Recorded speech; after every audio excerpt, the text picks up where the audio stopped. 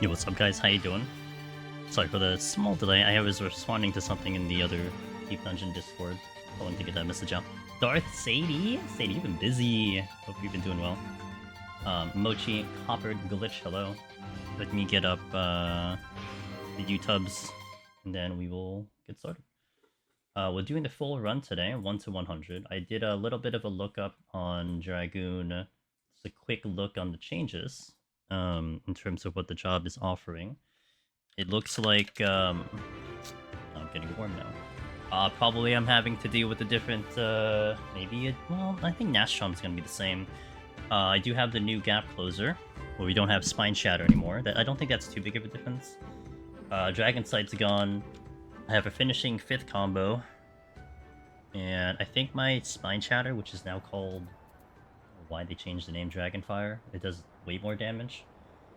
I think that's really it. Not too much. I would maybe say, like, I don't know, maybe it's like equal to like Ninja in terms of like the changes.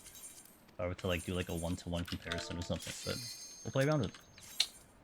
You're also gonna see me do Dragoon in about a little less than a week when we do. Oh crap.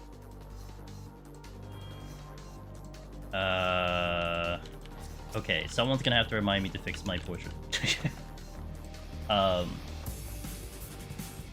Now. You only need Dragon's Eye to macro hit your party. Well, I mean, I never bothered with people, right? So I didn't have to worry about that. That's not a concern for me. All I had to do was just hit the button in like a rotation. But fair.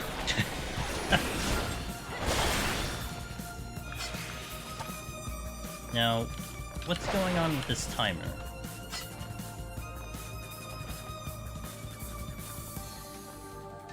I just wore off.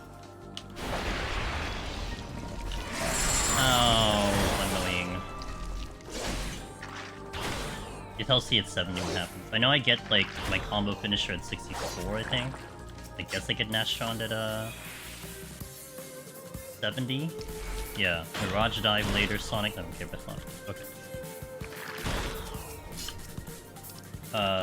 No and no, I basically just okay. Yeah, I mean, you know, I was trying with that sentence, Darth. Oh, I'm free! With my shackles! Oh, I guess that's a Nastrod thing? Okay. Oh, also I took out the button combo from Mirage Dive, because it auto did it. I'm like, nope, I want it my old way. I don't need my jump changing into Mirage Dive. I'll just do it the old-fashioned way. I know, right? It's hot out. You know? At least for me, it's hot out. Maybe some of you guys it isn't hot out. I don't know. We usually go at this hour for a Saturday too, but we're making up because I won't be streaming for the next 3 days, so we're making up some time here. I'm gonna miss my gap closer jump. I mean, I guess for Dragoon in particular, it's not that big of a deal, because what do you call it?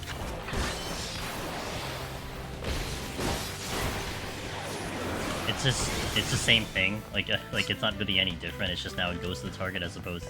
Actually, it basically is the same thing. It just doesn't do damage. Yeah, it doesn't really change much. Okay. Evasive. I mean, I have that one. Is it? Wait, it's not changed the evasive jump, is it? You go through walls?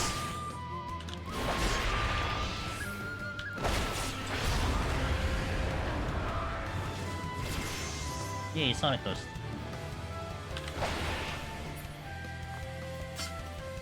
No, it's still a lucid jump.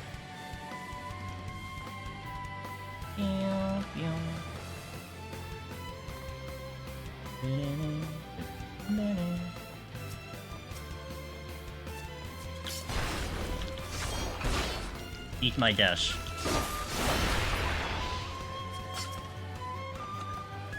Strength. They didn't take it away, so you just get some more utility and one less damage button. Yeah, I mean, the damage was kind of whatever. I guess in some sense, It's interesting because now I'm kind of remembering what I did on Dragoon here, and I would feel bad that I would save Spine Shatter for distance, because I know that I'm just dropping damage. So now in this case, I'm not using it except for distance, so I guess it makes a little bit more quality of life that way. For specifically Dragoon.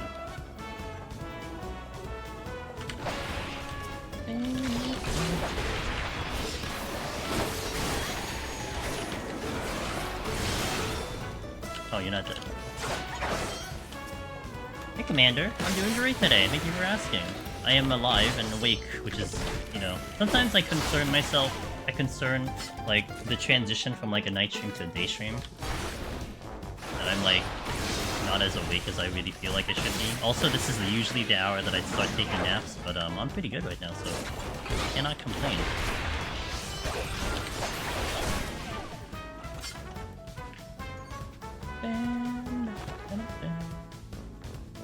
I do feel like Dragoon's gonna start to feel more and more like PvP Dragoon in PvE content, so that'll be to my favor because I do like PvP Dragoon a lot. Like I said, you're gonna see me do that on Thursday. I'm gonna do some Seal Rock on Thursday on Dragoon all day for like 5 to 6 hours, so it'll be exciting. I'm back in the groove of it right now. Maybe take advantage of like leveling some jobs and whatnot. Hey, Dead Me Out, thank you for the Prime Gaming. I really appreciate that. Thank you for that support. But I've definitely taken a liking to Dragoon even in PvE content, which I didn't like Dragoon for quite a while. But the changes they made were very favorable to my preference of playstyle.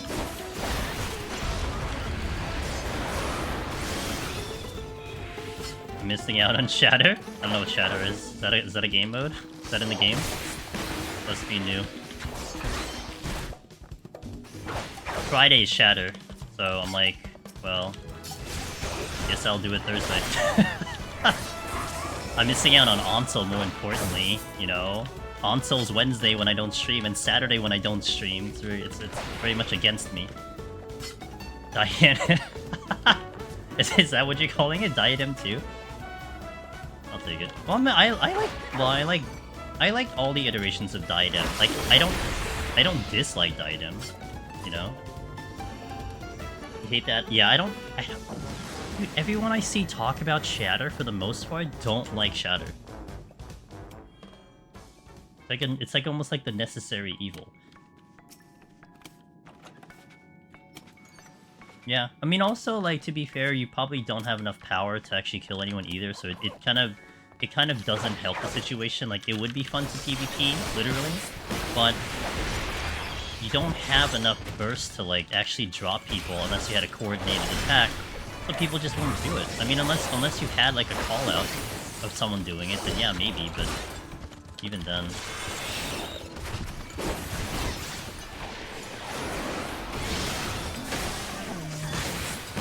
People don't like Shatter because there's glamour and achievements for winning 300 times. Maybe it's just 100 times. It's for Seal Rock, though. Does it count for Shatter, too? You get the field coat. Oh, is that just frontlines in general? You get the field coat for 100 clears. Come to think of it, I guess that's all of frontlines. That's not just Shatter. It does have a really good PvP mount, which I have. I have that mount. I like that a lot. If it wasn't for the fact that I'm running Ozma, I would have probably run that mount. But I got my mount way before the version of Shatter that you guys are playing now. You know, so before, it was still not great, but it was certainly better than it was now. The iteration is. You have more than enough damage to kill folks if, like, 3 people are clicking the same target. That's what it is, though. You need the coordinated effort. Oh, no, it's okay, Screaming Idiot. I honestly don't remember too well myself. It's been a very long time since I looked at those achievements, so I was more, like, asking. But,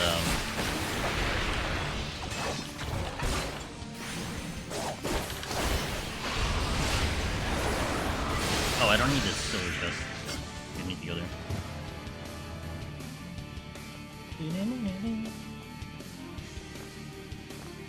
Yeah, the blue ADS is actually really nice. Well, you know, if you've been in this channel long enough, you'd understand why a blue ADS is a good thing for me. The only thing I don't like about Frontlines is Dark Knight stacks. It's still surprising to me that they get an AoE pull-in when someone like Warrior gets a single. What do you mean? I love when a Dark Knight decides to pull in and then my LB just happens to be ready to use. I know what you're talking about. I love that. And then when someone happens to call out that they're doing an AoE pull-in, like, you know, seems fine to me. Safety. Oh, what's up, RMX? I use Duty Finder to not talk to people. Having to coordinate sounds horrible. It's I definitely consider myself like the soldier in a PvP. I would never try to coordinate people because it just sounds like a headache. One, I'm probably gonna see people just complain that I'm doing callouts. You know, I feel like that's more of a headache for me than for them. But if someone else does the callouts, I'm in. Like, I'm gonna listen. I'm gonna follow. Like you tell me where to go, dude. I'm going. You know, and I understand what you're trying to do, and like one of my front lines that I had a couple days ago. There was a Dark Knight that was calling their burst, and I'm like, game. I'm gonna follow. And I got so many kills because I just LD'd when they called the burst. Like, it's just that easy. He had an Astra with him, and I maybe a machinist. And they were doing coordinated bursts in Zero, so it was just so much fun. And it was only like 4 people, but I mean, it still made a difference. Johnny Boy and Noir, hey, thanks for the follow, welcome in. It's funny when it happens for you, it really sucks when it happens to you, it's fair. Although, sometimes they become very obvious, it's almost like a samurai if you can see it clearly. When you see a samurai run down the middle, you know that they're trying to set up an LB. I think a Dragoon, a Dark Knight's kind of the same thing, where like you just see a Dark Knight running at you, it's like they're up to something. You're planning something, aren't you? And I kinda just like bail out, you know? It's like, I'll wait for you to finish and then I'll come back in. But like it's hard to see, of course, with like, you know, 48 other people trying to kill everyone. But that's what I have fun with. I guess the fun part about, you know, when we do PvPs, you'll see it's been actually an interesting time talking about my playstyle with the two-hands and keyboard, and you're gonna see that in action when we do the PvP, because it's the same exact keybinds. And honestly, I would feel like I actually catered a lot of my keybinds to work for PvP, and then it carried into PvE content. Because like targeting with the way I have things is quite, you know, it's quite interesting, but we figure it out. I just got Prey. Is there another story duty at level 50? Castrum, isn't it?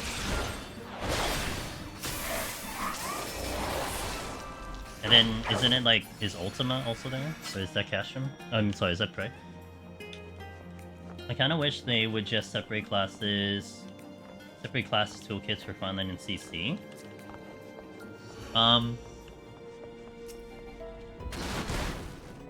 Yeah, I don't think they'd ever do that, T-Ban.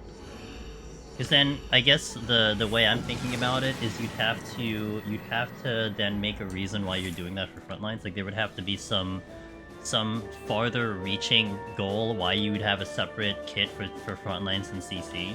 When development-wise, it'll probably be just easier just to balance for CC and then just what Frontlines just becomes, you know, whatever. Like, Frontlines essentially is kind of whatever, you know? Like, it's not really competitive. I mean, granted, there are achievements attached to it, but the reality of the matter is it just exists. It's just there for senseless fun, if you will. So unless they decide to make it competitive or whatever, then, they're not gonna bother doing something specifically for Frontlines.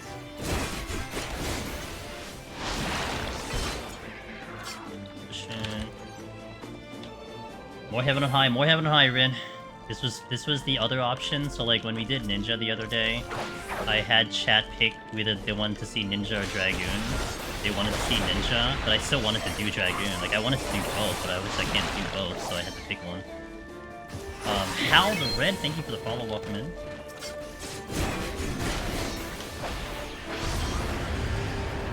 Wait, no, I'm just gonna go.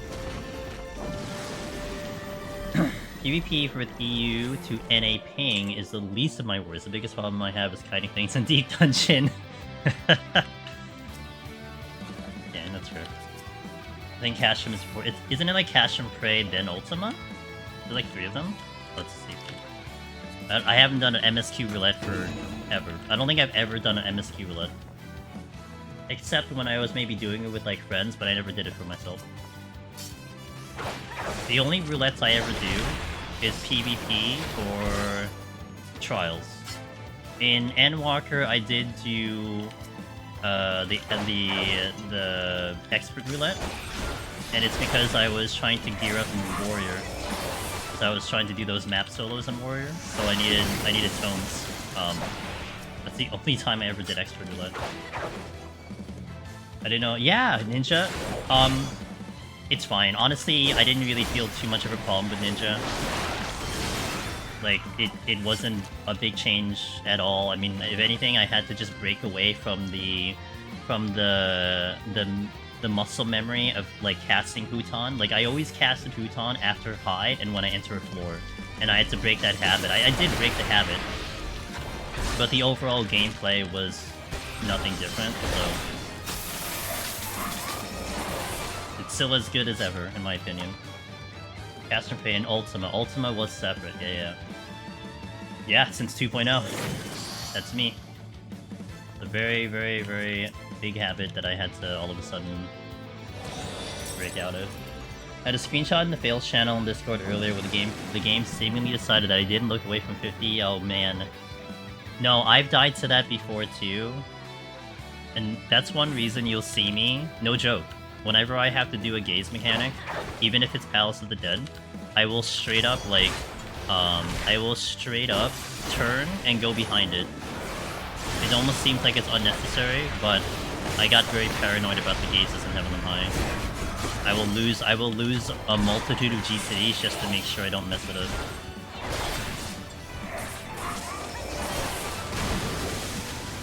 $60 seconds? Why is my gap closer 60 seconds? What the hell? Why isn't it like 10 seconds? Yo, what's up, Lindar? How you doing? That's just simple. But yeah. Well, I think when it comes to like deep dungeon, that's where it's like, you know, you have to maybe respect it. I feel like a little bit more potentially. Just because if you decide to read it and then you die, I mean, that's just a horrible feeling, right? White Mage won't have level 100 got. Now I have at least one tank healer. And melee! Congratulations! I'm gonna soon get into that, at least the situation. Like, we're gonna be leveling PvP a little bit, so I'll probably get a couple things there, but, how much does piercing cost? Not that one. Oh, it's not called piercing cost. 380 for the combo, and then how much is this one? Oh, it's also 380. Okay, so it doesn't matter where I put lance charge. I got it. I guess it does give me different options to use it too.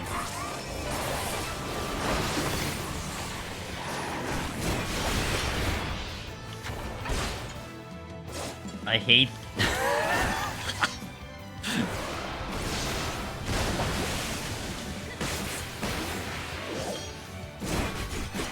I don't like the oh my god, stop. Okay. Gazes are such I read that already. I need to do Crystalline Conflict again for the lulz. Need 3k participation for the 5k title. Wait, are you talking about the series? Are you talking about like literally like queuing in like 3,000 times to get the 5,000 title? How many PvP matches do I have? Where am I at?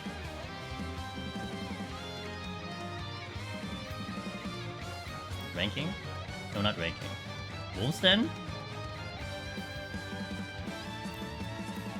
Oh, I'm actually close to Ravenous Wolf. What's this? Participate? Okay. I have an over 50% win rate. An Alpha Wolf? Yeah. But I'm not queuing that ever again. I'm not doing PvP really ever again. Or at least competitive PvP, we're not really doing that. I'm close? Is it close when you haven't done it for like 3 years? When like that's been the same number for like 3 years, I'm not sure if that's close. Maybe like they'll invent some iteration of PvP, like competitive PvP that I'll actually like. Okay, no one reminded me about my portrait. I'm upset. You have another chance after this set. I'm pretty sure my portrait was pretty good for Dragoon. Is that a treasure room? Where is the treasure room? No, after the floor. I'm not gonna remember now. I hit the wrong button. I hit the spine shadow button.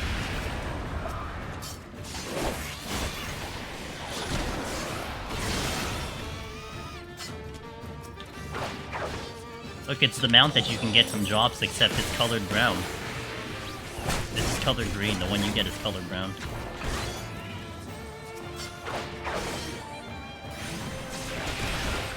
The stare into the ether background is such a classic. I mean, it is a classic, but it's boring. It's more that I have a portrait, right? It'd be different if I didn't have a portrait, but I have one, so I would like to use one.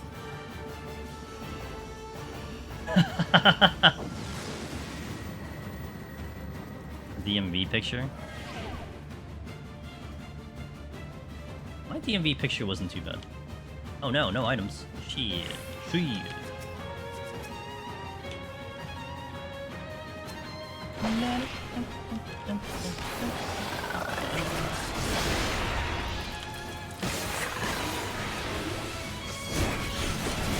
What level am I? 67, okay.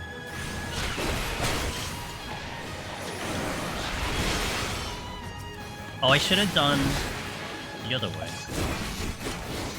Like, I should have hit, the wheeling thrust as the first cheat city, because the one that killed the enemy, because I was gonna have not that much damage to it.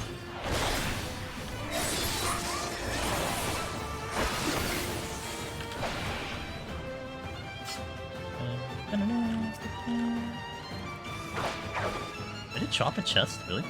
Oh no, it didn't drop a chest. That's a chest I can't pick up because I have no items. Hold.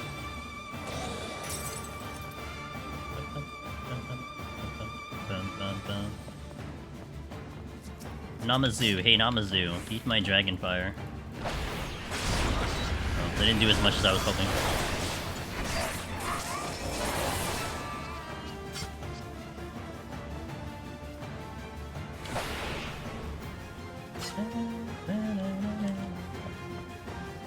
I want to get a new glamour for Dragoon.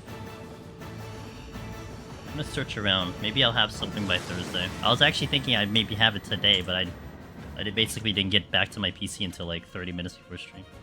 I kind of want a new glamour for Dragoon. I like the mall look, you know, the I'm going to a mall kind of thing, but I want something a little bit closer to like the Dragoon AF-ish, except more modernized. That's kind of what I would like to go for.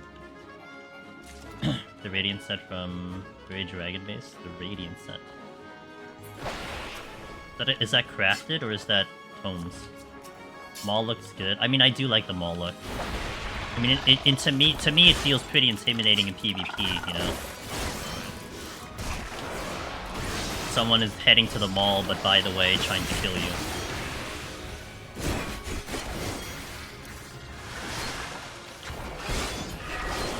Tomes? I have a lot of tomes.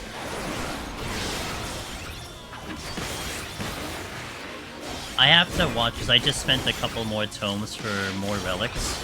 Because I'm gonna steadily spend them to get the I want to get like all the EW relics because of the color. Shockingly. Just stopping by, kick some ass on the way, just to yeah, with a lance. I mean, you know. I'm just gonna drop in, BRB.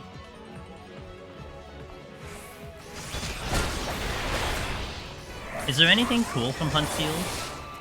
Or nah?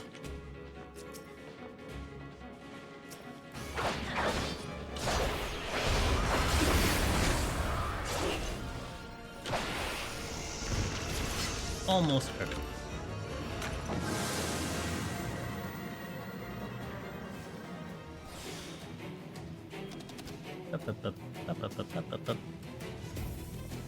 think you can only get Radiant Mood Ward from Hunt Nuts.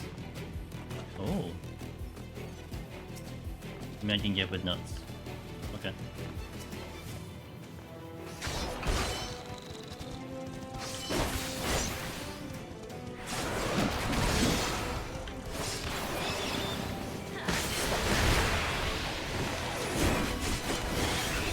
Why is that such a long... What is there...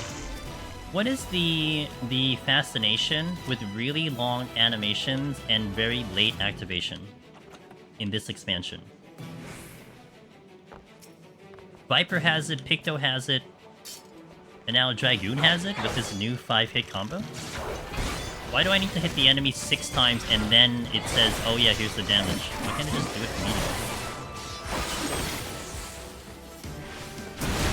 I don't mind style points, it's just... You know, in Deep Dungeon, there's a bit of an issue when it takes 6 seconds for it to land damage. I don't mind, just activate the damage immediately, not 6 seconds later, you know? It's like old school Tornado Kick. Where Tornado Kick was like the joke, how it transcended space and time because it would be like, you know, this entire movie scene before it actually did damage. Like, you could fit a burst in before it actually activates its damage. Not really, that's an exaggeration, but, you know, that's kind of the joke about it.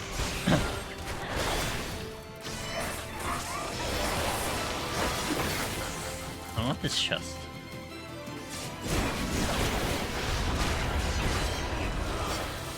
Oh, great. Yeah, thanks to the fortune. Oh, I did get a Magicite. Oh, okay. We actually did get the Magicite. I wasn't really paying attention. All I wanted was a Magicite. I already have more Magicites than my Warrior run. Amazing. Hey, Hero. Thank you for the 7 months of support on that tier 1. I really appreciate that. Cheers, dude. Thanks for keeping that sub going. Sounds like Fist of the North Star. The monk? I guess it's monk. The stall points are the actual damage, not the ability. The delay of the damage application feels odd. It does, Mochi, but again, like, now this is the 3rd job that I've experienced it on. And there's probably more. And these are all new abilities, right? It's just a weird... I guess it's a weird choice to me.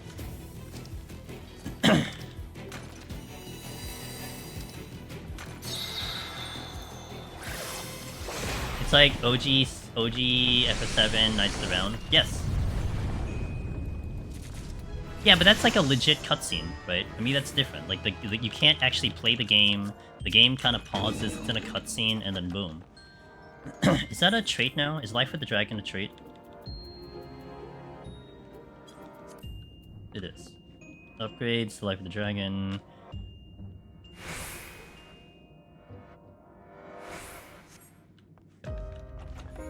Okay. I'll work with it.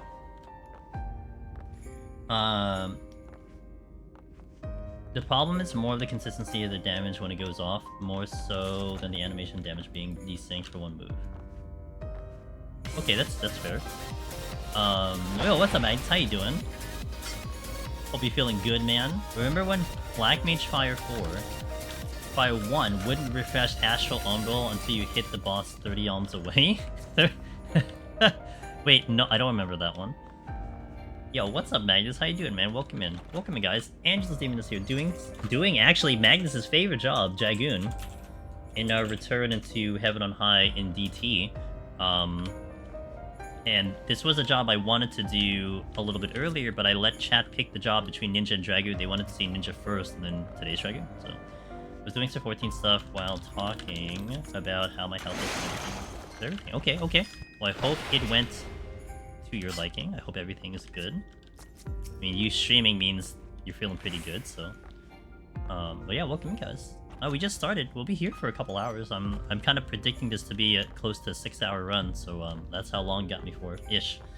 They changed it so the stance hits on the cast instead of the damage sometimes. Oh, I don't think I was too into Black Mage by then, or I didn't pay too much attention. I think I jumped into Black Mage later. Maybe that's why. I mean, maybe you're right. I mean, I just can't confirm it because I was Black Mage in Shadowbringers, but I think maybe later into Shadowbringers, not like the beginning.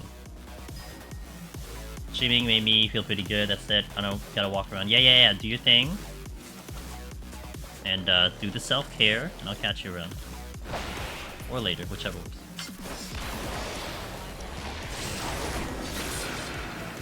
Wait.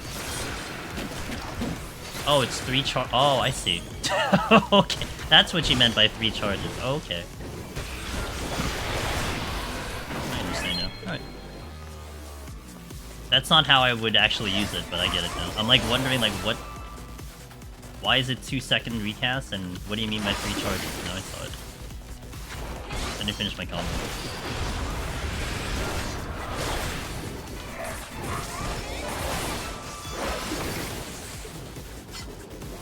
You love this battle theme? This is my favorite battle theme in Rebirth.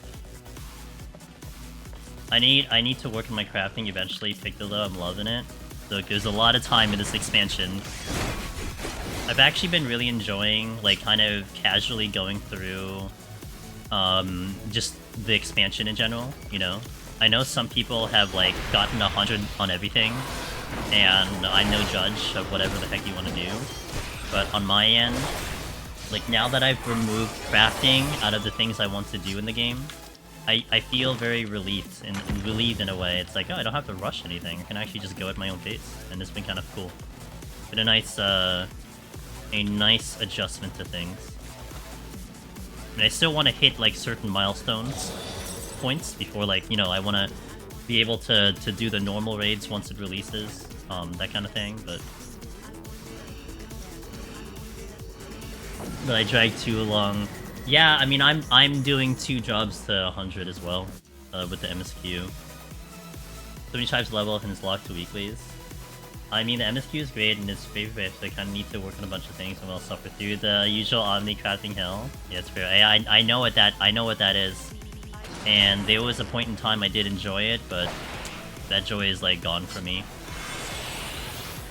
Maybe I'll get it back into it. Like, I actually was asking myself,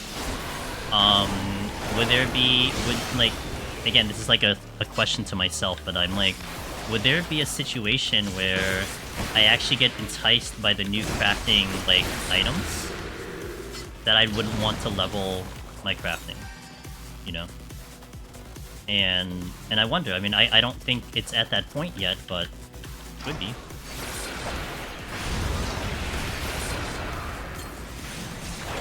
This could be a bit of a problem.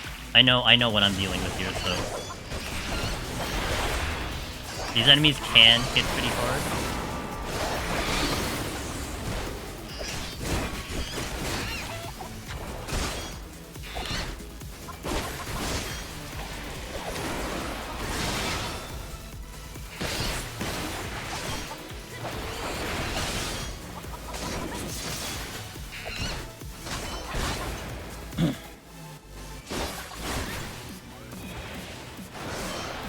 There's no joy in my Omni crafting, only masochism. That's what Leave Quest and CC and GC Students are for. It's like 90% levels of the day. Oh, I know, but it's still more effort than I want to give it at the moment. Like, I went full dead stop to crafting and gathering. Because, like, there was a point where I just looked at it and I just was like, it doesn't bring me joy anymore. Or, like, another way to put it, also, Reen, thank you for the follow. Reanimate, thank you for the follow.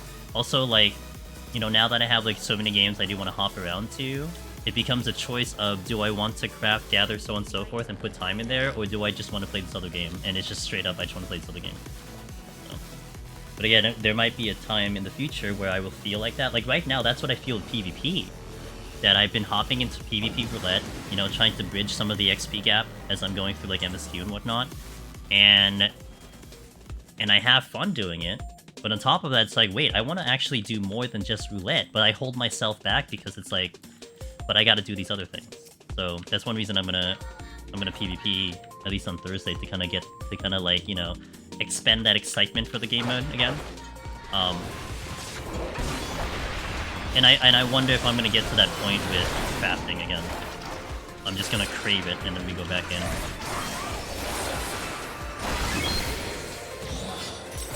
Thank you for that follow. Joseph? Eat my Nastrod.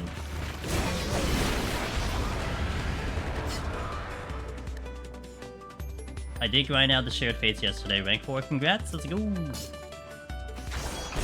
Plan on leveling all crafters, but lost the will.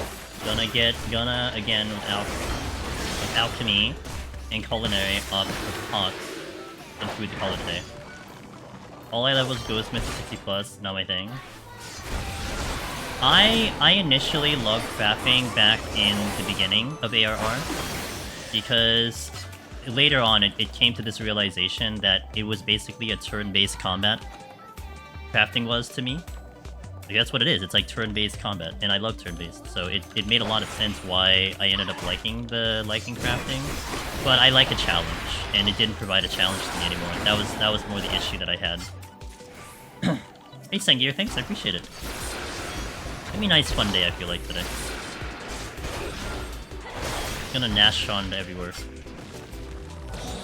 Which of the 3 deep dungeons do you think is most profitable? Okay, well, let's ask chat too. Chat can participate with that one, because I'm not 100% sure. I would want to think... I want to think it's a tie between Heaven on High and Palace. I think the Pegasus mount is probably still more expensive than the Dodo mount. But then if you factor in dyes, which you can get at the lower floors, and maybe like the haircut, it's probably easier to get that maybe in Heaven on High versus Palace, but I could be mistaken.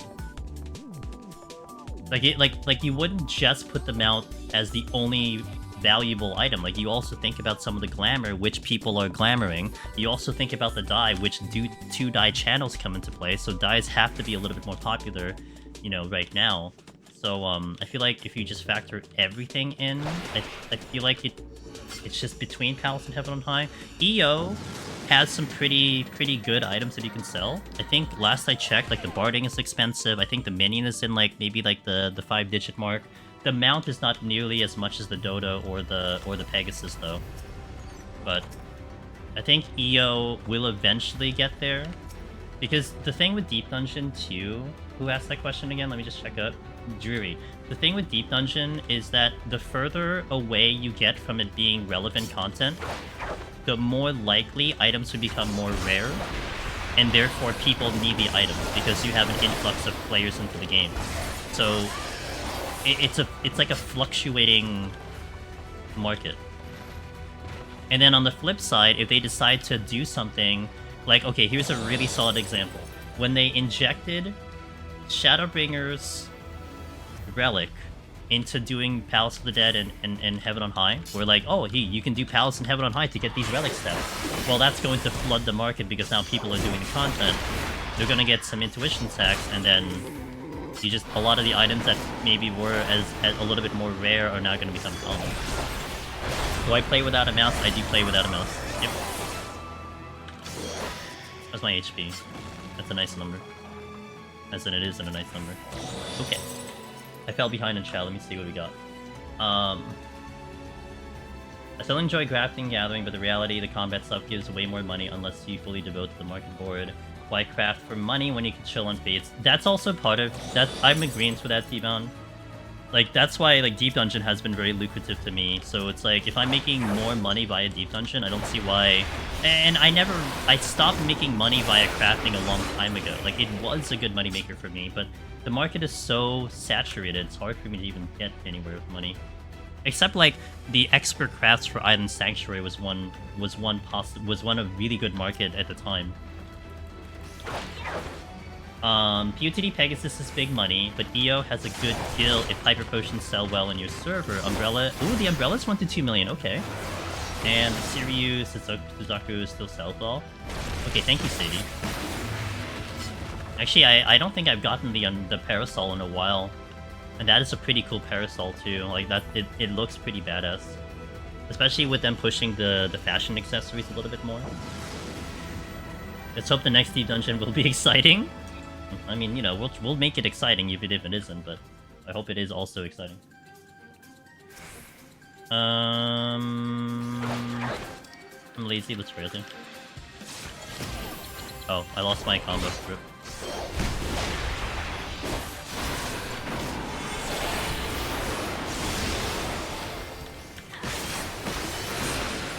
So now I have more Nastrod every single time. That's actually kind of fun. I feel that's gonna be big return on Bloodbath. What? Well, it's gonna feel like it's big return on Bloodbath.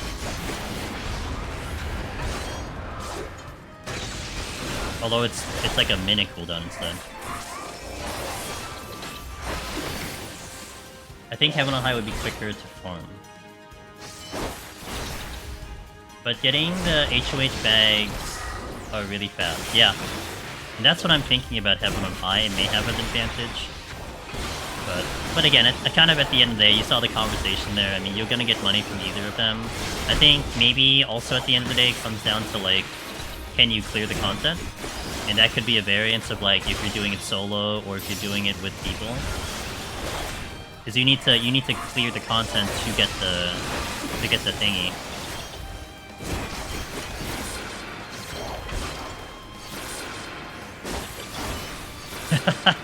I think I'm gonna really enjoy the triple Nastrod.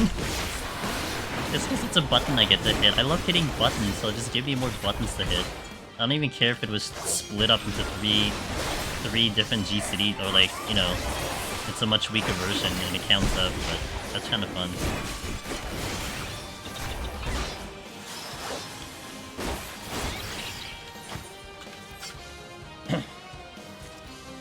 You doomed us with no Magicite shenanigans. Third run in a row, I get 2 or less?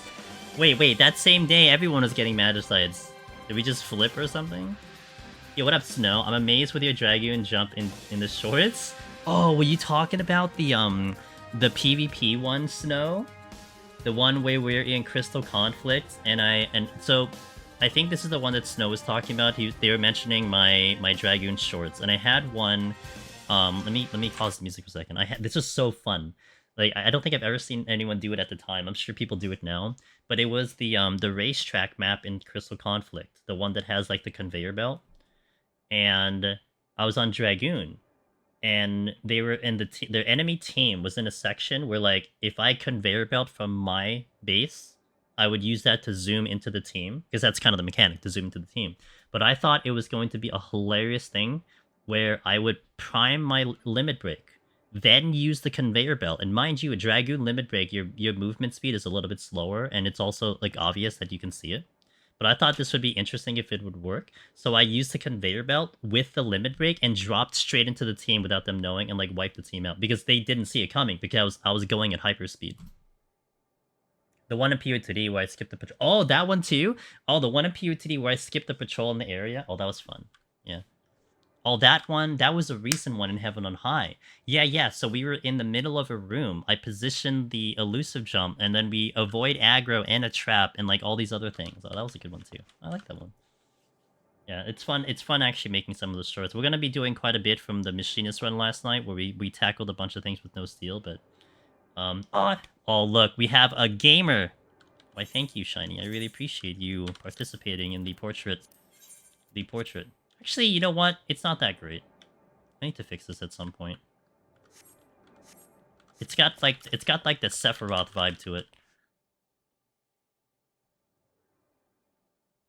Thanks, Shiny. Appreciate it. Okay, I got a hidden ad here. So I'll be right back. On Twitch, you'll see about a 3-minute or less ad. YouTube, you'll see a little bit of an ad, and we'll step into 21+. Thank you guys for watching. I appreciate you all, and we'll see you in a little bit. All right, BRB. We're going to head back in right away. Okay, let's go.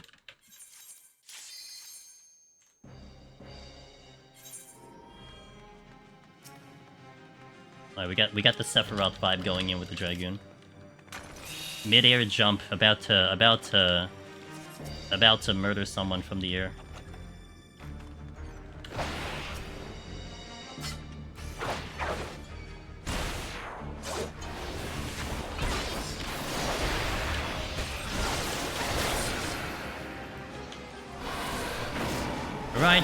Mirage dive. Yeah, I do like Dragoon. Dragoon's just fun. Amazing!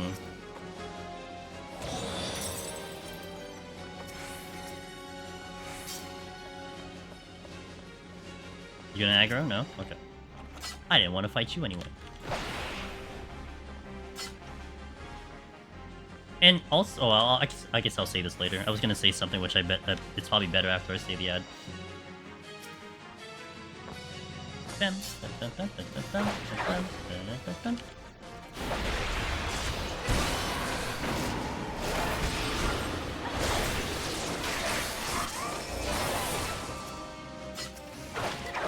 Petrify. Oh, we're not out. Unfortunate. Did I petrify this one? I did.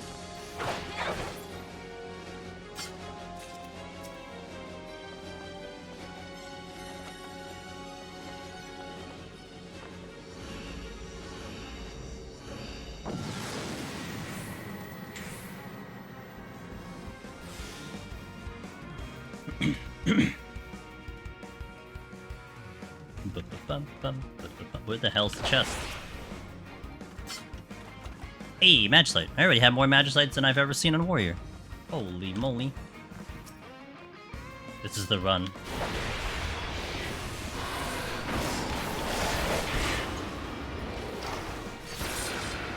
You're not dead yet.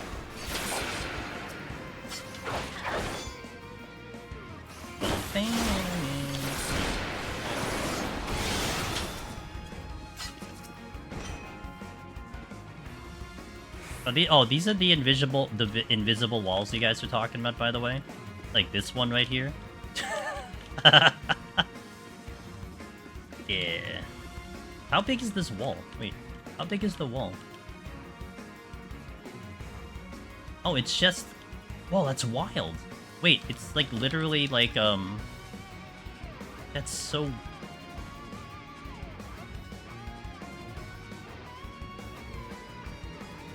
Why? Like, this makes no sense. Like, why does this even exist? Let me try the other side. Welcome back to the ads, guys. Is this here too? No, it's not here. It's only in that one wall. No. I would have noticed it before, because there's a chest here, so... Alright. Well, it's like a whole, like, section here.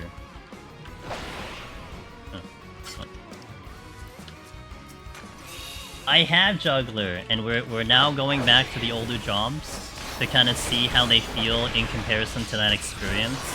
And what's really interesting with Dragoon is honestly like the amount of buttons I have to press over Viper it's like insane with like the difference of the jobs.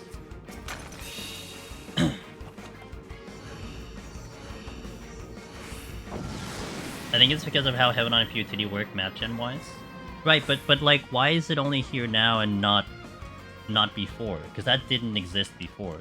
Oh, like, I would have noticed that before, in like years past. And especially because it's like literally on a chest too, right? Like, I would have seen that if I couldn't enter that area. Oh, that's what I'm looking for. Like, you wonder like what changed for that to happen, kind of thing, you know?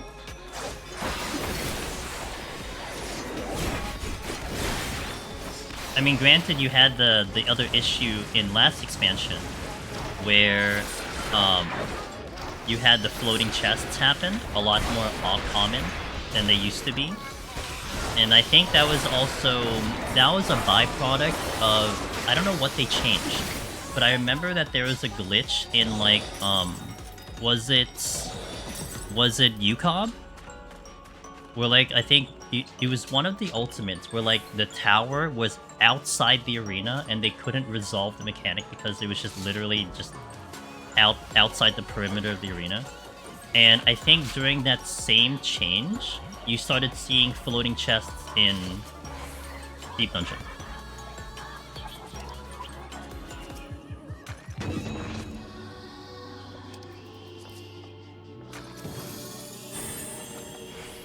That blip in the wall is so big, it feels like you could use the LOS cast.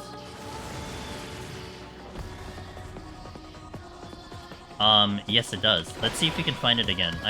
That actually now is like, oh, I wanna try it. But what enemy would there be that can line of sight? I don't think so. See, like, this would be the size of it right here.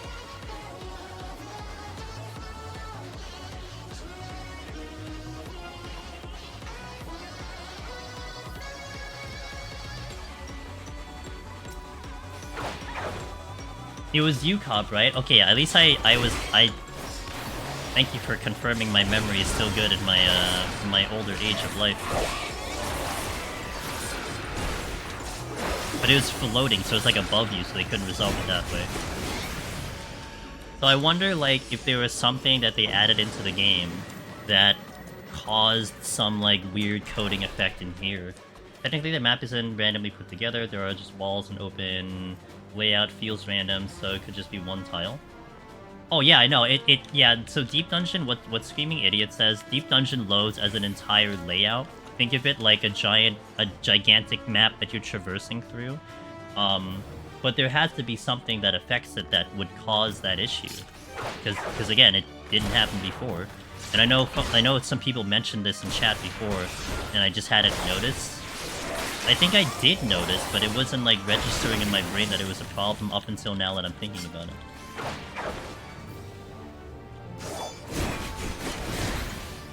Oh, the bug was visual. Oh, interesting. Okay. Okay.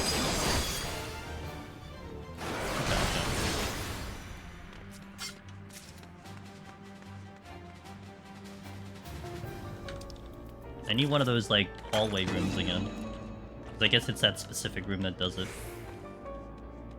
Wouldn't it be so weird if, like, Deep Dungeon broke so hard that there was this just, like, one gigantic wall that you could not proceed because it was just blocking you? Man, that would be hilarious. That would be kind of the funniest thing ever, man. Since Heaven on High is, let's say, 5x5, it could specifically be 4 down, 3 over. The wall is close by. Has a weird wall. So, again, I would feel like over the course of the history of Heaven on High, someone would have noticed an invisible wall blocking you from proceeding. So it has to obviously be in this expansion why it even exists.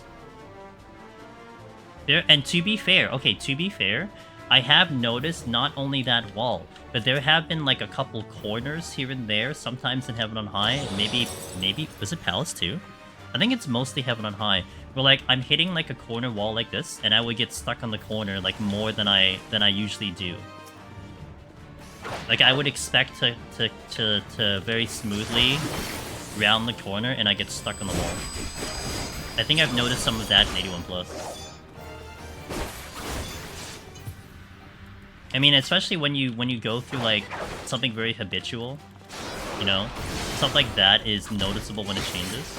Especially when you're talking about doing it like 100 times. Oh great, I have to cut through everything.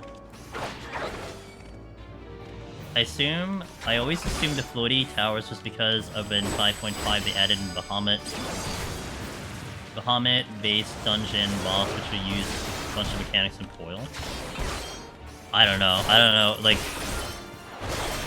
Yeah, I don't know. Hey, Wallen, happy Saturday, dude. Yeah, shit, I'm gonna have fun. I know I will have fun in this job. This job is in Monk, so I'm going to have fun. Happy Saturday. Does this have a wall? Can I line of sight? No. Now I'm looking for this wall this entire time, but I know there's a specific room for it, but... No. On the hunt for an invisible wall. No. Yeah, I need that specific room to be existing.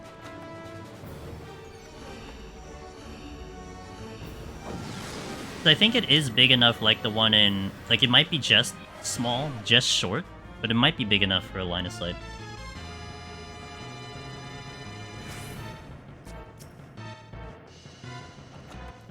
Serenity.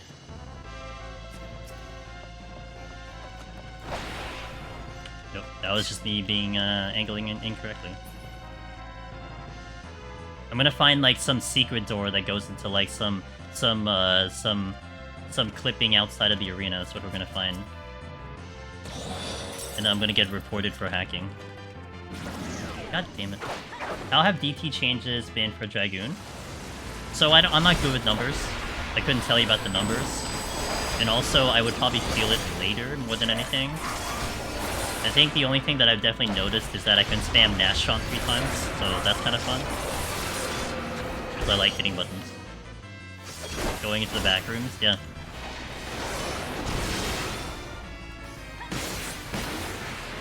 But yeah, I'm not good with like the precise numbers. I have nothing to like ever gauge. I'd have to rely on like someone else who's like, you know, doing whatever they have to do to actually see that. But now I do know that my dragon dive does way more damage. I think it went from like 380 to 500 or something. That's the only that caught my attention. I got all my serenities right now. I found 2 Magicites actually, Jordan. Also, welcome to the club, dude. Congratulations on the Necromancer clear. Nas is the new fail clear. If only a crit, it only did crit and crit direct. No, that's not the wall. Maybe it's this one? This is the room. Yeah, this is the wall. So wait, do I have a caster? I think the casters are gone. So it's this specific type of room that has the invisible wall. Huh. It is like big. Look how big it is. It's almost like the wall you'd see in like 81 plus. I am curious if enemies can phase through it though.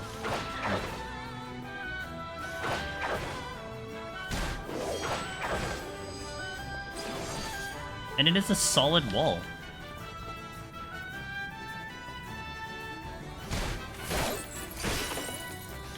I cannot hit the target here.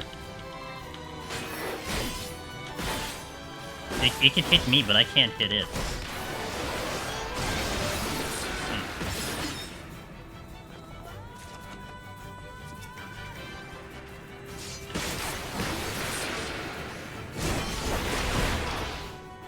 Yeah, it's kind of cheating he can hit me. But I don't think I have a caster, huh? No. It's very weird.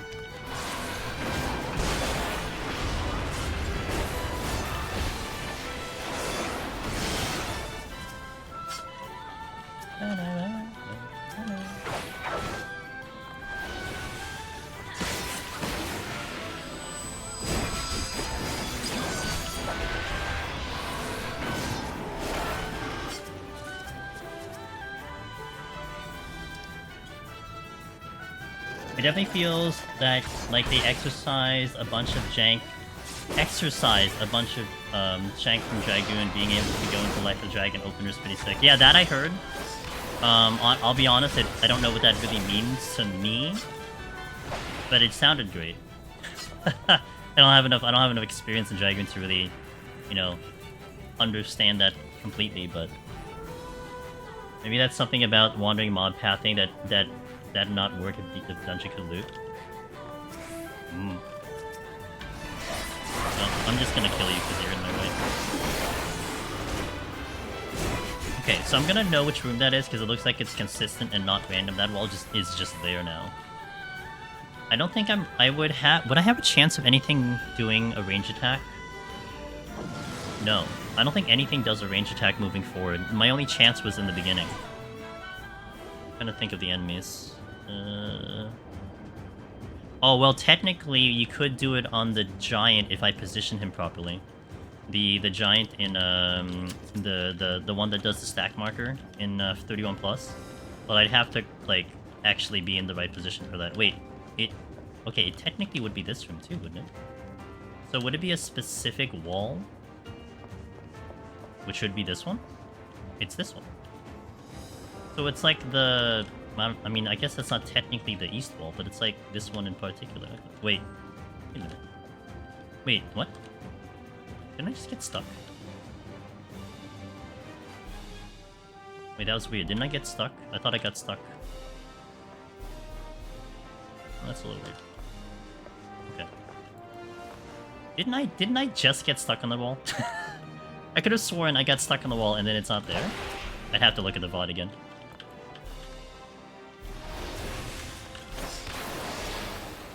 Really only hit one.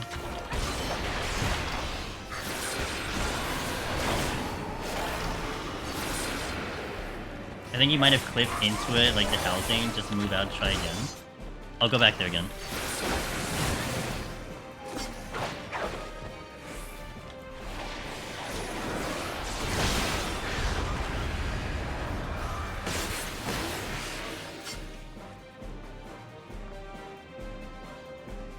And then it begs the question, how did I manage to do that? No? Hmm. And it didn't move either. But this would also be... This is the similar room that would be here.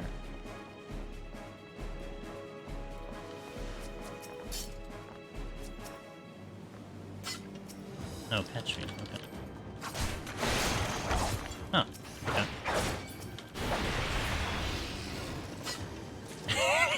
Yoshi P just hotfixed it on the spot. Yeah, that'd be hilarious. I'm gonna marker that. I wanna look at that part again to see if I was just like dreaming that I was stuck in there, like doing like a confirmation bias thing, or if I did actually get stuck.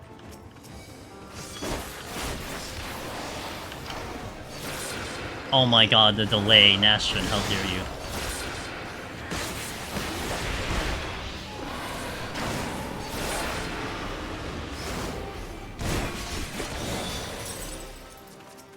Let me check the silver before we go.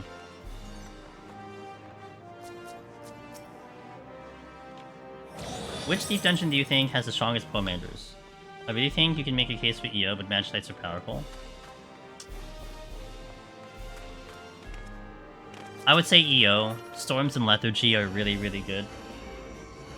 It opens quite a lot of doors. Demis, you know, are not as powerful as Magicites. So, like, on a comparison basis of, like, what they're capable of doing, Magicites for sure are stronger. But then, when you look deeper into it... EO's drop rate for demi-clones is very... is adjusted to be higher than a Magicite. Like, it's higher than anything, like, a lot of things. So, like, you get so many demi-clones. And... to me, in my opinion, I think that's too high. It's way too common, but... yeah. And then Conceal is really good, though. Like, you can't ignore Conceal. Conceal gets you out of so much crap. I would think EO on the main... Did this just all of a sudden just doesn't work anymore? I'm so confused. Oh, it's like... okay. Would it be funny if it moved? Like, it just legit just moved. I want to check all these walls.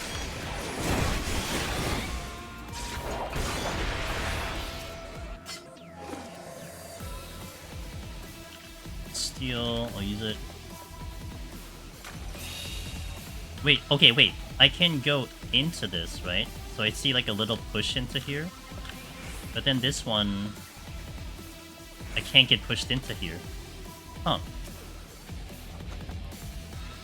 So it's almost like it dynamically adjusted for whatever reason. Let me see if I can get into this wall. No, I can't get into this wall either. Okay, well. Theory busted. In my opinion, Petri and Conceal is just too busted. I mean, Petri is a better Storm, because Storms takes a little bit more thought process to execute it properly. Of course, if you get the auto heal, but the auto heal is very rare. Whereas Petrify is just a neutral, consistent commander outside of like no items. Only time you won't be able to use it. I was playing Monk in Heaven on High just to see what job changes did to them. New 0 damage. The new 0 damage charge they added for all jobs is throwing my timing off. Well, Monk always had that though, right? Are you talking about Thunderclap? Monk has always had Thunderclap. Marlin, hey, thanks for the follow, welcome in.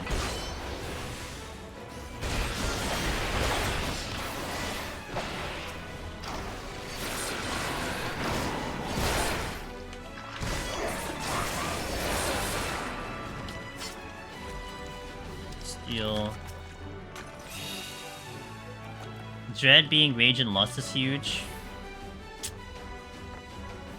You know, maybe I'm gonna change my thought to Heaven on High.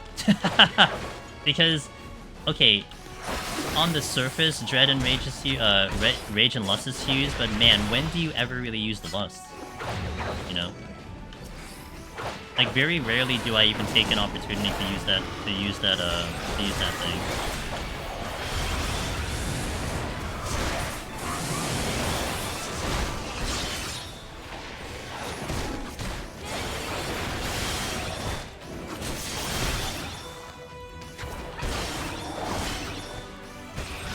Yeah, that makes exactly.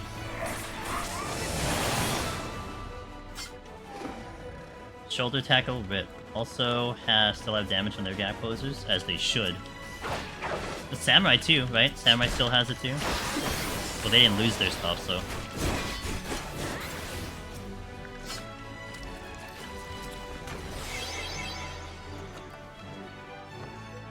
Frailty is a kind of a free 3-minute, yeah. My palms are fine. I'm just gonna keep going.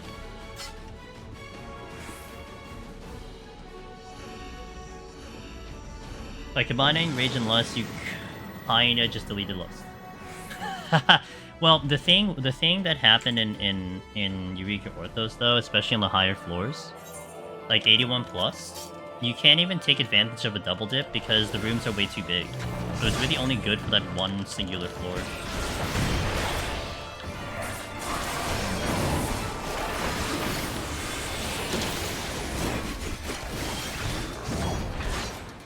True. I mean, the option is there. It's not wrong.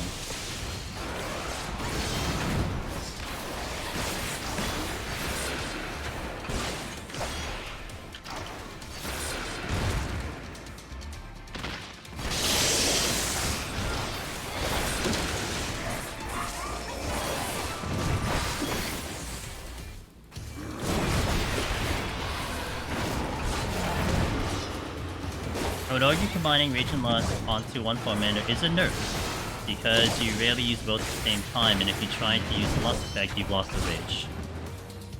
Well, the only, like, I think, application that we ever use it for is just you take it from the 9th floor, you clear the 9th floor, and then carry it into the boss. But that's so niche, like, very rarely do I ever try to do that on purpose.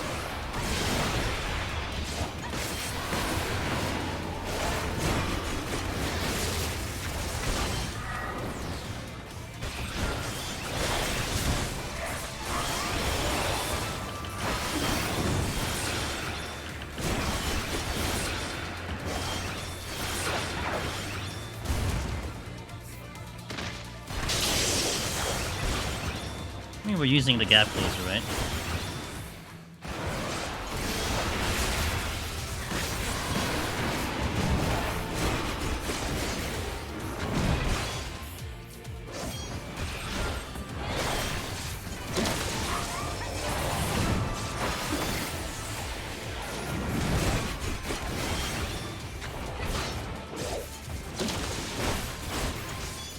Okay.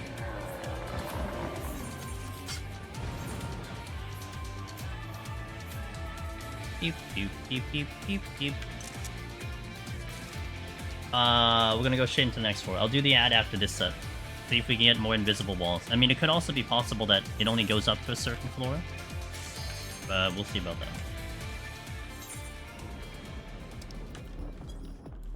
Well, this would be the room, wouldn't it? Okay, did it just disappear all of a sudden? Did I just, like, break it from you now? Okay, well, guess it doesn't work anymore. Frailty.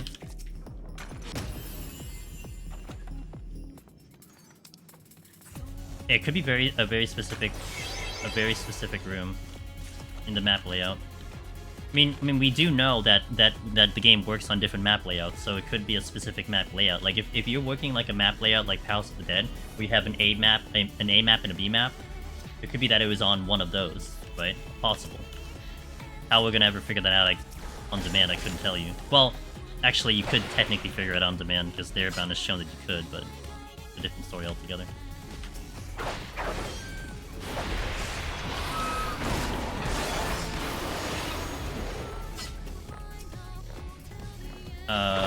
I just finished 30 bars on Dark Knight. Setting up file evelated. Oh, nice. Okay, I hope you have fun. I hope it's a good run.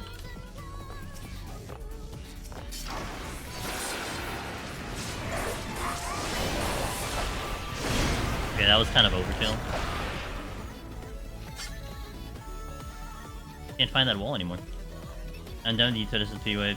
I'm sorry, saying, is the connection been any better though?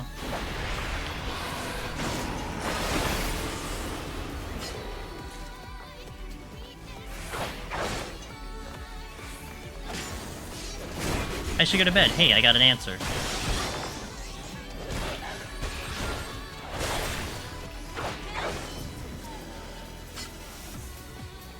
I'm gonna check this room and then we go.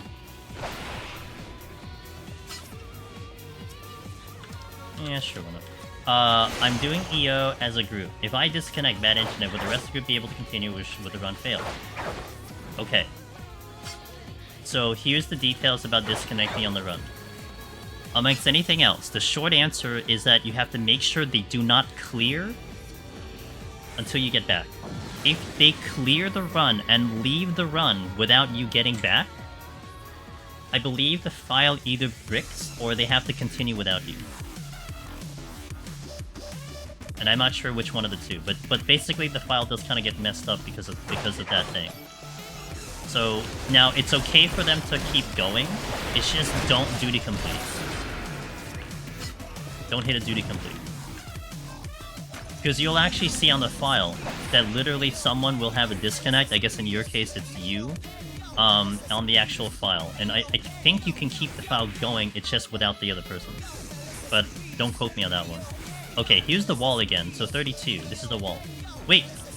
I clipped through it. No way, I clipped through it. Okay, I totally got stuck. And then I just... Wait, that's weird. It's a low wall? Wait a minute, that's so weird. Wait. What in the...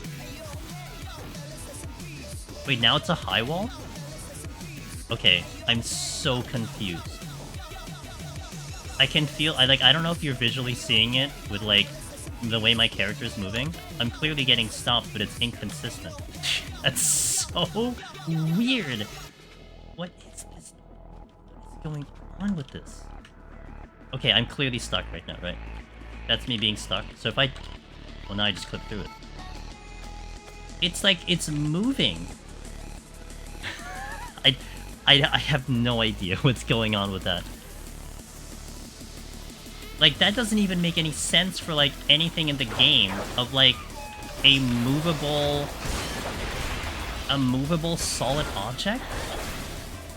Like, I'm trying to, like, now rack my brain for any possible thing in the game that makes sense. No, this is something we just noticed now, Lindo. Like, I would have noticed that in years past, but this seems to be something that's in Dawntrail. And we were trying to look into it because we thought it, like, I thought it was just a regular like, okay, there's the wall. See that? That's clearly a wall. Okay, so we're clearly stuck on this wall, right? Like, what I was gonna test was, like, if we can utilize this as line of sighting. Okay, that's clearly stuck, right? So maybe it's only some walls? Because this one I can't get through. The other one was very weird. So it is a very specific room and a specific layout for that to work.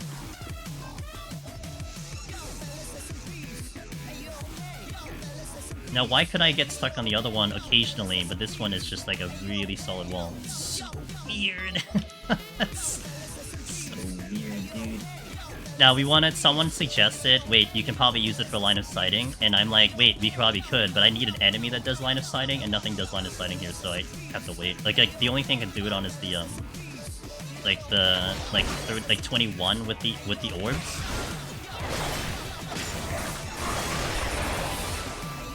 That would be the only one I could see it in, but... Sometimes you hear, oh yeah, I know what you mean. But wouldn't that be like... But even then, like, I wouldn't see how that affects the collision to the wall. You know, like... The way I'm thinking about how this game works, Molded Clay, in terms of how they lay out the maps and how they lay out the dungeons, I cannot think of anything in this game where it has basically a movable wall something, right? I mean, even in like dungeons and stuff, the invisible wall that blocks you from proceeding will just, you know, open up once you trigger an event. But for me to have this kind of variant wall that just adjusts randomly makes no mechanical sense to me, you know? No, this is my playlist. This is my playlist, Snow Days. And I manually change the tracks. You're blind.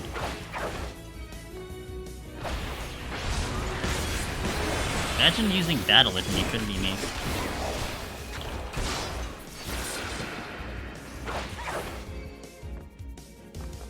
LOSing here is kind of useless though, unfortunately. Well, the usefulness of it is I won't dispute that. What I'm thinking of, and it's a fair thought, Sengear, is do the enemies adhere to the fact that that's a wall too, or is that a character only thing? You know what I'm saying?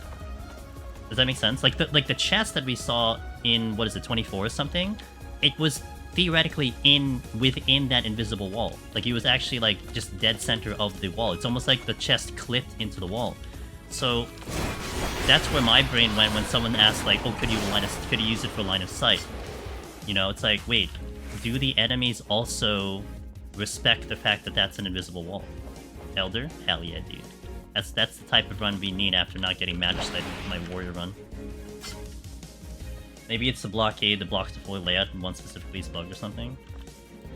To me right now, it seems like it is a very specific wall on the map layout that has that weird ass thing that I cannot understand. Now I can tell it's like one of these rooms because you can see by the design of the walls, like it's got to be one of these rooms, but I wouldn't know how to quickly identify it outside of like walking into it.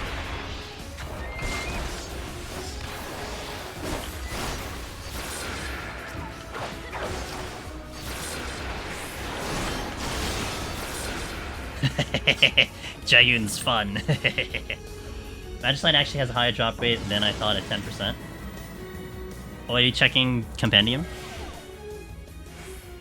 Well, I think maybe, like, you don't have as saturated of a option, because essentially in a silver chest, what do you have?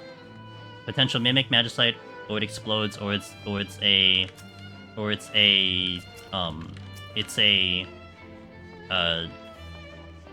armor. Whereas, like, the gold chest, you have, like, how many Poemanders are there? There's 12, there's 20? No, there's 16. 16 Poemanders, plus the Mimic, and so it's like, you know, divide that by 17 options.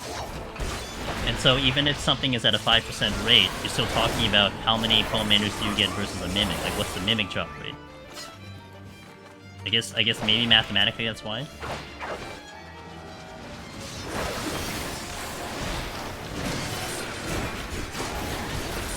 Can I have triple Nastrod in PvP? Holy moly.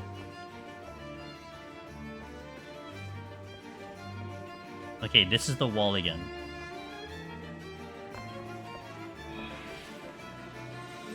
You know what I wanna try really bad?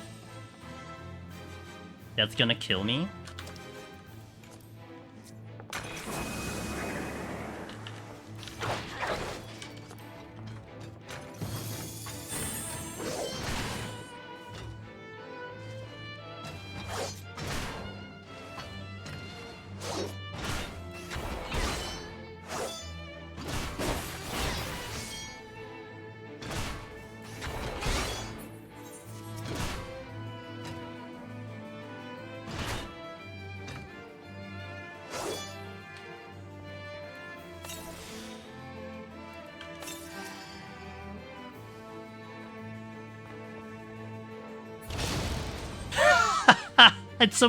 It's a wall. Okay, that's a wall.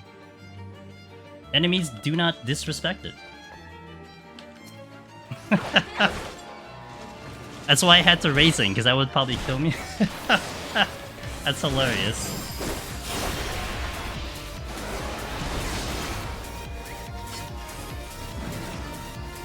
Alright, so we've established that that's a stupid wall.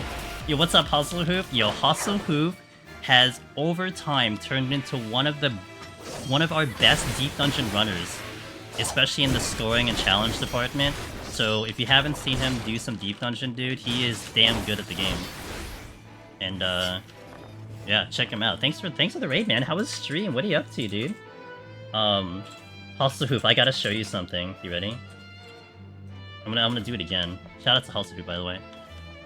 So I know we were talking about this somewhere. I don't know if you were present, but do you know about this invisible wall that's here? That all of a sudden just it appears in Heaven on High. New exciting tech. Well, it's only like this specific wall. This is the weird ass wall that is here, and it's a solid damn object. Solid wall in Discord. Yeah, and it's just so weird because we were kind of curious if the enemies were going to disrespect it or something, and yeah, the enemies don't disrespect it. I'm glad I got a clip of it. Let's go. Wait, I have to make sure I don't kill you. Low HP. Oh, whoops. Okay, that's good though. Oh, here we go. Okay.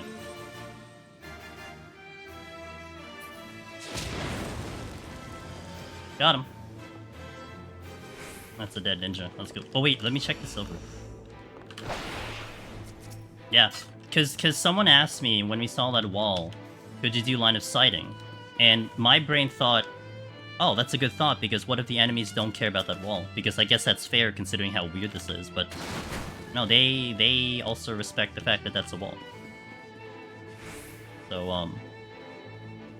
I wonder if that's a glitch. I wonder if that's just gonna exist now. I wonder if there's other walls that exist in Deep Dungeon like that. Also, I've never seen a ninja explode. Still right there. I never bothered to wait for a ninja to go kaboom. You did. EO Viper 51 to 70. Me and the Demis cut through everything easy peasy. Are we gonna see another #1 EO score from Hoof? Viper damage is very similar to... Oh, you think it's similar to... Well, I guess in the scoring position. I always did think that the Viper AoE was pretty good. But I don't really AoE much, at least not at the moment. I actually thought, like, the 1-to-1 target, I felt like Samurai still kind of dished out better damage. But... Getting a single target's also nice. Okay, that's fair. I felt like I had more punch than Samurai, but that's not me comparing it, and you've had more runs in it too, so I'll take your word for it. Oh, there's two.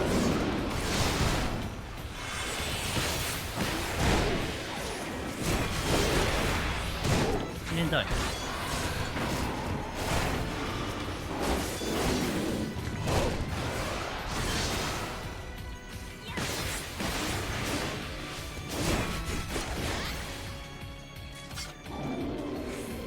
The Samurai might have better CDs for going for a group of enemies and buff management, etc., but boss time is a big... Oh!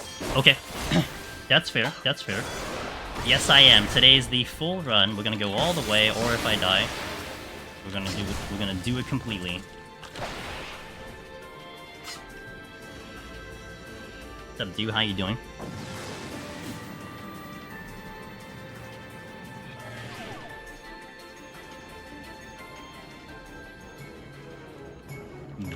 Ooh, auto heal disabled. Alright.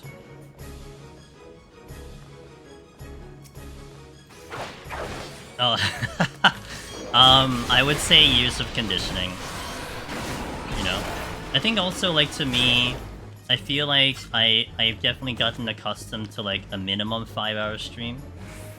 And it just works out for Deep Dungeon that it goes, like, you know, 5 to 7, something to that effect. And, yeah, I guess the timing's just to my ability of doing it. Also, maybe I would say a little bit of motivation.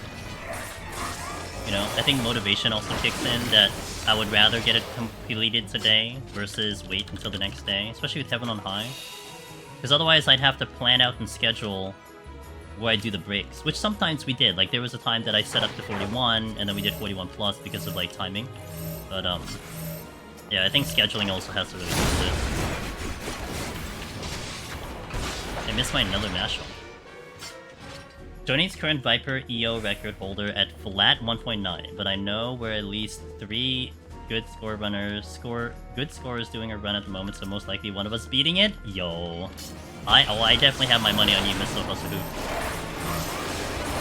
Good to see you guys pushing that department, hell yeah.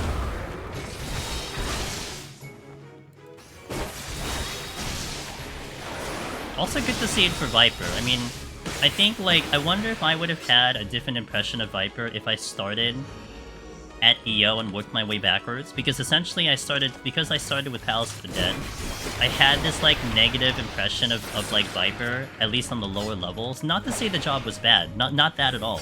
More that it didn't have a lot until you're at the higher levels. And, like, I was always going into it just hoping it would get better, you know? Like, oh man, I hope Viper is gonna feel better here, I hope Viper will feel better. And it did feel better in EO. You know, I actually had a little bit of fun, but I still kind of felt like, okay, well, the other jobs felt more exciting. And that kind of, creeps into my desire to play the game, to play the job, you know? Yeah. Well, it's way worse, really, because, I mean, the shield from Reaper is kind of a big deal, especially with survivability. I mean, even Egress is just way better than Slither, you know? So a lot of those for sure factor in.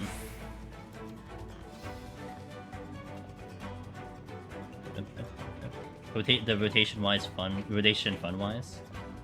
Gotcha. I did like Reawaken. You know, I do like fast jobs, and at least at 90, it was getting to that point of like, okay, I can see how this is fun. Like, I like hitting all the buttons, so...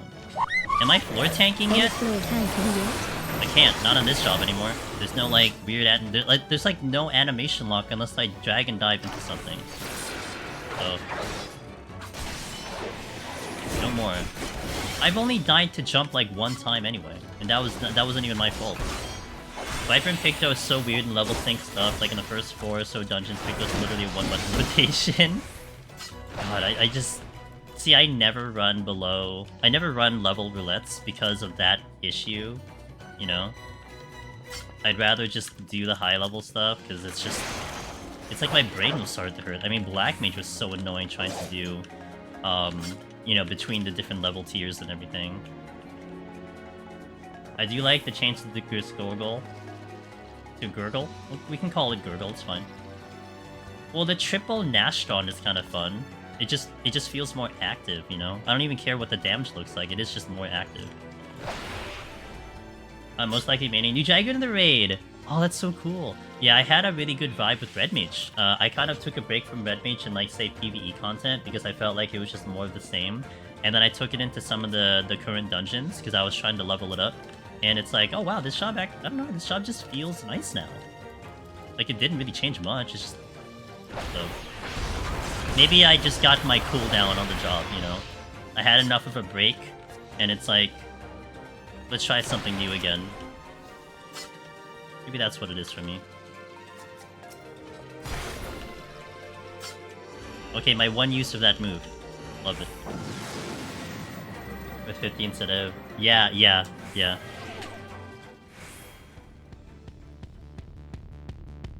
And I guess it being a combo is nice, is a nice quality of life too. It's like a more distinct finish, start and finish. Red Mage really gained a perk on Excel and 2 OGCs, but feels so much more punchier in DT. Real happy if this... Like, my main's in Stormblood. I had considered it my main in Stormblood, but it was only because of my Deep Dungeon adventures. It was more like I was playing so much time with Red Mage, and I wanted to, you know, may as well just keep doing it in PvE. But in Shadowbringers, I changed off to Black Mage from Shadowbringers to Endwalker. It was still really good in Deep Dungeon. I still really like it in Deep Dungeon, just in PvE content. I kind of moved on from it. But now it's my second highest job now, next to Picto. And I am excited to get it to cap level.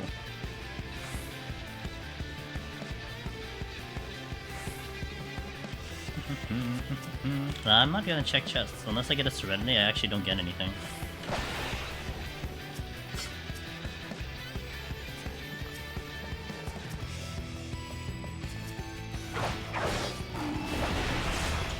Oh man, come on. I was right there.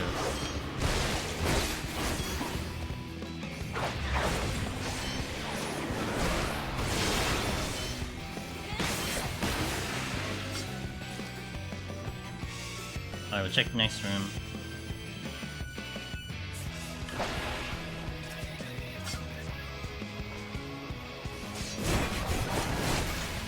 Chest is over there.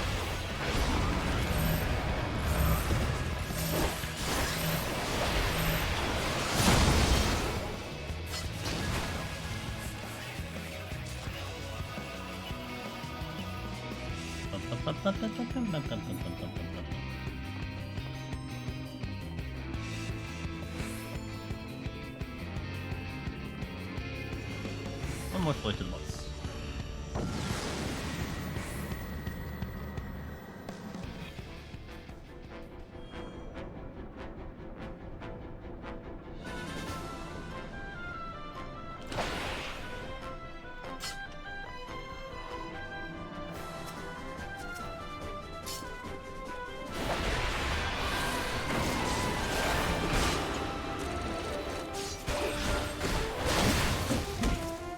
And that was not the greatest timing.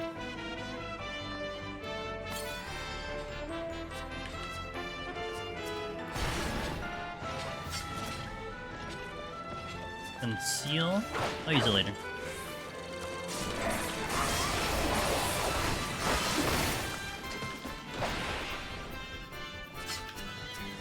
Okay, this one.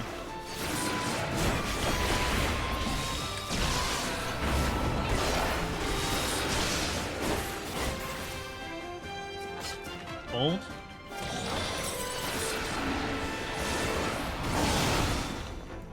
So many landmines. Better than luring traps, I guess. In our casual climb.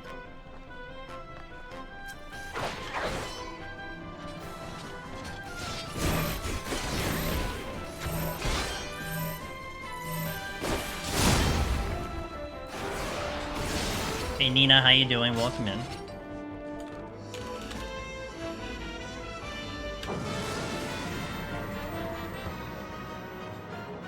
Welcome in on the Saturday evening for NA.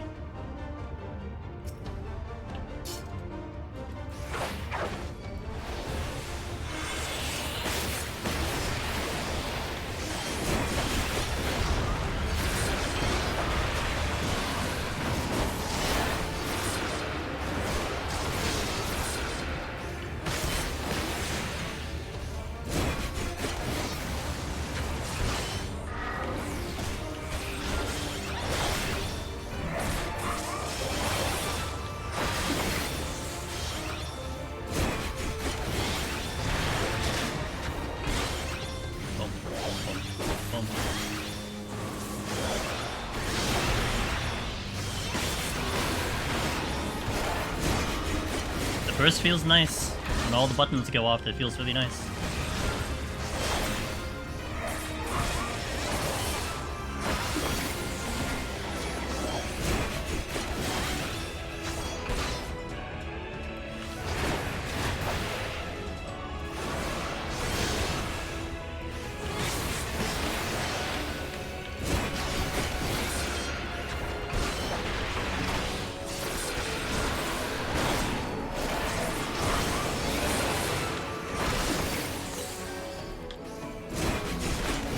Dragoon today, JMO. Welcome in.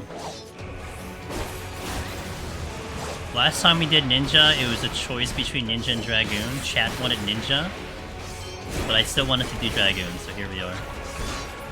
Alright. Dead boss. No problem at all. Better than others sitting there for 30 seconds. Yeah, I mean, that's one reason I really ended up liking Dragoon at the moment, because of the, all the button hitting. Like, it's really, really fun to do it. I just like I said, I just like hitting buttons. Just give me a lot of buttons to hit. You'll make me a happy gamer.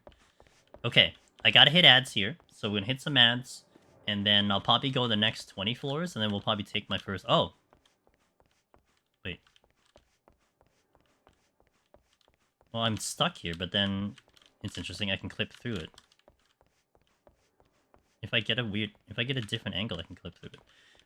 We'll hit the ads here, then we'll go about 20 floors, and then I'll take my first actual stand-up break, and then we'll go from there. Thank you guys for watching. I'll see you in a little bit less than 3 minutes for those on Twitch, and a little bit less than that on YouTube. BRB. Okay.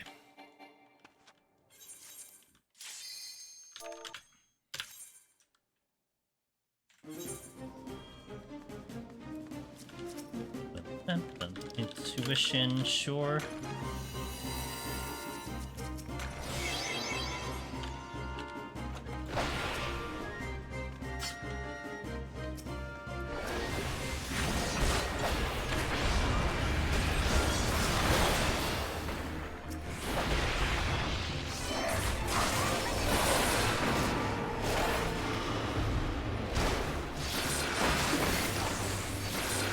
Dang, dude, that's nice. That's nice. Opening burst is strong.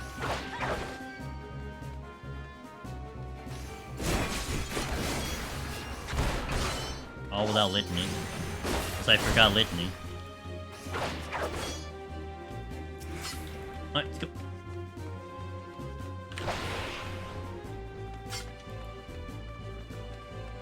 Bing, bing, bing. Oh, that's a purity. Got it. Got it, that's a purity.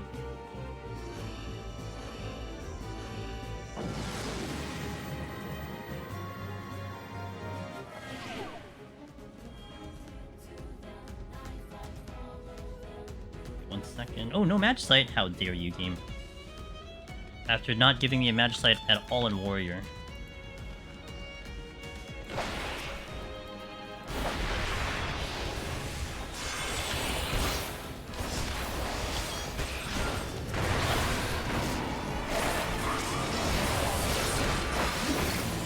Oh, that was a little low. Hello? Hit him. And the Magicites? I hope so. I'll take it, I'm not gonna complain.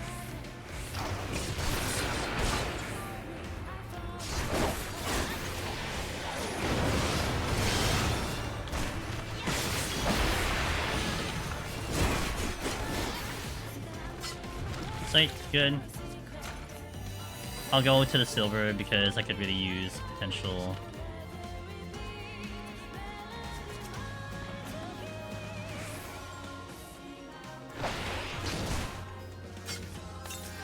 Oh, still doesn't work.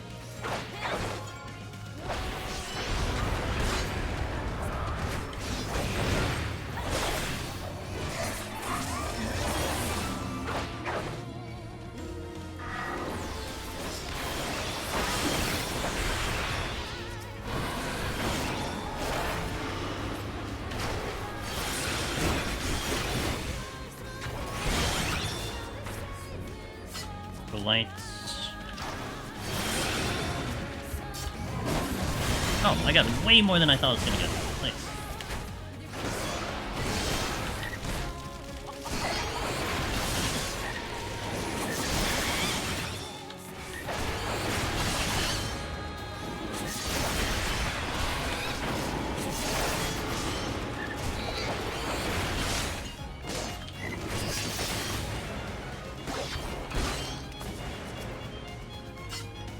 HP 70%. Really? Okay, this has to go. Oh, because you're patrol. You're sound.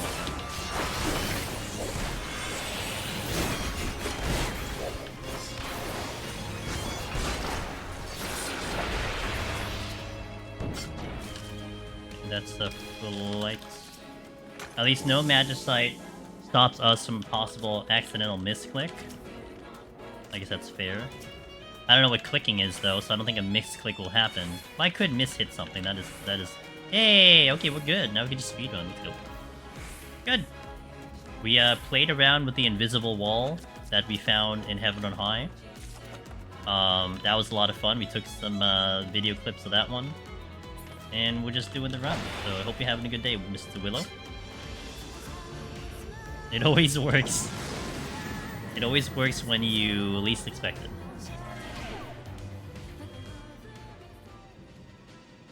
And I do have Magicites, Willow, so that's it's always a plus side when you get Magicites on a run. Invisible wall in Heaven on High. I'll do like videos on it. We'll do a post on it, but you can check. I'm sure someone clipped it on the channel today. But I was alerted to it because I hadn't noticed it before, so we kind of took a little bit of an investigation, and then we played around with it. New invisible wall switch, from what I understand, I think we would have seen it before DT if it was there. So definitely new.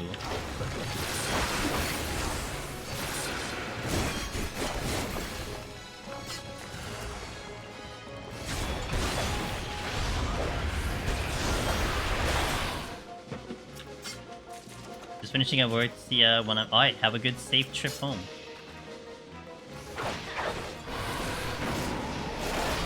Is Dragoon still the same for... there are some changes with this rotation. I don't know if it's stronger or weaker. To me, it feels the same. Actually, it feels even more fun, if anything. Because there's more buttons to really press overall. So that bit is kind of cool. But I do feel like in terms of its capabilities, it's like basically the same. Although I am curious about the triple Nastrod. If that does mean I can maybe get more in a Bloodbath, which could be really useful for Dragoon, for survival. But not sure on that department. Really? Really? I thought you were all proximity. I guess not. I mean, I'm sorry, I thought you were all sound.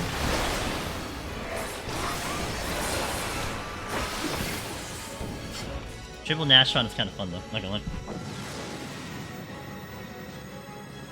More buttons to press.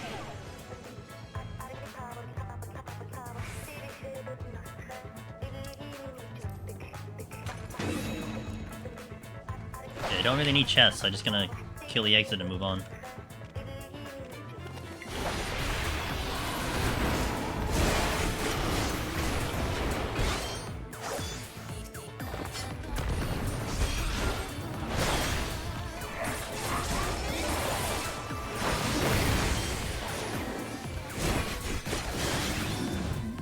What was this? No idea. Oh, Petri! Makes my life easier.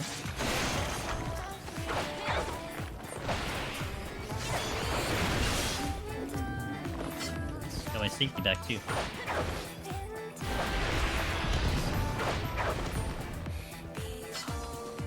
I'll go for these.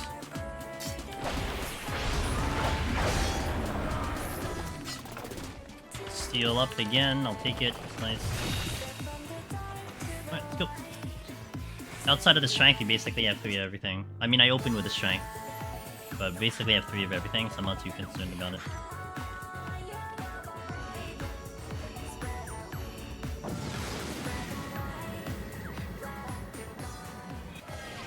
Gonna be about just over 2 hours for 50 floors. Nice. Premise sprints.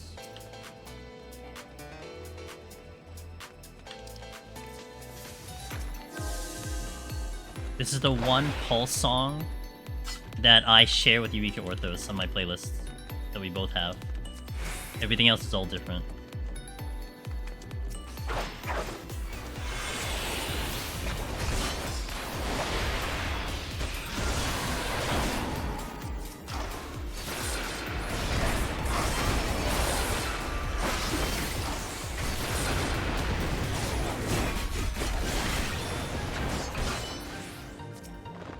Strength came back to 6.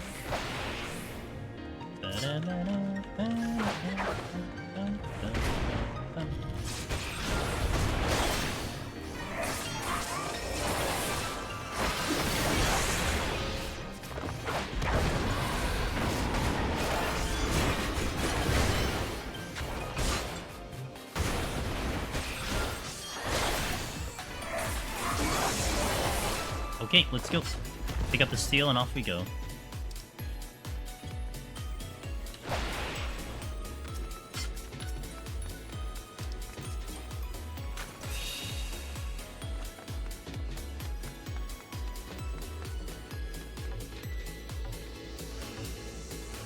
Bum, bum. Bum, bum. Ba-da-da-bum.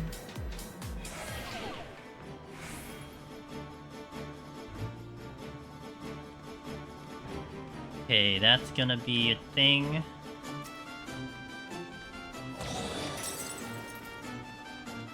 Bum, bum, bum, bum, bum. Oh, that's the exit.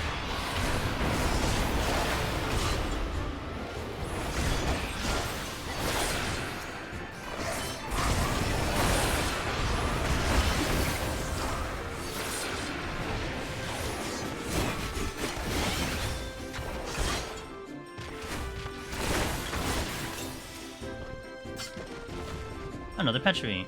Is there anything you can gain from silver coppers if your atypical is maxed? In Heaven on High and EO, you do get a different Pomander. In Heaven on High, you get a Magicite, which is only from silver chests, and it is the most powerful Pomander. In Eureka Orthos, you get Demi-Clones, which is not as powerful as a Magicite, but it still does a very good job helping you out on the run. The only other thing, if like you're talking about Palace of Dead, it would be decent if you utilize what we call the silver chest explosion plays, because it does affect the enemies too. So you could get like an easy kill if you correctly execute it. It does do 70% of your max HP, so you'd have to be above 70%, or otherwise if you trigger the explosion, you're dead. But if you bring an enemy below 70% and then hit the silver chest, you can kill them in one go. Because you can't predict if it's going to explode. But that's basically the other benefit. So generally speaking, for most people, you're not probably bothering with a silver chest in Palace unless you're doing those strats. But they are extremely important in Heaven on High and Eureka because you just don't want to skip silver chests because of what they can give you. Give you some of the most powerful Pomanders available. I thought that was actually, you know, coming from a period of time where I was here when Palace of the Dead existed and was introduced into the game. Hey, Cactor Hero, thanks for the follow. Like, that didn't exist, right? There were no Pomanders via the silver chest, and I always saw people, like, kind of complaining in a way of, like, the fact that silver chests were kind of just pointless after a certain thing. Like, which makes sense. I mean, you got your power-up, what else are you opening silver chests for, right? So, for them to then add something specific for silver chest into Heaven on High, I thought was such a brilliant move. Like, what a really cool quality of life. That's how I looked at it. Squintina, I hope you're doing well. What jobs would you recommend for each of the deep dungeons if a group was duo-ring? So, if you have, like, a novice amount of experience or, like, a limited experience, I think a tank plus something would be a pretty good idea. Like, a warrior can handle a lot of its own healing, so you wouldn't have to go tank healer, you can go tank DPS. But a tank healer would be not too bad either. Now, if you've got a lot more experience, you've done Deep Dungeon before, honestly, any combination of jobs are fine. If you're talking about Heaven on High and Palace, you may want something a little bit more durable. So, like, if you do, like, a double machinist, that's not bad because you'll be kiting all the time. But if you're not comfortable with kiting, it may not be a terrible idea for one of you to run tank or... Well... Yeah, tank would be kind of, like, the go-to. I mean, you could run a melee healer, but you still have to worry about enmity distribution. So tank is good because it can hold the enemies really well. And then you could just ride with whatever the other job is going to be. My husband is thinking about returning to... Ooh! Like, okay, like, if you just want to have a fun time, you know, shits and giggles, I just want to just do Deep Dungeon, literally just take your main jobs and hop on in and just have some fun, you know? Justify it by saying, well, all the jobs have cleared solo, so who cares? You can go like that. But if you want, like, a streamlined experience, like, your goal is to clear, like, I want the 4 clears for my mount, or I want the 4 clears for the thingy at the end, you know, for the special reward.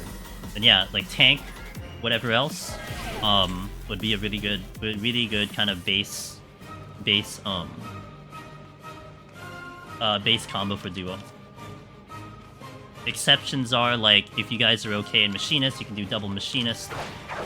If you both play red mage, you could do double red mage and, like, you know, heal yourselves, because Berk here is pretty good in at least Palace and Heaven on High, so that's a thought as well. But I have, you always wanted to beat them. Yeah. Tank something else.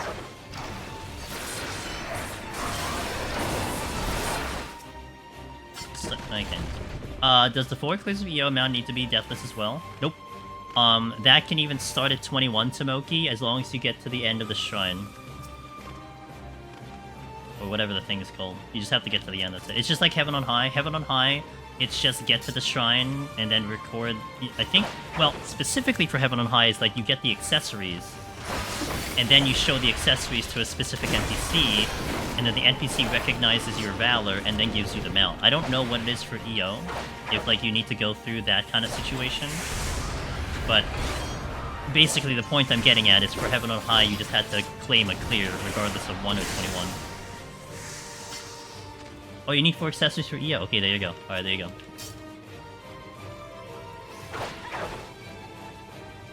And I guess, like, technically it's not really just 4 clears, right? Because, I mean, you have to spend the currency to get a very specific item.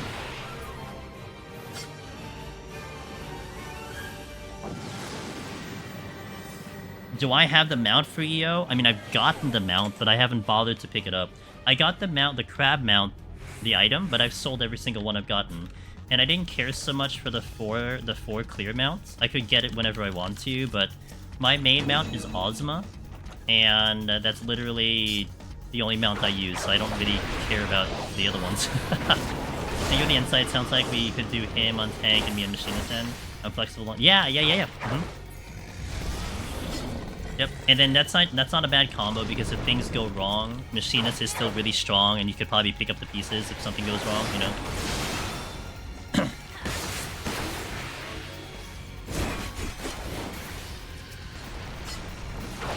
Same here with the Demi Ozma. Yeah, I haven't found a mount that I find better than Ozma at the moment. It's just the most creative, the most badass sounding, and the most badass looking one, and yeah.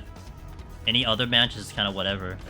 Now, and I would have the motivation to push for something if something looked really cool too, right? But haven't needed to.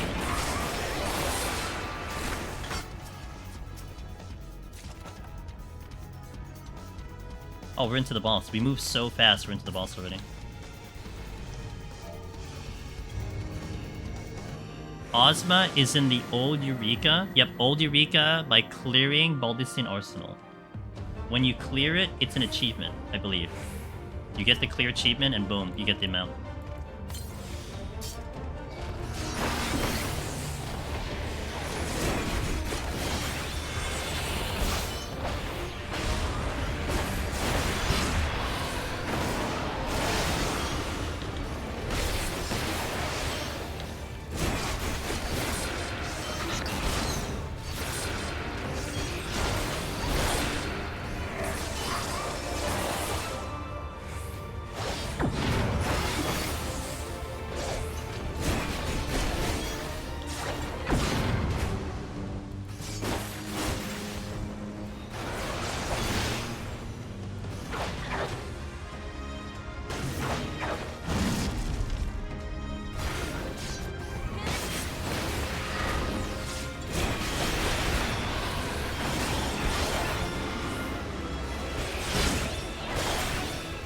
Did you notice they changed the picture on the Ozma mount?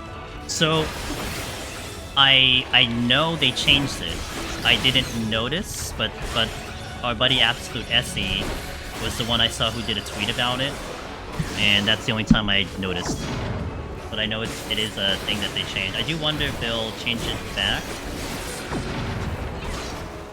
because it shows something completely different now, I think, instead of what it used to show.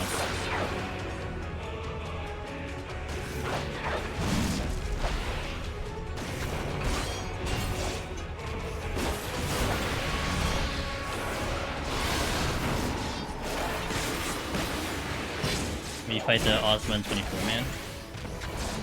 Yeah, it's gonna be interesting. I'm sure people would love to know why they changed it. I wouldn't be able to even speculate on that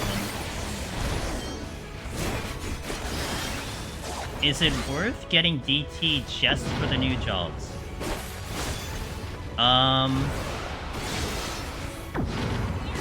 That's an interesting question. I mean,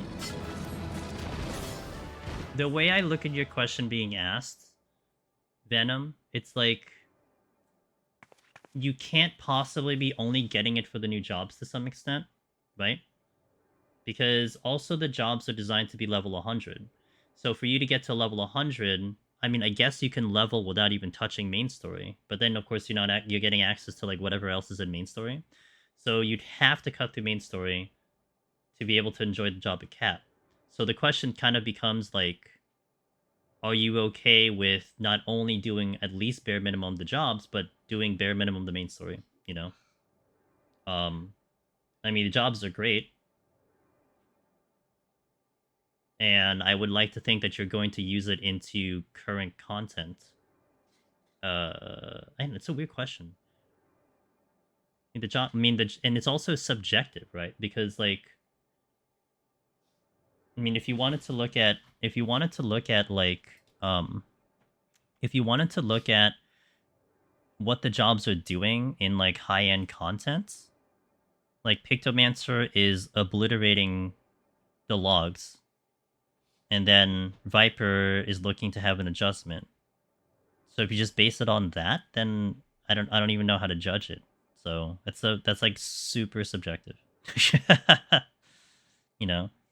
And like Tomoki's opinion on the story is also fair, you know, right? I mean, people are gonna have their own opinions on everything, but it's hard to take that as value for yourself, because how one person interprets that will be different than how you interpret it. So I guess it's just an odd question. I mean, if you're strictly asking me for my opinion and you care about my opinion, I have an absolute blast in Pictomancer in Deep Dungeon, and I didn't like Viper that much in Deep Dungeon except Eureka Orthos, and that's the only content I've done. Sure. Oh, Essie, there's Essie. Essie was the one I found about the change to Ozma. I wouldn't have noticed it unless she said something. Also, congratulations on your clear SE. They have updated the Ozma model in the alliance and scaled to the mount. Maybe just speculating.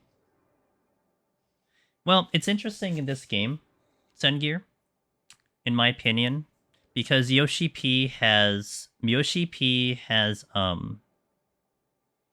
has kind of gone out and said, even from the very beginning, that they don't want to hide things from the players. Like, they want to put it all out there.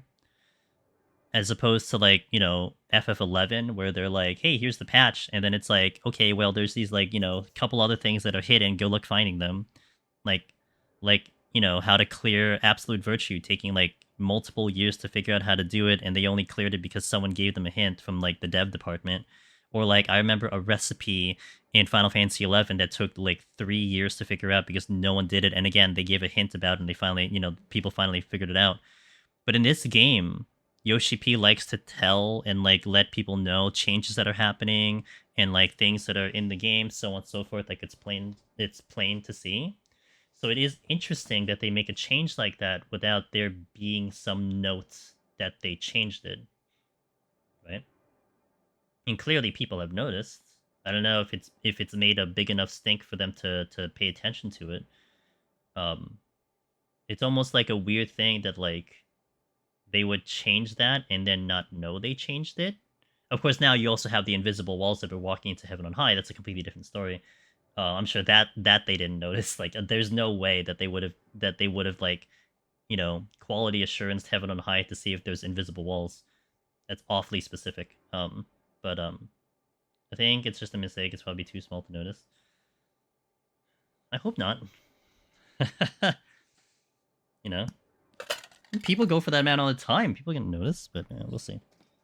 I remember even back in the day, which is really good about your tweet too, SC, is that I remember at one point people were talking about how, and not people, like I'm talking like the community managers in like 14. They're like, hey, you know, sometimes it helps when you put it on social media, because if it becomes big on social media, then they might take notice, as opposed to like posting on the forums, which I'm sure people did.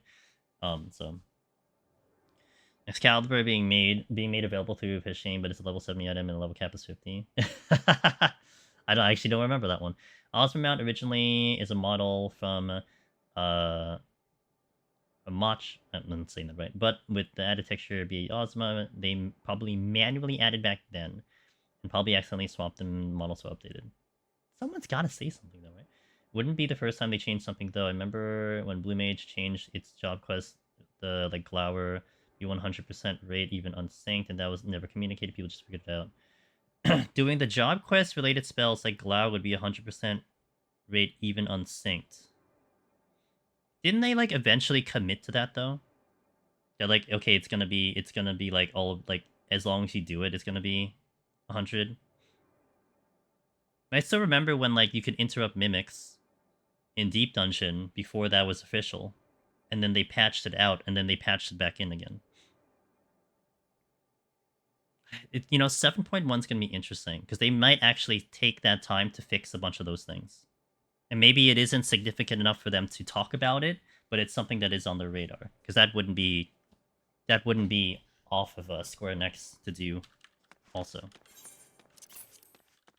Okay, let's hop into the next floor. I'm going to do ads after this set, and I'm also going to take a small step away break for a little bit, so let's go into this floor. Thorin, how you doing? Good song.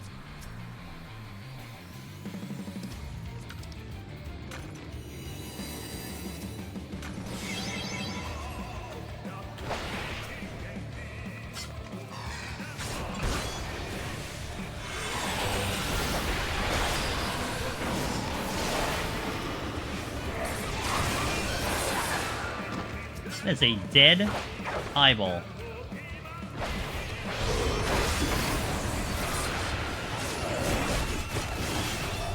Damn, dude, the burst is so good.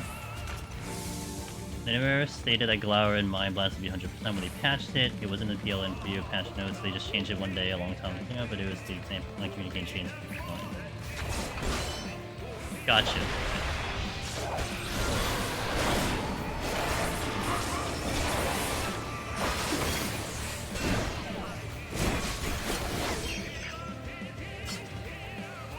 Took me almost 150 runs with Trust. Doing amazing. Finally got my tiny troll minion from the... Nice! Congratulations! 150.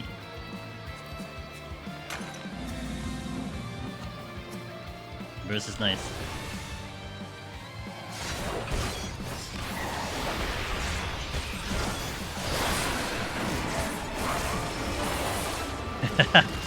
Yeah, I like it.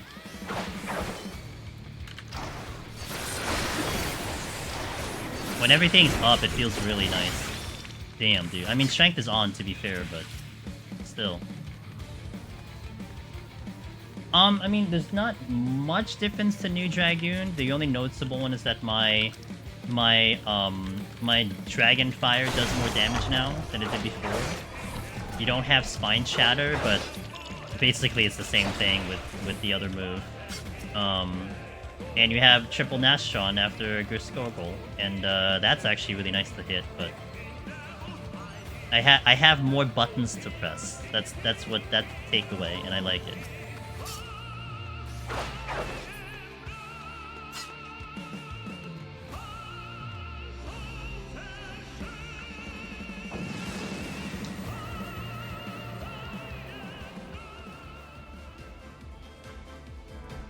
Good song.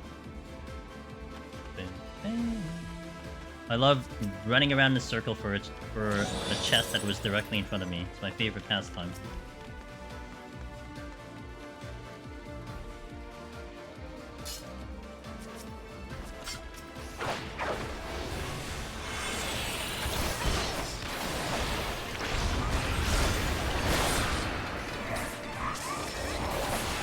This does, you know, this really does make me feel like PvP Dragoon.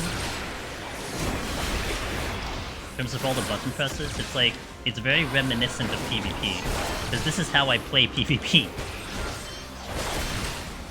So kind of go figure yet again that they take kind of the inspiration from the PvP and shove it into the job.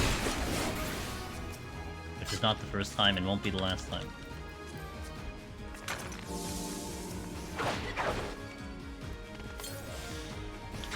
Fowler is like 1 in a billion fishing drop. When one person found it, the dev team had to decompile the code. To see if it had been listed as a drop. That's so funny. I didn't run into. That's cool.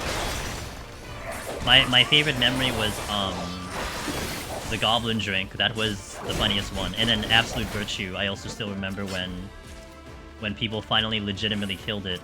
That it took the devs releasing a guide video for people to finally figure it out. Because they couldn't figure it out. The Goblin Drink was so interesting because that was in the game for like multiple years and no one could parse the recipe. And just in some like fan fest or something, one of the devs was just like, oh, here's the recipe. And it was for a pretty good item too. I believe I was pretty much there when they first announced it, so had a little bit of a money-making deal there, getting the ingredients and selling it before people really figured it out and started to spread on the forums, but...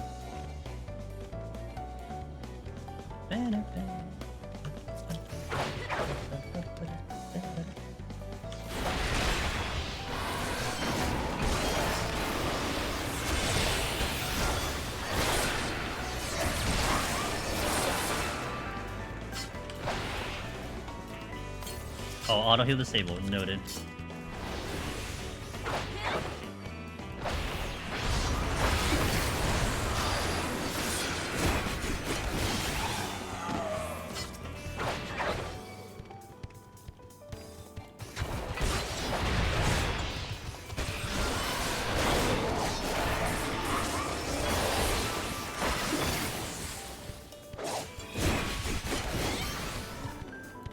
Hey, Cavendale. After EO, anytime I get auto heal disabled floor, I auto check. It crosses my mind too. Anytime I see auto heal, I either joke about storms or I think about storms. Yep. Pick up the strength and off I go.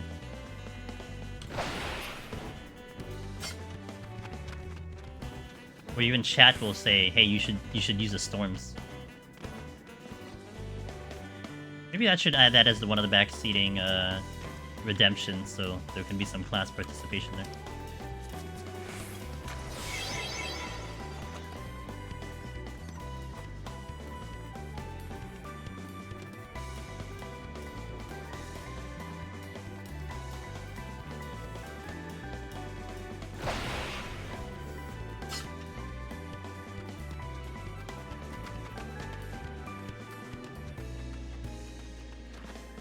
Check his chest and off we go.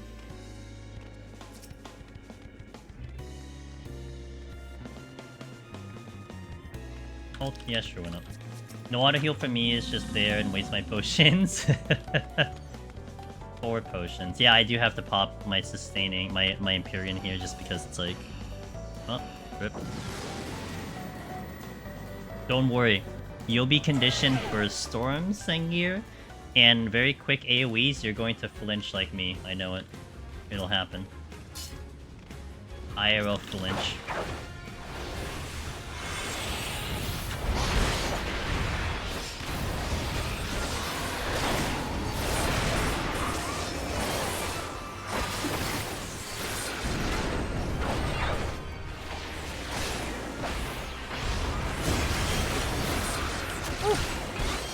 That is a burst.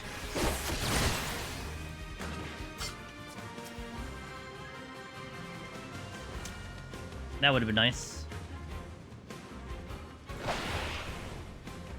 Ah, I have Corrigans. Okay, that makes my life really easy. I might get off this floor without having to fight anything else.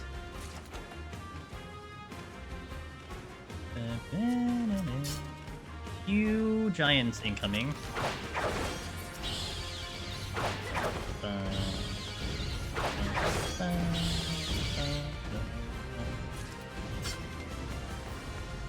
Get this one.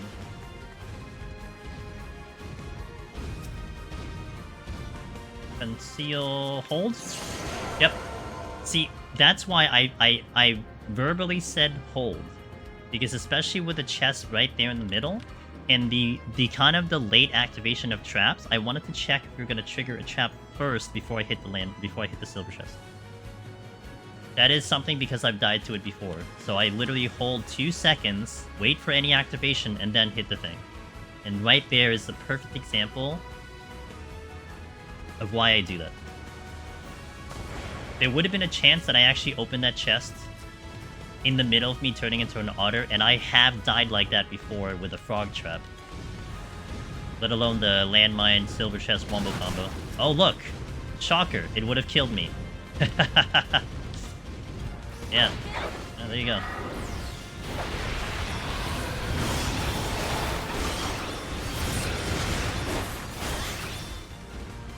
So that's point proven right there. Wow, we've been tackling some nice highlights in this run today. I like it. Give me more video footage. What's up, Gego? Hail and well met, my friend. Thank you for the 17, Gego. Hail and well met, friends. Hey, how's your weekend going, my friend? Hope you're having a good day today.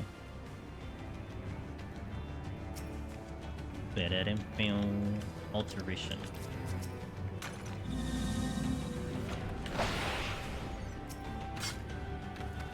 Going in. Slipped in! Nice. Good! Just a good day today. Kind of a little bit of an extra stream today, kind of. I'll be a little bit into like a mini vacation starting tomorrow. So I'm doing a little bit of a makeup day today.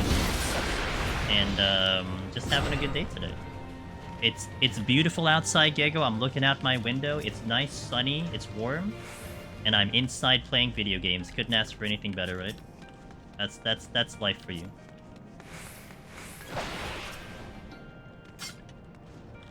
Steal. So you held on to opening the silver chest because why? Okay, so there's two interactions that could have happened, Nina. If I were to spam that chest, the moment, like immediately as I was getting up to the silver chest, I would have turned into an otter. It would have snapshotted my HP to full, and I would have died because it exploded. Because it would have snapshotted me at 80%, but I had lower HP, it would have killed me. Second to that, if that was a landmine, I triggered the landmine, then I opened the silver chest to explode, that would kill me because my HP was too low to begin with. And that is one way to die to a silver chest in very quick succession. So that's why holding there is important, because I had to respect the possible trap in that very specific spot.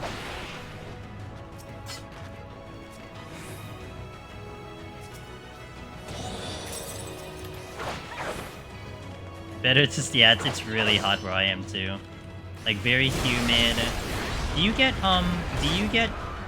the humid heat or do you get dry heat wherever you are, Gego? I mean, I kind of know where you are, but I was still curious. Like, I don't know, like, in which line people start getting, like, humid heat or, like... Okay, so it's very similar to me, got it. Okay. Yeah, here it's just very sticky and humid. And... like, literally the most opposite thing of the dry desert heat of, like, Arizona and, like, Las Vegas, etc.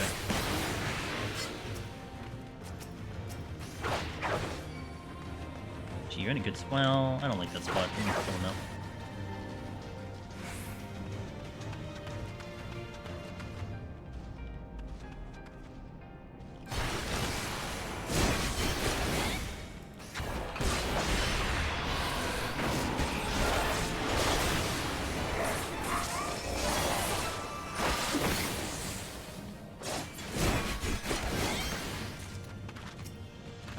We'll just deal with a hand over here.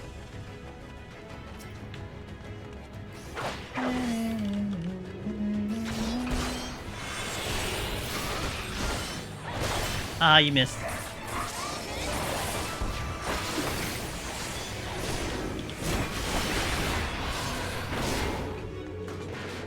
Okay, still not out of here. Guess I'll do the next hand. Who won't miss, I'm sure of that.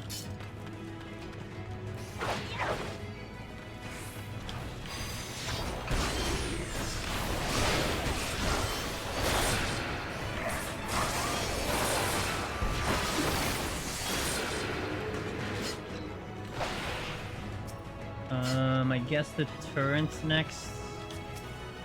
Yeah, I'll check the chest first. Fortune! Giant incoming. Oh, I'll just pull the turret.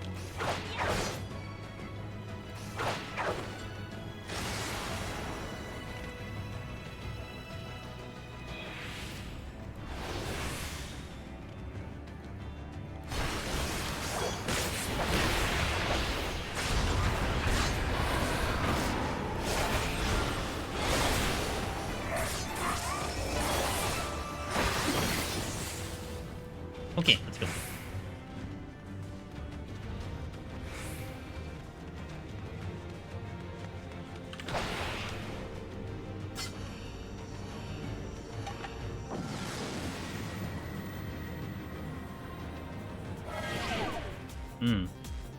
Minimum 2 enchantments. Okay, could be a lot worse than that.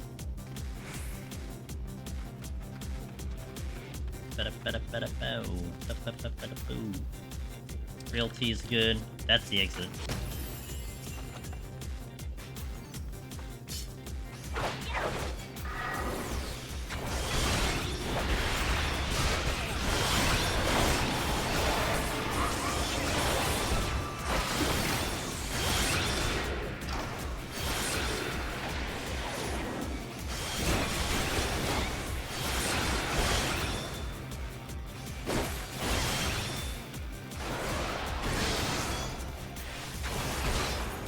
In a good spot. Scar, hello, how you doing? Welcome in.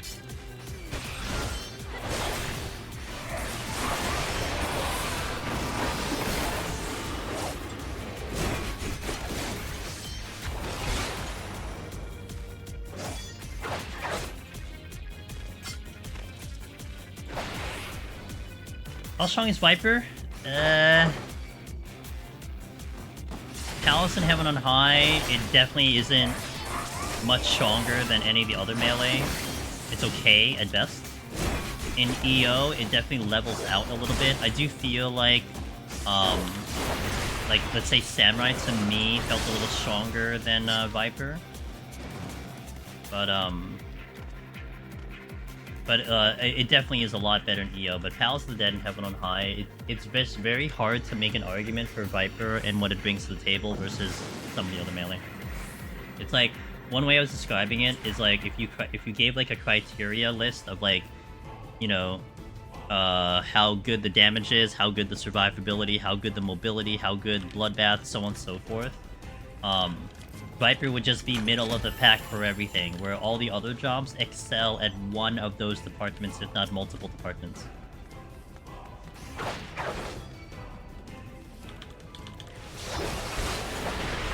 But, you know, sometimes for people, the question then becomes, hey, can I clear with that job in Deep Dungeon? Yeah, you can clear, no problem. Well, I wouldn't say no problem, but it might be more difficult versus some of the other jobs, but it's certainly capable of clearing a Deep Dungeon, you know? So all you want to do is work with that, and there you go.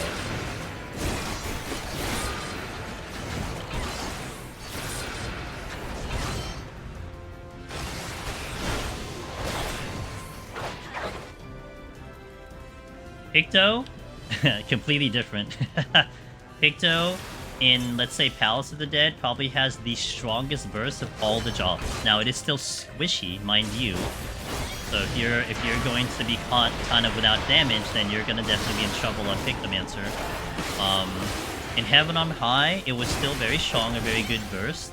But I actually felt like I had the least mobility of all the casters in Heaven on High.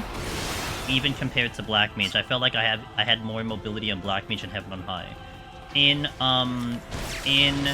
Eureka Orthos, it was still very strong. The burst was very good. It definitely felt squishy against some of the higher enemies where I felt a little bit more durable with some of the other classes. But I would say kind of its difference between the other classes is much less, similar to Viper. Whereas in the Pictomancer range, you're looking at a job that can be very powerful, and then it kind of levels out between other jobs. Viper, on the other hand, kind of feels a little bit weaker, and then levels out when you get to EO. I'm going to be actually taking Pictomancer next week again. We're going to be trying to do a no sustaining potion challenge. Asterisk. We're gonna use sustaining potions on the boss, just not on the floors. Because I think Pictomancer can pull it off.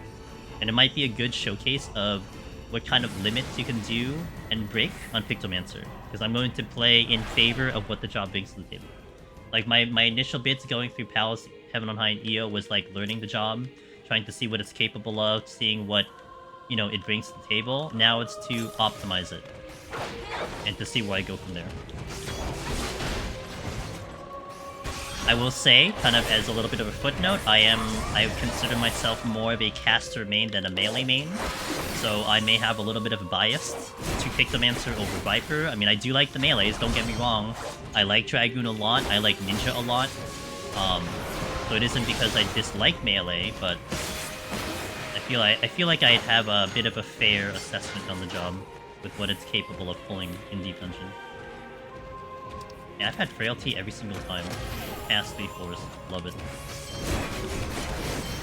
I think you'll have a good time in Eureka Orthos. I think the big issue you have, Scar, in Palace and Heaven on High, in my opinion, it's just you don't get the identity of Viper in Palace and Heaven on High very much. Because you're only working with such a limited button set. And I think that's why it feels a little awkward in there. In Eureka Orthos, you do have Reawaken, and I feel like you feel more like what Viper is supposed to be by then. And that might help in terms of also having fun with the job, you know?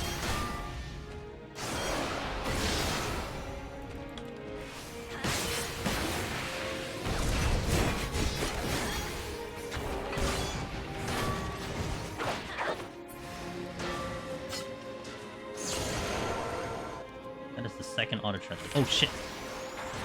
Okay, thankfully that thing doesn't wipe me out, but I do have auto heal disabled, so I need to be very careful here.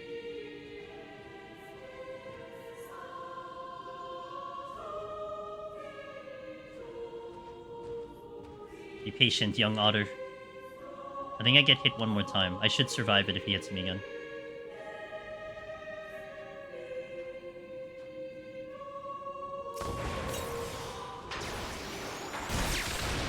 Oh, that's a crit.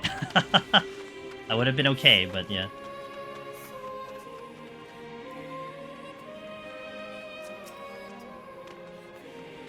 Just a little poke. Oh, with low HP. Almost. Oh yeah, and then I get the sight. Oh, I love it. Hey, did you need a sight, by the way? There's another auto trap.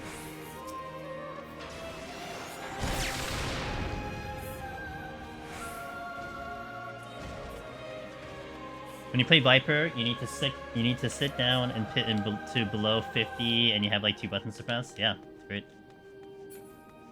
Fantastic. Uh-oh. It's gonna hurt. Yet another auto trap.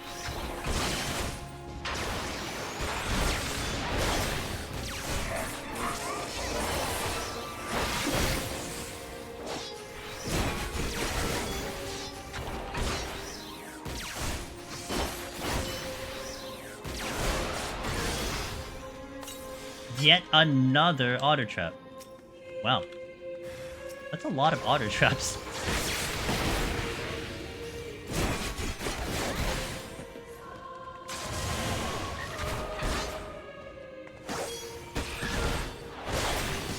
I don't think I've seen that many of the same trap in a while.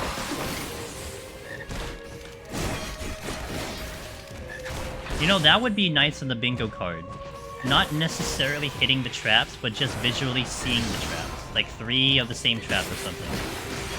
That'd be kind of a nice bingo card thingy, huh?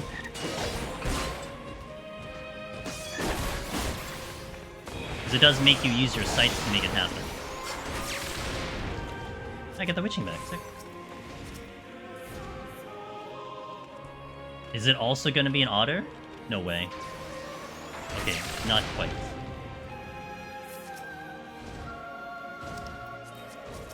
Do you think Warrior's the only tank capable of no landmine?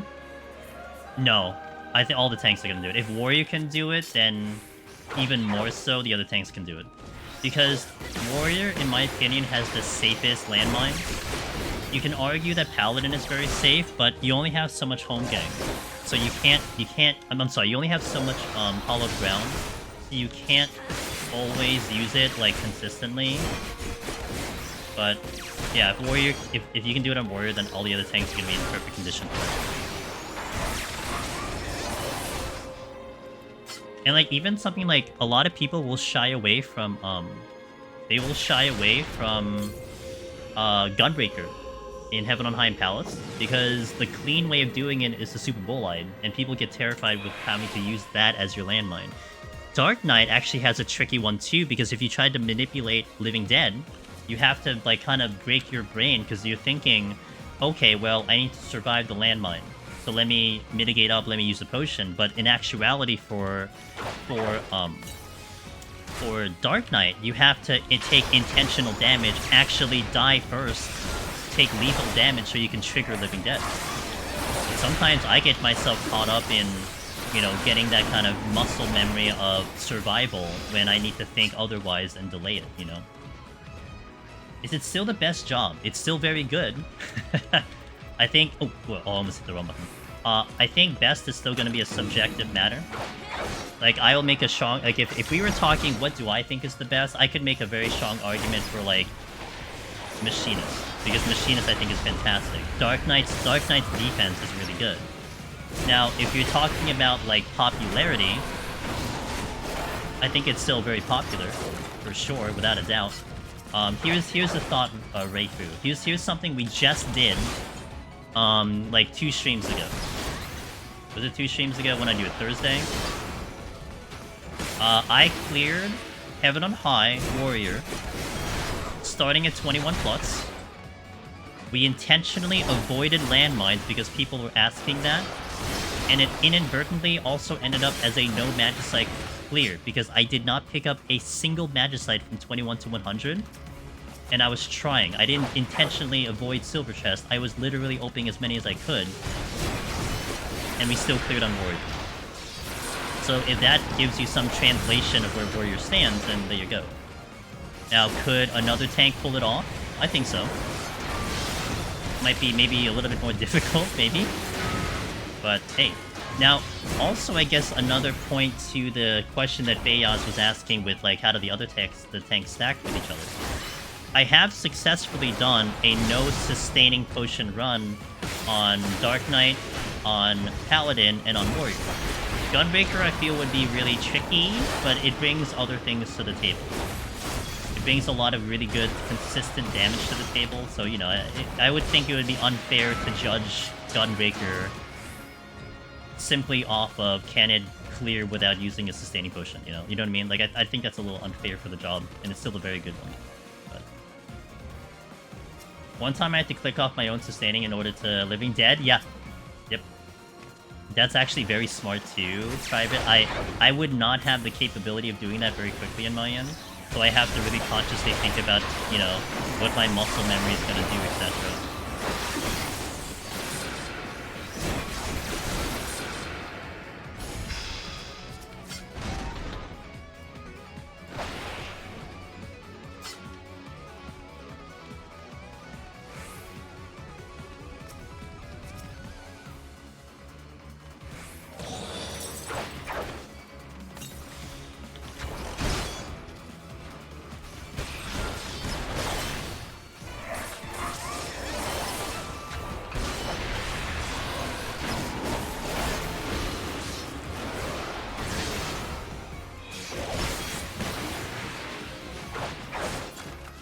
Okay, I'll pick up the steel, and then off we go to the boss. Let's bring in the in-game music here.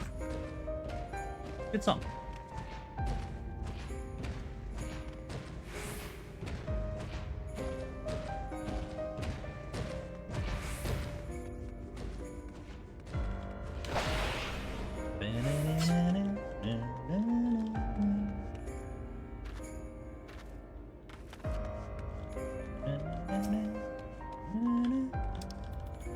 Nice having a steal into the boss. I'm gonna like it. I got 3 of everything. Look, we have a normal run today. Nothing weird. Just see what DT Dragon's gonna offer to the table, which I feel like it's just gonna be a good job like before. Maybe not as good as a Ninja. I do really like the Ninja run, but Dragon's given some good vibes at the moment.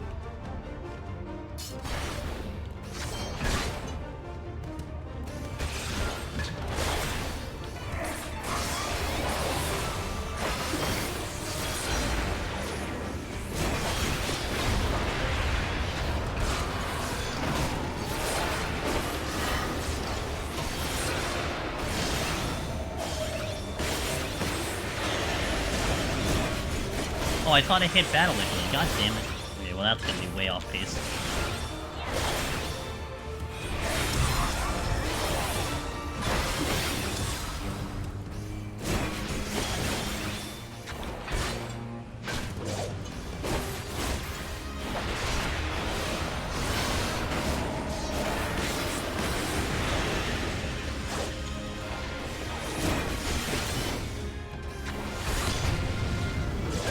Oh man, I hit the wrong combo. God damn it.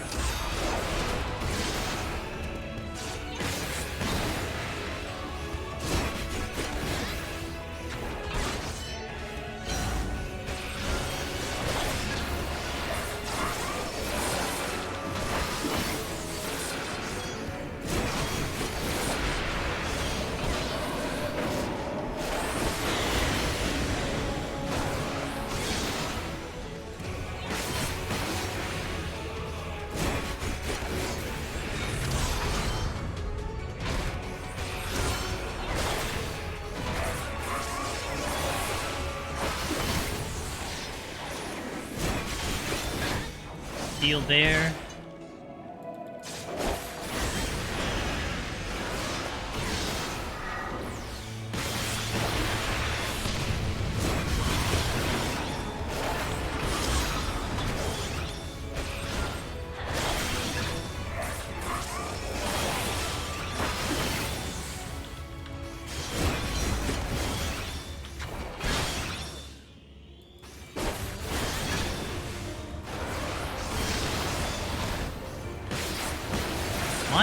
Dude, my thing is drifting weird. I'm trying to see if, like, my lance charge would line up.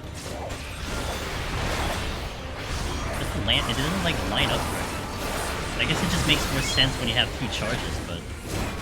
it's so weird. Yo, Hugo, thank you for the follow-up.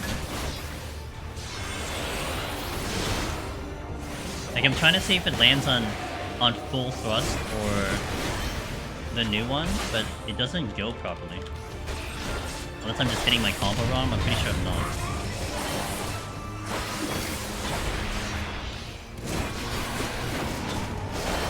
Looks like, looking at this makes me dread ever trying to use Black Mage. So much movement's needed. Well, Sandrake, I gotta tell you something.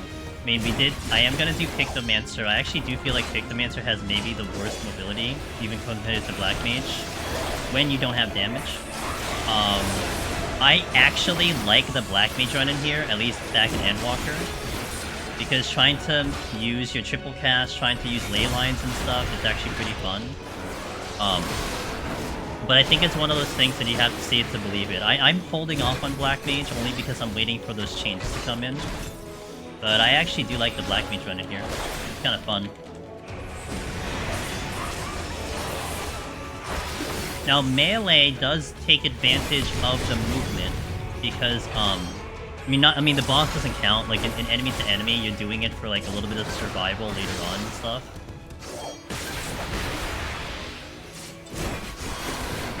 But it does take quite a lot of planning and thinking and all that stuff. But that's what I like to do. It's not going to be for everyone, but I kind of like that game style, if you will.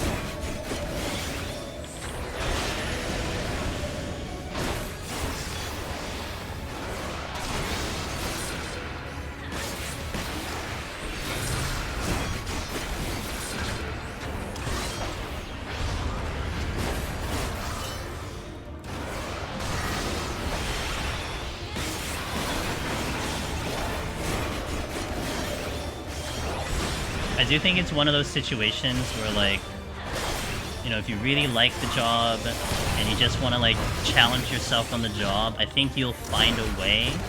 But we do have 20 other jobs to pick from, so it isn't something you obviously need to do or have to do. You can just pick the other job that just makes a lot more sense, you know?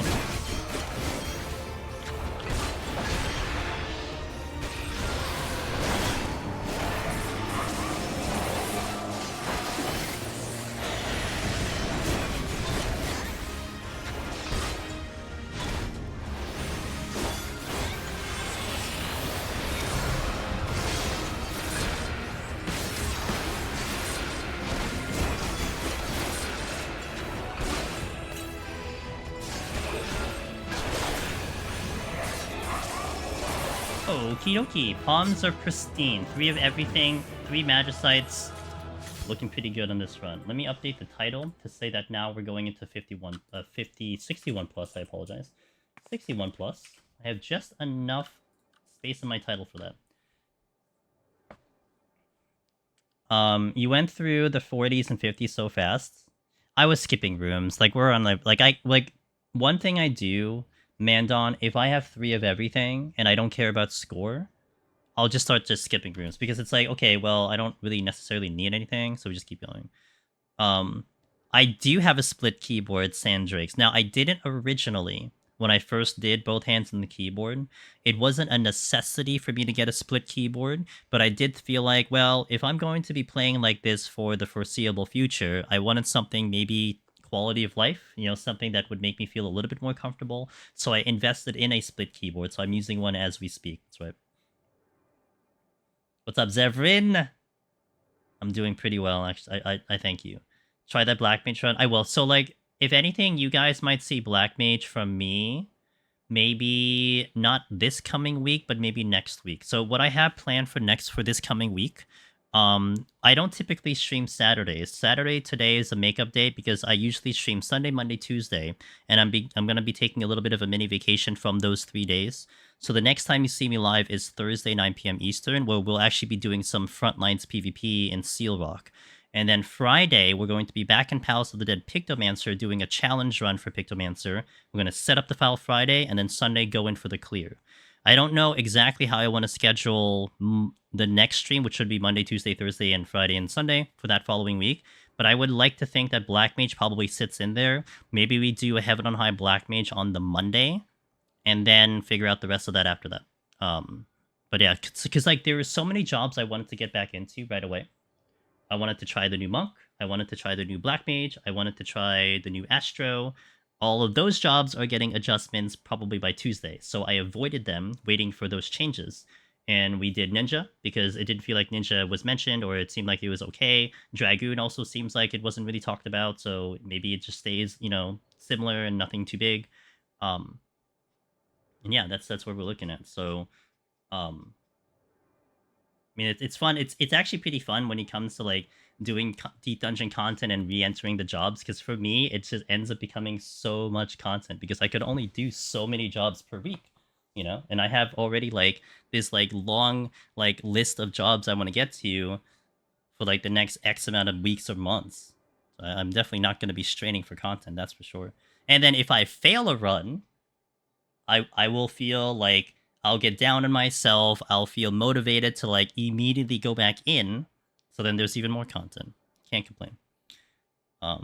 Anyway, I am going to take a little bit of a break here. It might be a little bit past 3 minutes. The ads would be like 3 minutes, but I need to stand up and stretch. I'm gonna change to standing mode. I need to grab a package really fast that just came outside. So just give me a bit, and I'll come back and we'll continue into 61 plus. I do appreciate everybody watching. I hope you're having a brilliant Saturday.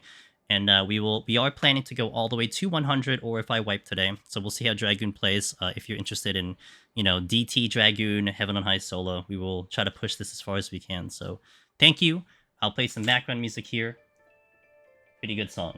Also, while you guys are away, we are sponsored by Tokyo Treats, which is a Japanese limited edition snack box, subscription box, and I get a commission. I get $20 commission US dollars if you guys do any orders, and also you get a $5 discount. And it's probably been one of the best sponsors we've had for the channel, and everyone who's gotten from the community has loved it. So if you want to check it out while I'm away, there you go. That's the information, and I appreciate your time. All right, let's go. I'll be back in about 3 minutes ish. Okay, let us continue, everybody. Alright, everything has been done, and we are ready to continue the run. Let me get food up. Go. Thanks, Wallen. I appreciate it, man. Okay, more than likely opening with a strength steel here.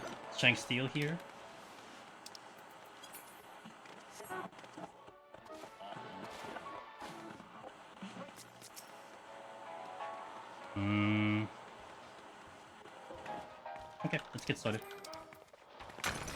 I always usually open with a strength steel opener on melee, because the Onryus are kind of just jerks.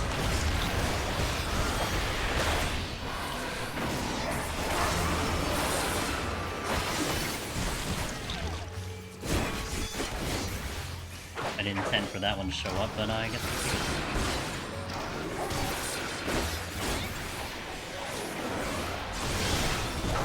I do need to watch my burst phase on Dragoon, and I do have to be a little selective in how I fight things, because I wouldn't want to like fight something a little bit harder if my burst is a little bit lower. So I'm gonna pull this one first.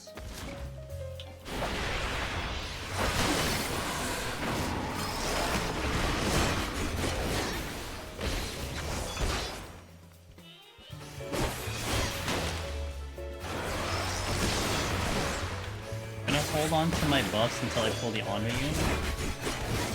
have like basically another opener.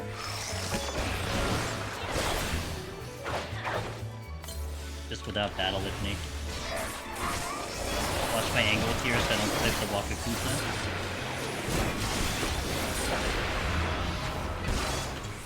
Damn, dude, that burst is so good!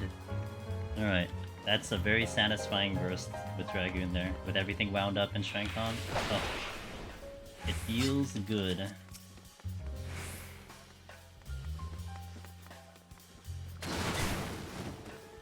Didn't hit anything. Potion on Ryu. Bloodbath.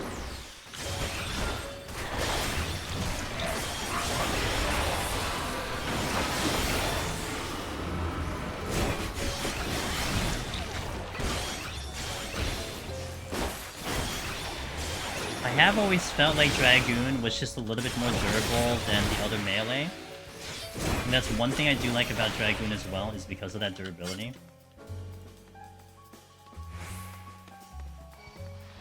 I have kind of a burst here.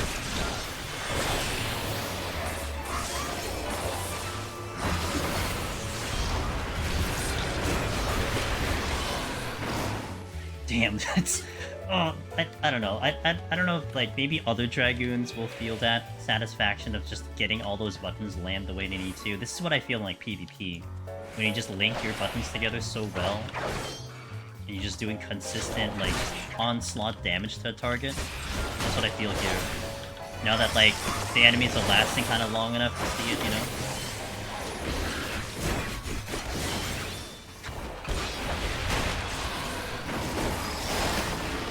Don't have a potion running at the moment.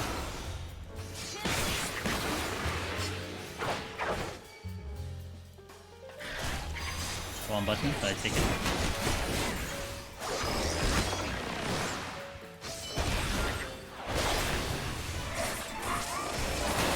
Angle. I want to clip something by accident with Nastrod.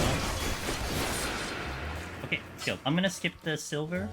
Just because it does. I mean, I've already off the floor, so even if I get a Magicite, it doesn't really matter at this point. I got level 96 of Dragoon, unlocked upgrades to 2 of the basic abilities, and now I get cool new animations? Yo, sick. Are they at least good animations? Ooh, you're gonna aggro. Probably. Huh? Okay, go fight.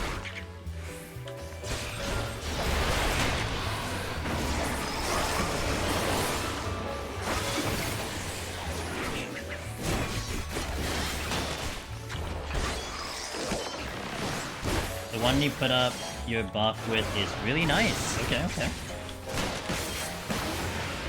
I wonder if they're gonna make that reflect that in like PvP. Sometimes they do. They just like upgrade the skills to like the new ones just for visual purposes. I don't really see myself really doing like high level melee unless I'm doing it in a deep dungeon. Or I watch someone else do it or something like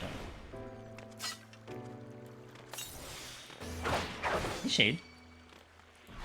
Uno Memento, I shall check in a second.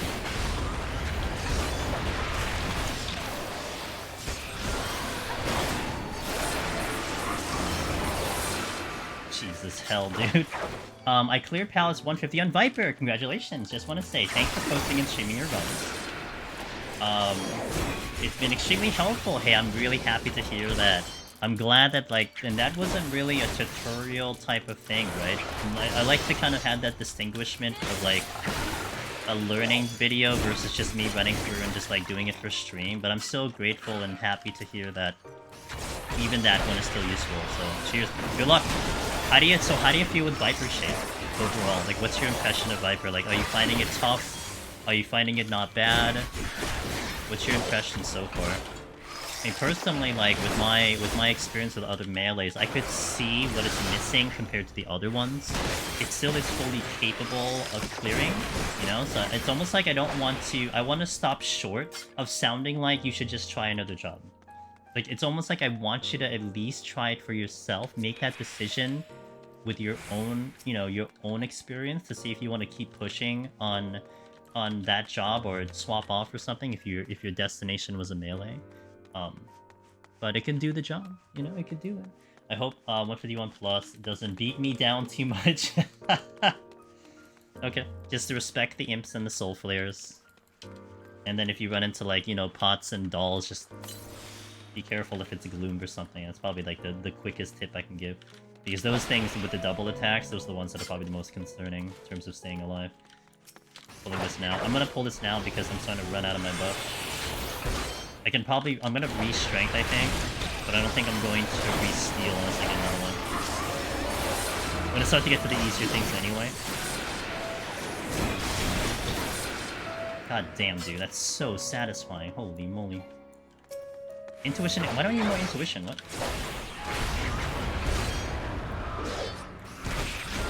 It's difficult to sustain, but I like the fast pace of it, and the small 60 kit allows me to... Yes! Yeah, that's how I felt too. To be able to focus on surrounding issues, to be focusing on just deep dungeon, you know, the deep dungeon mechanics, that's what I felt like. That the brain was allowed to now, you know, distribute the power to something else. 100% agree with that. And I think especially when you get more used to deep dungeon shade, you know, and you get more experience and you're on the higher floors, that's so important. Because there is a lot to think about on the run. Like, there's a lot to concern yourself with, there's a lot to think about that will still keep you occupied. It's interesting. It's interesting in that mindset too. Like, you'd almost would ask, did I feel bored on Viper? And I actually don't think I necessarily felt bored on the job. It lacked uniqueness, it lacked things to press, but I was still occupying my time with, you know, other details of deep dungeons. I don't think I felt bored. What's up, Surgery Real? He was Wald, how you doing? Welcome back. Happy Saturday. Alright, Strength and Steel are dropping, which means these things are going to become a little bit harder. I want to re-strength, but not quite yet, because I want to wait till I get to the next floor, potentially. Oh boy, that's a bit of a problem. What is this? Safety, okay. Can be tricky to keep up buffs to floors sometimes. You know, I actually didn't really concern myself too much with that, just because of how they were applied. It made me think of Samurai, where it's just get them up, whatever, and what can you do, kind of thing. But fair. Use my flights. Too early. Not quite yet. I might use the flight a little later, but not quite yet. I don't know what I had available here, so I'm just gonna run around the room and see.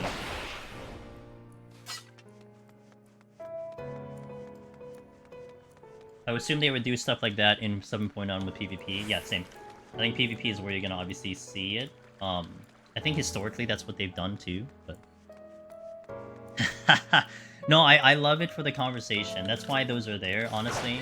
Because someone will do it, you know, and it's like, well, let me think about it. Do I want to use it here? No. If I use it here, blah, blah. Like, a lot of times I kind of turn, like, backseating type moments into, like, a conversation.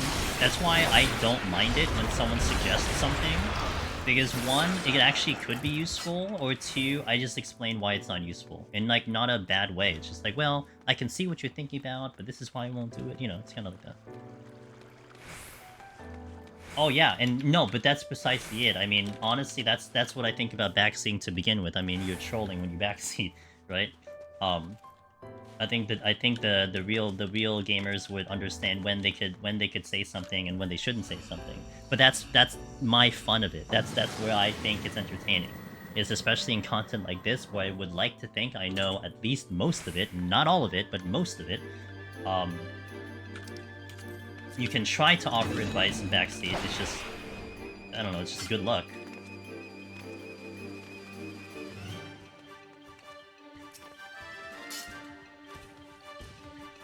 Hey Caroline, how you doing? Happy Saturday.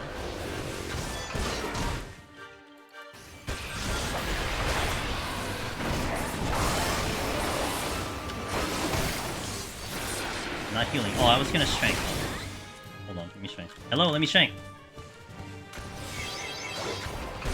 I have a small tip for Viper that I tried a bit in my current run. Also, HoH run Twitch style. You can reset your single target combo by pressing AoE button between pulls, and you get to start with applying the buff immediately. So, hold on. You can reset your single target combo by pressing the AoE button between pulls. So you hit the target as a kill shot? Is that what you're applying? Or like even like out of combat? Is that what you mean? Because you're making me think of like Monk. Because I think Monk you could wrap up your combo with AoE without actually hitting something. But I don't think that's the same. What is this, a jellyfish? Okay. I just pulled this, I'm like, I don't even know what I pulled, I'll just deal with it. Out of combat, okay. So wait, so your combo continues out of combat, is that what you're saying? Or am I misinterpreting what you're saying? Personally, I run with the rule of 3 is too many. It's a good rule. It's a rule that I will apply if I'm scoring. I'm a little bit more conservative if I'm just going for the clear. If I'm scoring, it's definitely a more of a thing that I follow.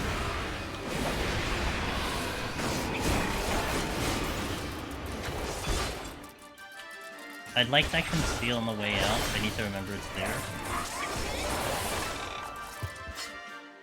Oh, nice sight.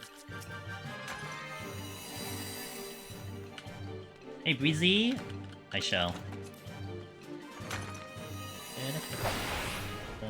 Ooh, this is silver. I think I want to get to the silver before I pull something else. Strength came back very good. That didn't work the way I wanted it to. Rip.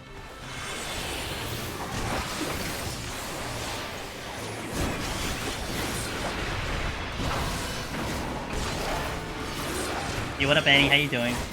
Rip. But I did it on the easy enemy so I could do it. Oh, what are you doing, friend? Okay, strength. Let me get to the silver. Meaning you can use 1, 2, 3, and if you're on 2, you can use the AoE combo to reset your single target so you can reapply the damage buff from one enemy. No, but like, your single target combo has 3 parts, so if you end a fight mid-combo, you can use the AoE GCD on nothing. And it resets the... Oh, I see what you mean. I see what you mean. Okay. To reset the combo so you can reset the... Okay, got it.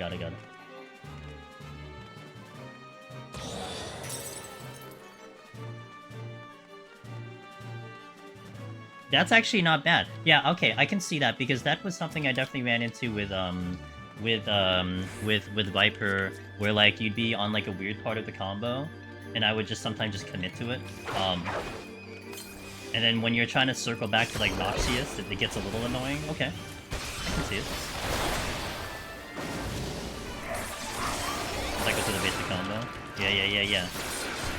I think some people will find value in that. I think me, you're probably not gonna see it because it takes too much brain power out of me. However, again, I'm like this is one thing that I'll always separate myself from, where it's like the raiding mentality of like keeping your damage up. If we were talking about using pots, someone asked me about, you know, is it worth using statistical pots in Deep Dungeon? And I said, like, well, look, I don't raid. I don't have it built into my rotation. I don't get used to it. Not to mention they made it better in this expansion. It activates even faster. So you're not going to see it out of me, but I've seen other people burn through them, you know, like candy. And I think there's nothing wrong with it. I think if you're used to it, then you should do it. Really, that's just that simple. And thus, like, some of those mid-maxing things, some of those optimization things, I think if you're used to something like that, if that's stuff you do in other jobs, it probably becomes second nature for you to try it. And also, to be fair, like, that could be something that a gamer just didn't think about, you know? This thing's kicking my ass. Hold on. Okay, my damage is high. Okay. I need to kind of convert between, like, pulling something easy and then pulling something harder. Does the job you're playing inform your decisions on which enemy to kill? Does the job you're playing inform your decisions on which enemy to kill? For instance, are some enemies easier for range or melee, so you target those? I think by the way you're implying that sentence where you say inform, you mean by like me choosing the thing that I'm pulling. Is that what you're kind of meaning? I would say on melee, one of the biggest strategies soloing in melee, especially up in Heaven on High, is having this kind of alternating sequence of pulls. Okay, and the answer is basically yes. So for instance, there are definitely enemies in here, and let's take this for instance. There are enemies in here that I am willing to pull without anything special, like no buffs, you know, none of my like 1 minute, 2 minutes, I just pull. Bloodbath is of course also the biggest thing here, where that's the one thing that'll keep me alive big time. So you'll see, like from here, from the next set, so on and so forth, that I will alternate pulls from like from like, I'll pull a hard target and Bloodbath the target. And then when my Bloodbath is trying to come back off cooldown, I will then pull something a little bit more favorable and manageable while my Bloodbath is kind of coming off cooldown, and then go back to the enemy that was hard. So for instance, my Bloodbath is here, I'd be willing to pull this Onra right now because it's going to kick my ass, but I have Bloodbath. So I'm going to try to take advantage of this move to keep me alive. But for the other enemies, it won't be necessary, because I should be okay with survival here. I'm going to take a lot of damage on this one. I didn't quite have my burst available here, but we're still pretty good on damage, and it missed. So that's more the risky one. Now here, this is a much more easier one, so I'm going to pull this while my Bloodbath's coming in. And there is kind of that strategy involved, especially just the higher and higher you go. There are more manageable enemies, and there are enemies that are going to obliterate you. And that's a little bit less of a concern in, say, EO, but an equal concern in, say, Palace of the Dead.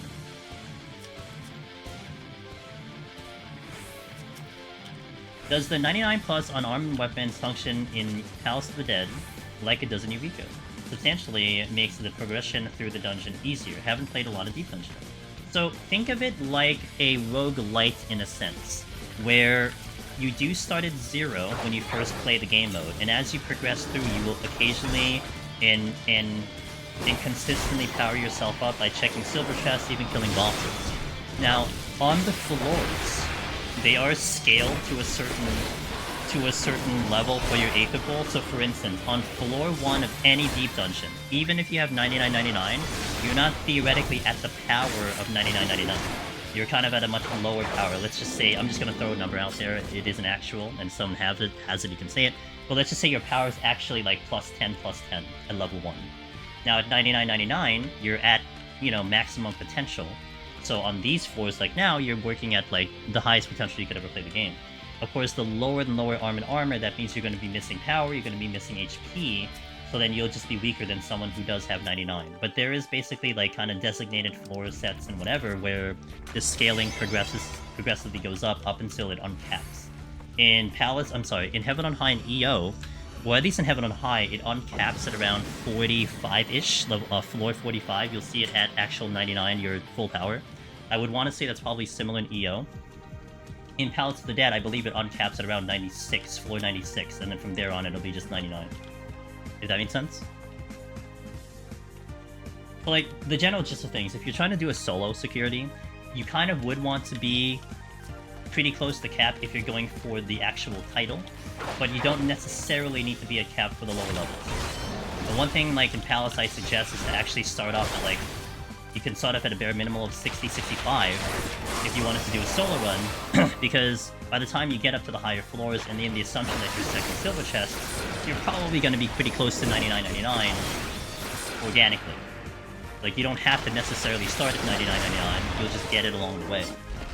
And Heaven on High is kind of in that same category as well.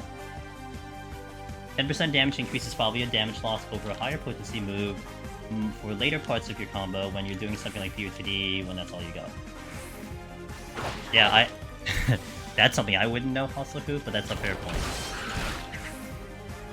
Hold on, anti-chat artillery right here. Give me a moment. I cannot look away from this thing, otherwise the moment I look away it kills me.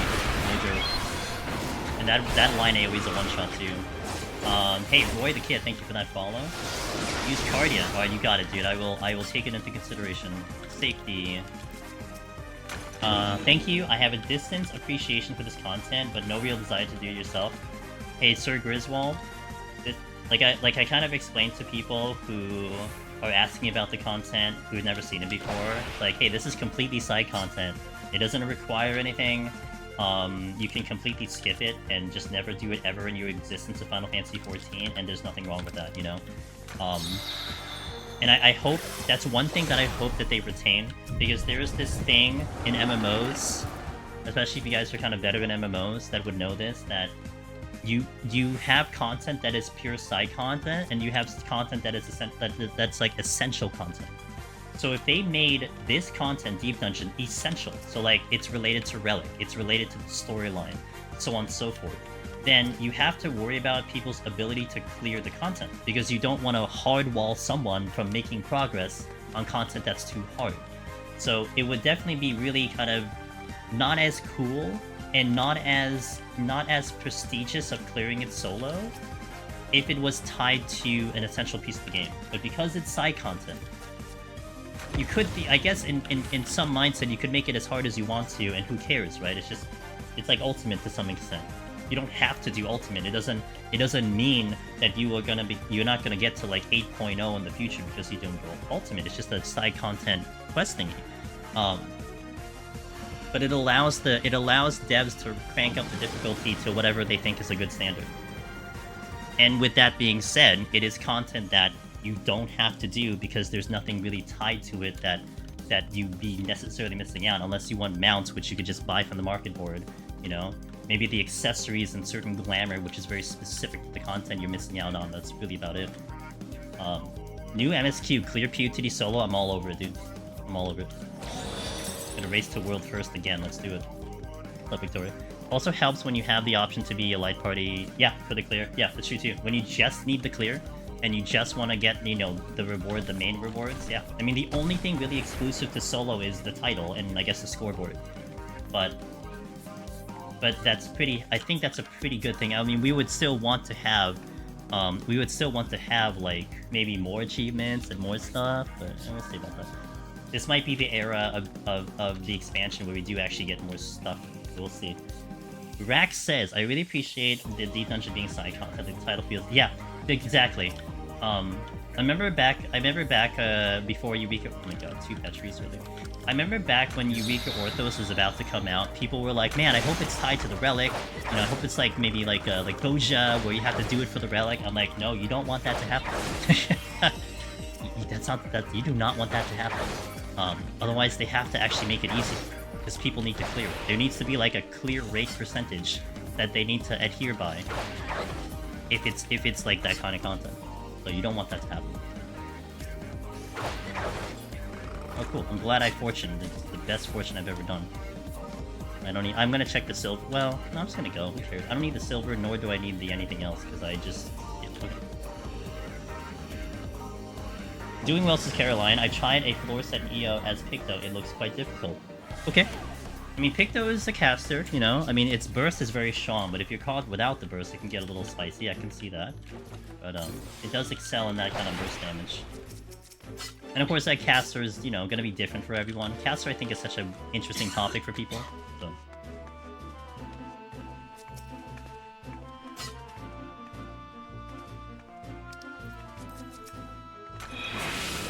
Picking that Serenity just to get rid of the auto-heal disable there. What do you think about the enhanced 90 tome gear being locked behind Alo Alo Savage? The enhanced tome gear. I like the gear that that like has like cool colors to it. I have no problem with it. I mean, you have to have in your pieces of content, you need to give something that there is an incentive to actually do the content. Because otherwise, why would you do the content? So it's like, also, like, that's kind of the problem with PvP at the moment. Where, like, you have top 100 with Crystal Conflict, but the rewards aren't, I imagine, not as appealing as, say, they were in Feast, etc. Not that, like, Feast was fantastic either, with, like, people actually doing the content. That's a whole different story. But you do want to have, in my opinion, that incentive to be like, okay, this is why I'm gonna do this content, because I want this thing. Just like Baldissing Arsenal drove me to do the content because I wanted them out. Honestly, with Deep Dungeon, what drove me to initially do Palace of the Dead when it first came out was because A, you could solo it, but also B, there was a leaderboard. And I am very curious, you know, in my multiverse self, if a leaderboard didn't exist in Palace of the Dead, if I would be nearly as interested as I am right now, you know? Because that was kind of a cool thing to see, that you would have your name on a leaderboard against the entire world that was official, by the way, not anything third party. And that's really enticing. There are people out there who definitely think that's a cool thing. Some people don't care. Some people just want to get that clear, have the title they can show to their friends. That's completely fine. But to me, that's something that I like to strive for, you know? But if you don't have these kind of rewards that are going to be kind of exclusive to the content, why do that?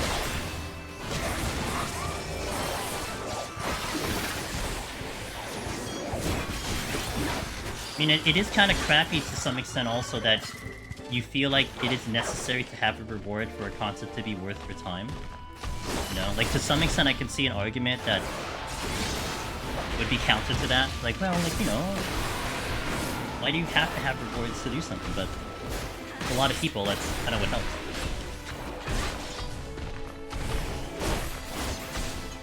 I mean, like, to get into Deep Dungeon, for like a lot of the Omni clears, I mean, they did the first trial of getting the title.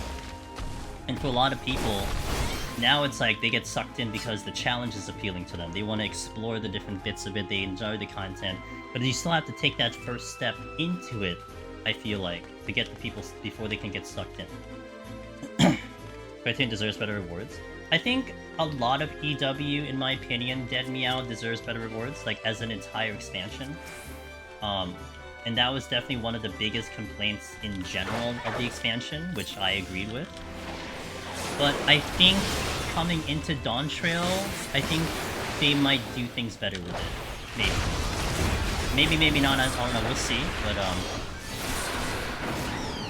I have a lot of positive faith with this expansion.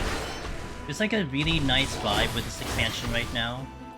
I mean, like, even seeing the amount of new players that hopped into this game, even as of recently, how well the servers kind of handled themselves during the release. There just seems to be this really nice air to this game at the moment, so I'm really excited to see what they have in store for us. And, you know, I feel like the things that people complained about in previous expansions, I think they probably took it to heart. I think they did read it up, and you'll probably see something. Hey Henry, what are my general thoughts on Dragoon? It's a lot of fun. I like it, it's very bursty. I've actually really enjoyed this job even more so, probably. I started really enjoying an Endwalker because of its burstiness. But yeah, it's a job that I thoroughly enjoy playing. Caroline says, I feel more threatened as Pictomancer than Black Mage. I agree with that, actually. In Heaven on High, that's what I felt like, Caroline. Now, provided my burst was down, I felt more threatened by Picto than Black Mage. But if my burst was up, then it was a lot better.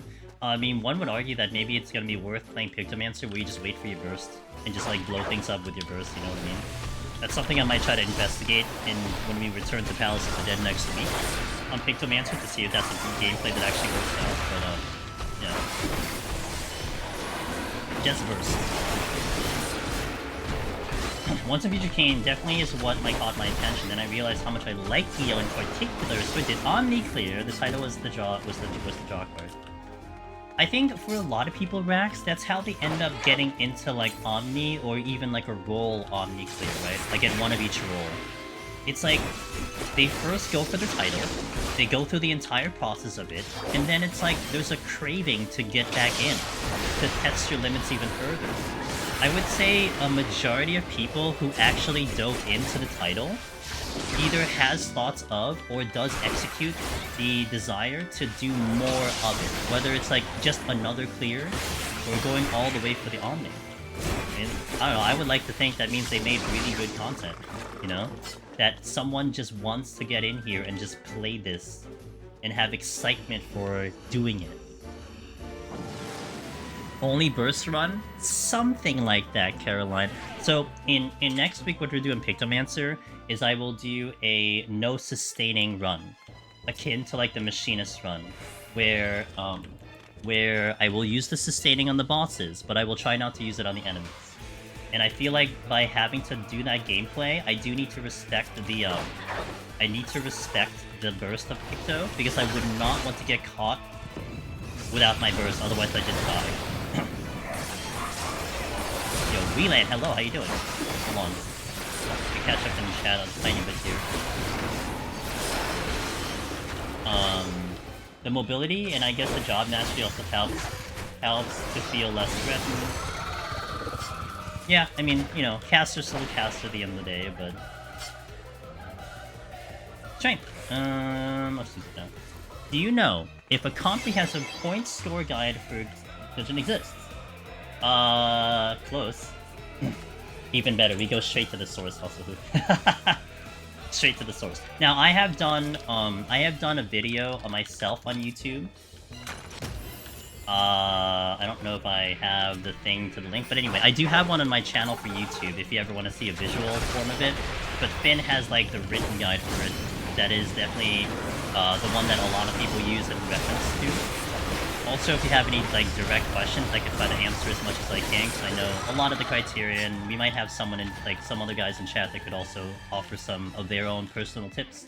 Like, HoH has been really, really amazing with scoring, so he would probably know more than I would, honestly, in terms of more of the detailed stuff. But, yo, what up, Lexi? Alright, give me a moment. I gotta stun this thing, right? And then I'm gonna jump back at a very specific thing, like right now. And then I'm gonna hop back in so I don't take the poison. Pause. And then we're going to swap the cat. Boom. There you go. What is the dumbest deep dungeon challenge I tried or witnessed? The dumbest? First person. And it's not to say that Finn is, like, you know, to downplay his ability to play this game. But I remember, like, there was this one time that he was going through his process of doing the first person, and I just legit remember someone going, like, I can't watch that run because I get motion sick. And I'm like, oh, I guess that's true, you would get motion sick, that sucks. Like, it's something I would never do personally. I mean, bless his soul for doing it, just I would never do it. I actually really can't do it because it isn't because I get motion sick, it's because my buttons just don't accommodate a first person mode, so I couldn't even do it if I wanted to. You get dizziness from it?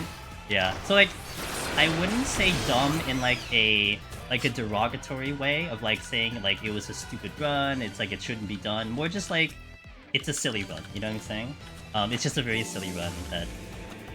It's a funny and silly run, but yeah, it's hilarious. Now, that I tried, have I tried anything that I thought was silly?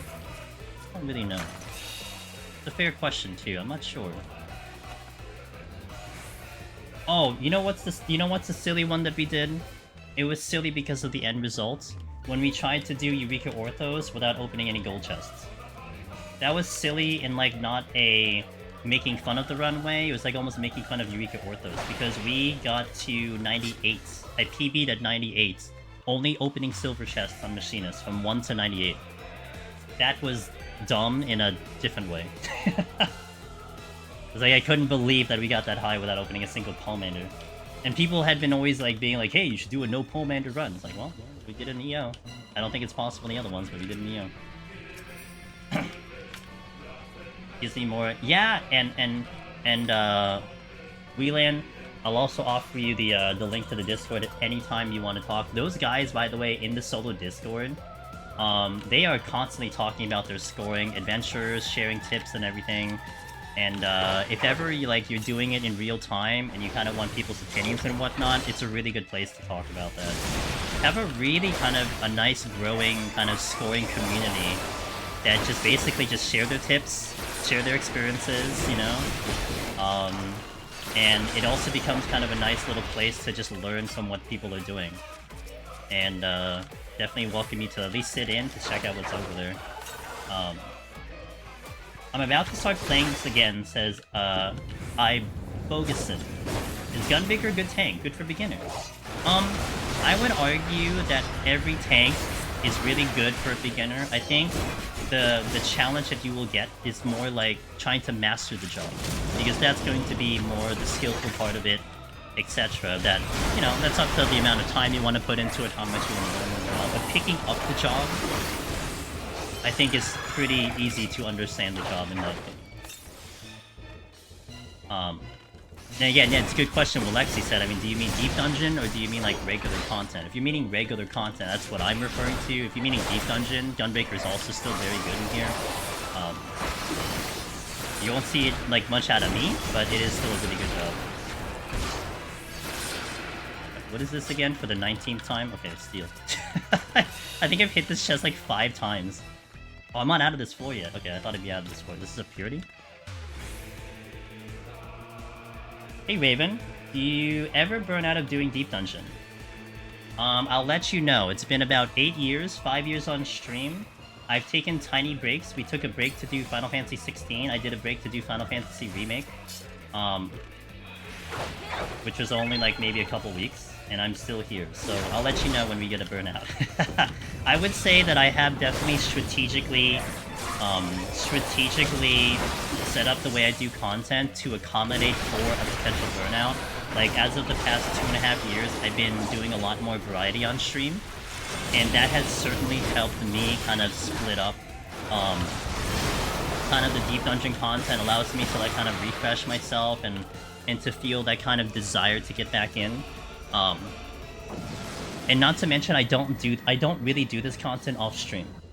So I only isolated 2 stream content, so you're only looking at like, I don't know, what, 20-30 hours of deep dungeon per week, something like that?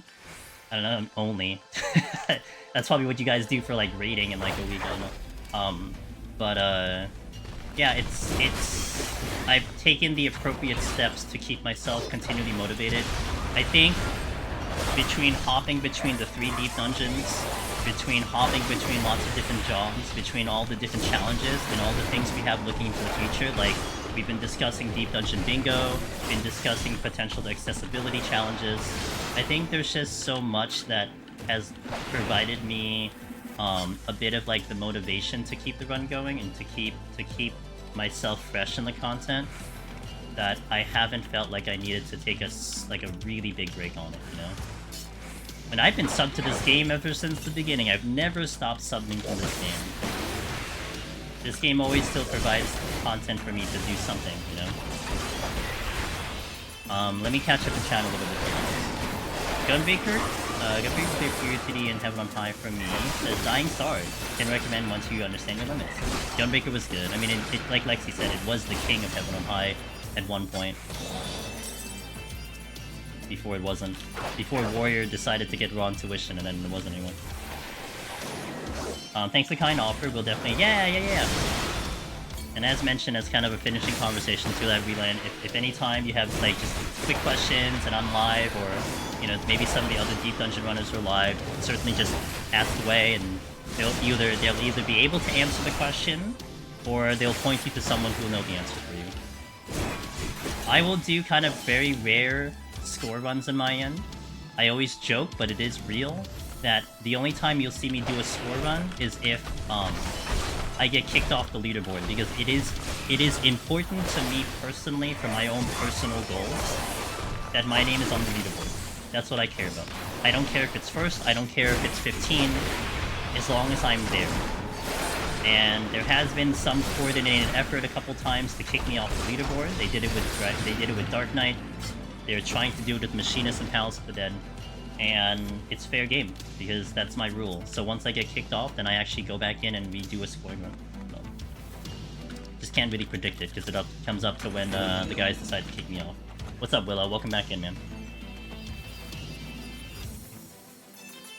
Bogusian? No problem, dude. I hope you got the answers you were looking for. Solo run? Yes, solo run. Of course, the solo run. I don't know what playing with people feels like.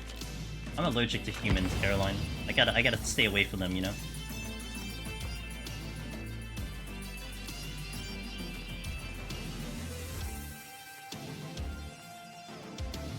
Can you snag that chest through the wall? Yes. If they're close enough, yes, you can.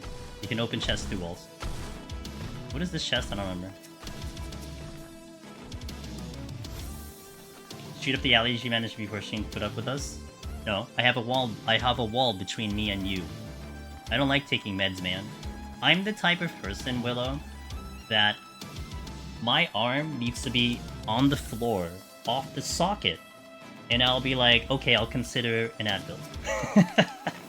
That's me, you know? If that gives any impression of what I think about meds right now. Now, I will occasionally take something if I have like a headache going into stream, because that's just really freaking annoying, but yeah.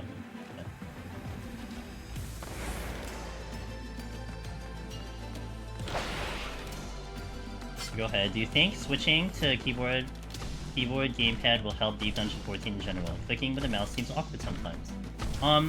So you're asking really the right person in the sense about different gamepads. I play 2 hands on the keyboard, and I feel like if you're doing something that you're used to, I think that's more important than anything else.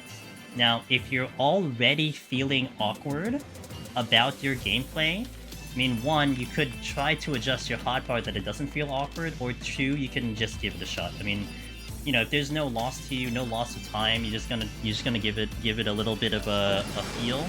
I mean, only you're gonna know if you're gonna like it, right? So, yeah, I mean, I think with that sentence, you kind of already answered it. But I'm definitely not one to steer someone away from a specific playstyle, considering the way I play the game. I'll put it that way. Now, I will say that I don't know very many people who are committed to doing, like, clicking buttons on a mouse. I'm not gonna say that it isn't impossible. It's just not something I commonly hear. And I'll again toss out this thing that you don't commonly see people play two hands on the keyboard.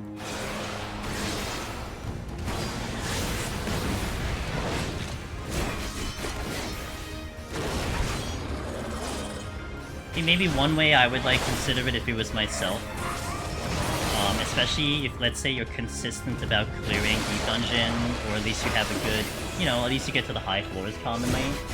Try a run normally, as you are now. Try a run with a new gamepad after you get used to it. And maybe you'll see and get a good assessment if you like it or not.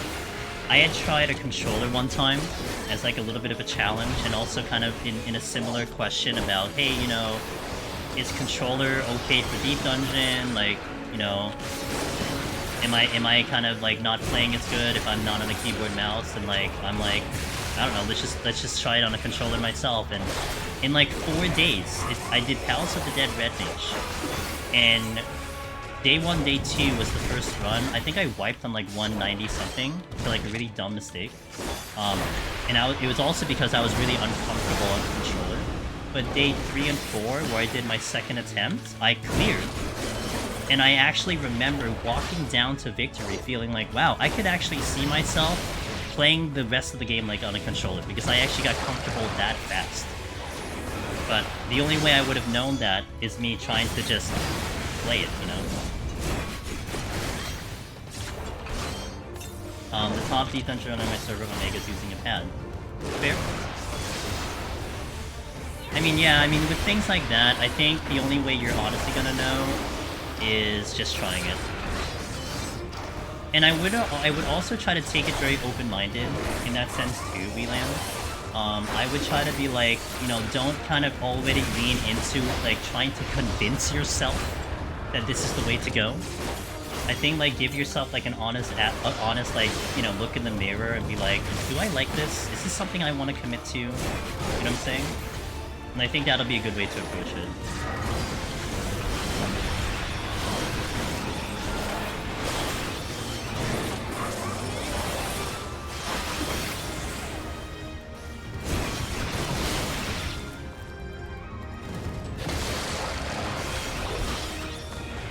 I use a controller from beta until Shadowbringers. I've only tried keyboard, mouse keyboard, and landed on using Ori gamepad. I really liked it. I've been using it since the personal comfort's usually best through to my experience. Oh, I'm dying. Sorry.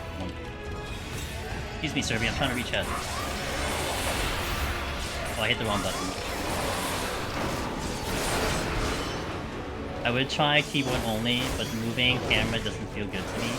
You can adjust the speed of the camera if you didn't know that, Sendir. So if it feels slow or something, you can actually change the thing. Unless you mean like the literal, like, actual... The fact that it doesn't like allow some like adjustable movement of the camera, that's fair. Remember I played before 14 and did keyboard only? That's fair. Thanks for the follow. I'll check that in a second. Vets, thank you for the follow.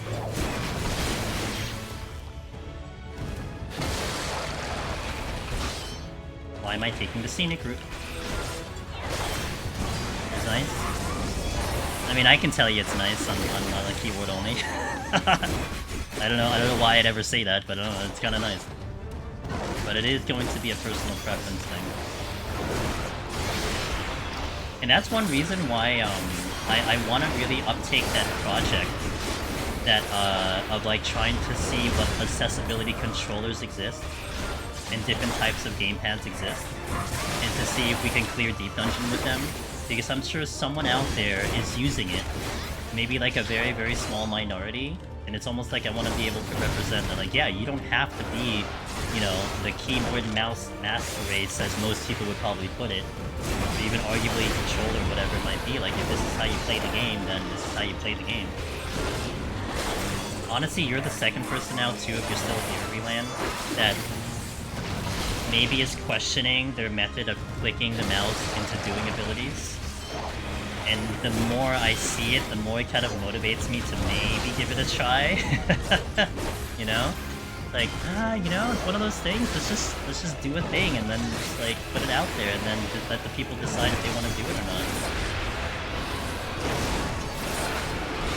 So I do feel like, especially with this content, I think there's a big distinction between word of mouth saying you can do it and having actual video evidence of like someone doing it, right? Oh, here's this player that cleared doing this method. And sometimes for people, just knowing that it's possible is literally all they need to go with to finish the job on their end.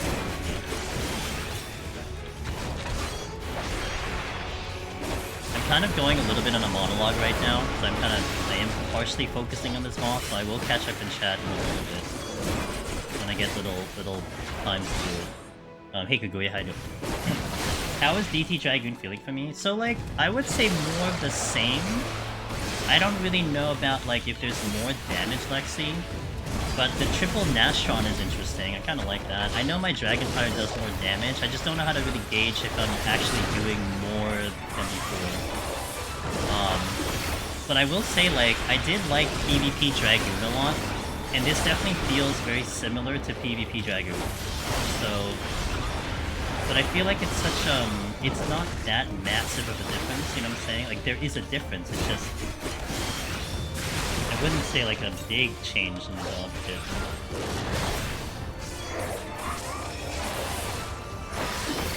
Deep Dungeon with a dance pad? Look, I know, I just need a dance pad. One that will actually work. And then I need to have a camera, like, shooting at my legs or something, which will be a nice thing to work out logistically.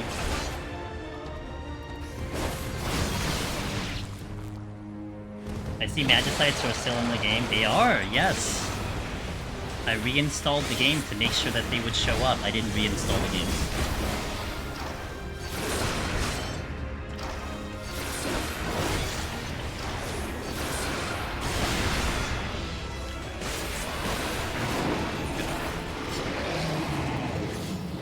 Yeah, and it upset me when Eureka Orthos moved away from Revenge Twofold, I'm just saying. Actually, I didn't miss too much chat. Okay, cool. Aside from Picto Viper, which job have I liked the best in DT? So far on the list that I've tried, Ice has been Warrior, Ninja, and currently Dragoon. It's an interesting question because I don't know if I can properly rate a job if there hasn't been much changes. Ninja had the change, which was the Huton change, and honestly, like, it was a minor thing. I quickly adjusted to it. It didn't really change the job fundamentally. Dragoon having a little bit of an adjustment to its rotation didn't feel like it's really changing it too much fundamentally either. And we did Warrior, where Warrior felt almost exactly the same. So, it's hard for me to say that I've liked it best. Just, you know, I liked it before, so that doesn't change how I feel about it. Now, I am interested in a couple other jobs, though, that I have not been able to touch that I'm waiting for those updates, which is like Black Mage, Monk, Astro, you know, some of those jobs. And I've avoided them just because they might get some changes in this coming Tuesday. So that's a question I probably would ask a little later on. Yeah, I can't really answer that question. It's hard for me to answer that question at the moment because I just don't have enough to go with. I mean, I like Picto a lot. Like, that I can tell you, Picto was fantastic, and I really would love to do more Picto runs. Over Viper, for sure. You're going to see a lot more Picto out of me than Viper. Probably going to have to find someone else for Viper stuff, unless you guys want to see something very specific. Because I definitely loved the Picto run, and Viper was just kind of like... To me for Viper, I did enjoy the job. I definitely respect it at 90, and I certainly respect anyone who loves it at 100. I mean, I would like to try it at 100 if I ever get there, or I just wait for Deep Dungeon 4. But I would rather currently, in the current Deep Dungeons, just play any other melee over Viper, unless I was doing it for some specific reason. The absolute mad lad will do dance mat Deep Dungeon runs. I've never been opposed to it. The only problem is I need a dance mat. And I don't think those things are cheap. If I had one laying around, you know, it would be a higher possibility of it happening, but I don't have one laying around. What's up, ISO? How you doing? I would imagine life damage is up. Life damage up is just Dragoon, sight damage up, so in a way I can see it being similar. I honestly don't even remember, like, Dragoon before. I think Dragoon, you had the thingy that opened the buff, right? But wouldn't that also trigger on, wouldn't that trigger with just doing Grisgorgel, and then you go straight into Nastrod? It was a shorter cooldown, to be fair. I think wasn't Grisgorgel like 30 seconds or something? Now it's a minute, but then you get 3 Nastrons. So I guess that's I guess that's a little different. So they're more compiled in the burst as opposed to being more spread out every 30 seconds. So if anything, I think the one thing I am noticing, Lexi, is I probably get more return on the Bloodbath if I use it, because there's more buttons to press in that window. Is that good or bad? Not sure, because that means also that your burst is more compacted as opposed to spread out. So that can be good or bad, I don't know. Lizzie says, I got you back into the pit after starting to watch your YouTube streams again. Welcome back. I don't know if I'm gonna get anyone into like PvP. We're gonna do PvP coming Thursday when I come back from our mini vacation. And I do like Frontlines a lot, and I like Dragoon a lot, so that might rub off on people, I don't know. Grisgorgel for 30 seconds, but you needed 2 eyes for Mirage Drive, so practically it would only send you into life once a minute. Okay. Gotcha. POTD. I figured you meant Deep Dungeon in some fashion, yeah. Okay, I gotta hit ads here, so we can get rid of the ads so you guys miss the least amount of action during the run. I will step straight into 71 after we hit the ads going in. So I do thank you guys for watching. We are 30 more floors to victory, and we'll see how the rest of the runs goes, shall we? Da-da-da. Action says, a Nastrod was a 10-second cooldown with 3-second window lives, and so still 3 Nash, but you can compact them now. Okay, that's what I'm feeling. Yeah, okay. So these, my interpretation is kind of along the lines of that. Okay, fair. Okay, ads going out. I'll see you in a bit for those seeing ads. Otherwise, we will be stepping into the next set. So thank you for watching, guys. BRB.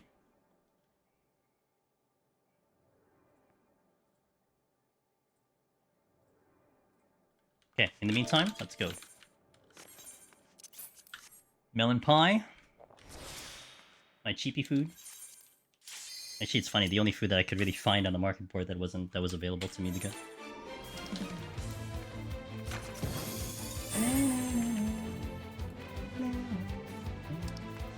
I like opening with the Strength Frailty, and that's probably what I'm going to do. So the exit is clear. Right. Oh, well, there's a Frailty.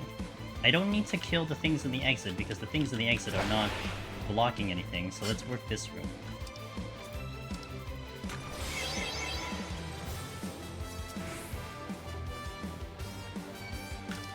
Night Steal.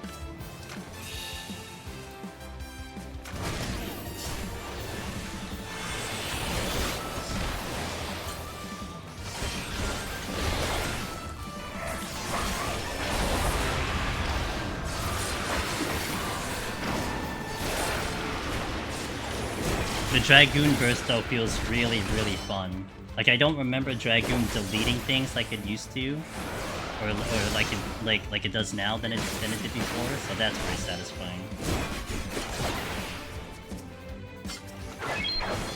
Sandrick, thank you for the follow, appreciate it.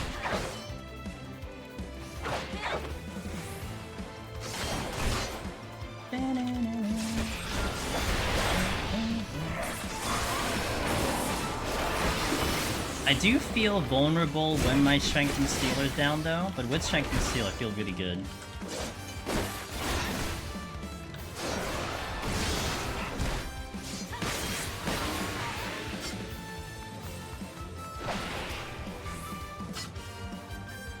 How do you feel about sight on top of what you already used to...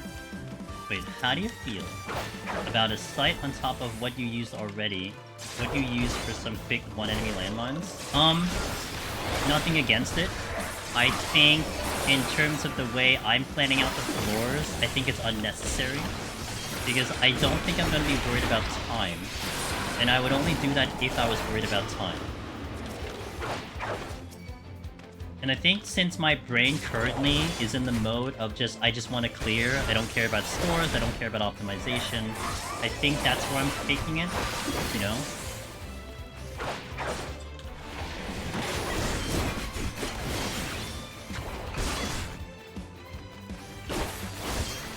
As a ninja, when do people use Corrupted Earth and Ice Ninjutsu? Corrupted Earth.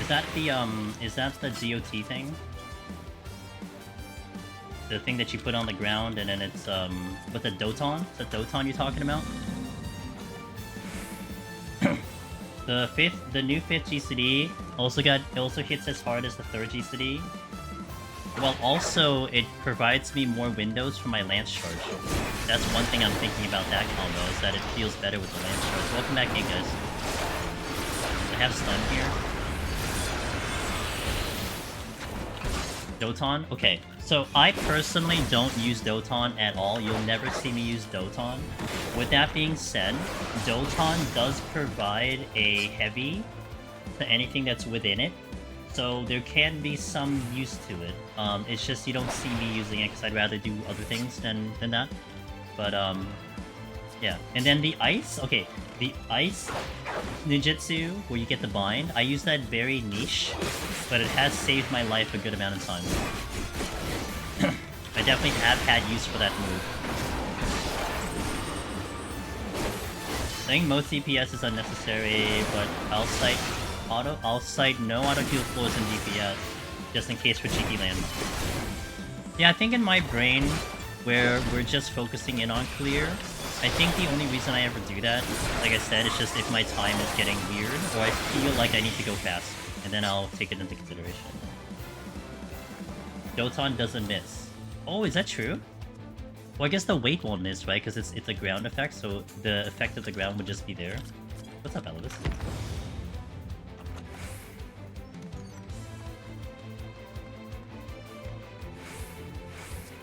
You know what's funny? You said that, and I think my brain also interpreted it as blind.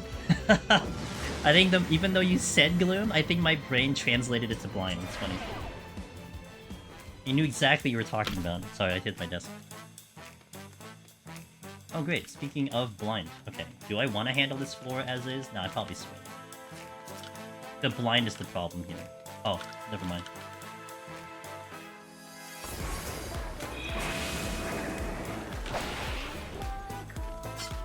Hey, Panky. How do I get a high score in Palace? Oh, you're not the first one. Yeah. You can check Finn's guide. You gotta do a lot of things in the run. But Finn's guide would be a good starter kit. If you want more details, you can certainly ask me direct questions in terms of, like, other things. You can also hop into our Discord if you want to try to talk to the dudes there, because there's a lot of people that are engaged with scoring. But Finn does have that scoring guide, and it's a really good one. I do have a video for Eureka Orthos talking about scoring. It does kind of apply to everything else, but, you know, if you want a video form of it.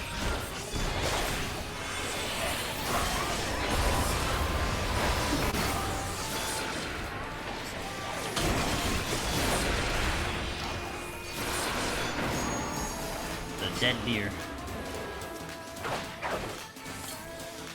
You cooking something here? Alright, what are you cooking? Can you share it with the class? As a ninja bind ability, I don't think I've ever used it once in my dozen runs except by accident. I've used it in a very emergency situation, and every single time I used it, it saved my life. So, like, I definitely liked it. I am more surprised they haven't removed it by now, but it's still in the game, so I'm gonna use it.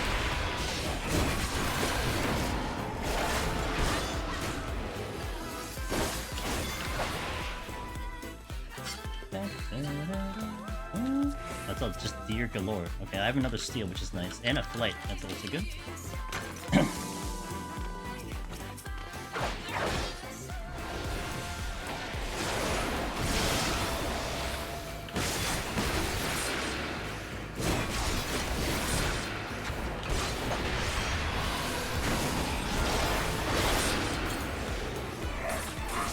I forget it exists. It's really good for kiting though. Yep.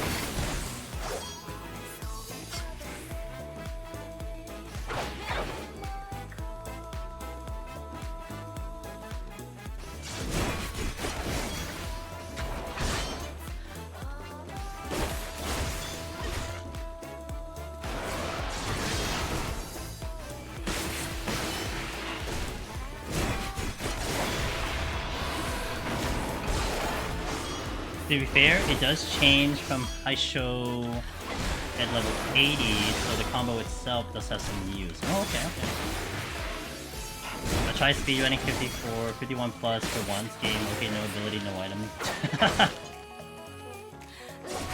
It knows what you're up to, Willow. It wants to keep you humble.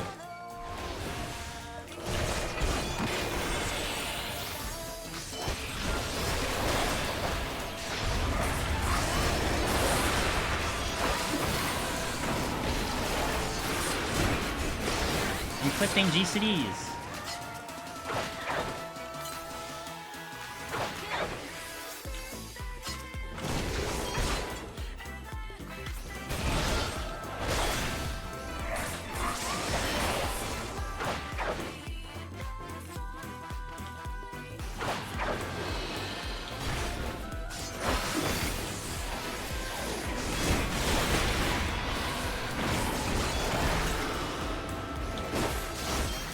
Anyone? 81 to 90, I got so many rages but somehow still messed up the speedrun, kind of foil layout related.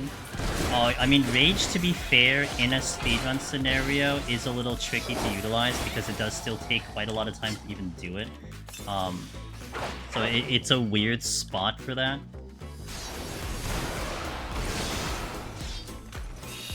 I haven't touched the Dragoon yet. Have they added some survivability skills at 70? No, none of the survivability. The only changes that you get is your Dragon Fire does more damage. Even Nastrod is a lot more spammier when you open up with it. And then your Gap Closer is no longer Spine Shatter. That's about it. No survivability. I've actually always felt Dragoon was very durable on my runs. So I've kind of liked it, but yeah.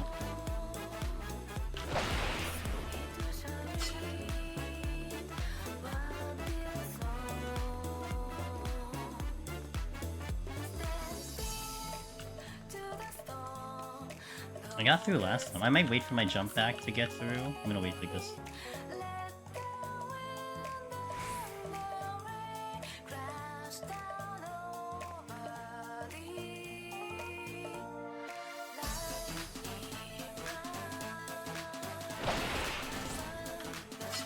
I feel like if I tried to walk through there, I might get the aggro because I couldn't hug the wall close enough.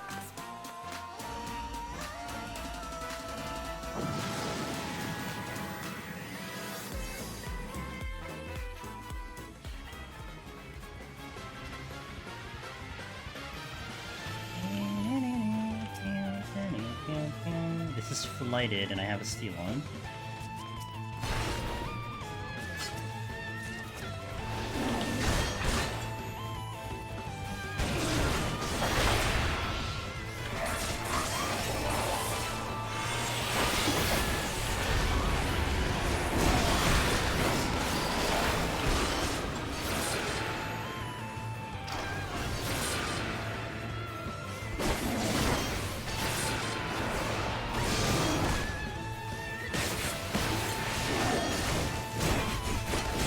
Probably deal with this other tiger too, I'm not sure.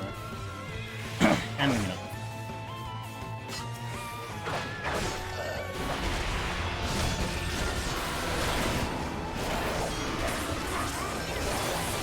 Oh, well.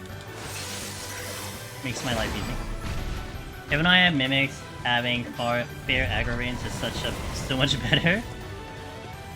I want it to be worse than Deep Dungeon 4. I want them to aggro from the other room over. I want them to be patrols. Can we go with that too? They're just patrols.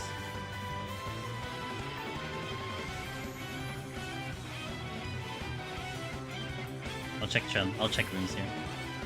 A lot of real estate to check. Alright.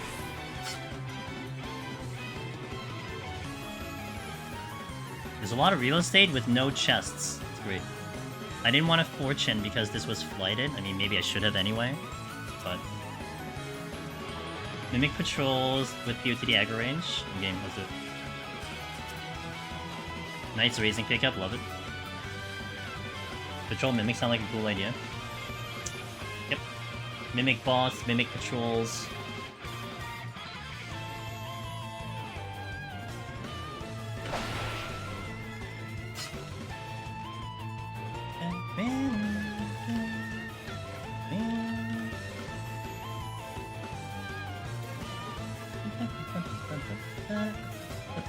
I'm playing much Dragoon. The rotation is pretty consistent, right? I've heard the complexity comes with weaving OGCDs.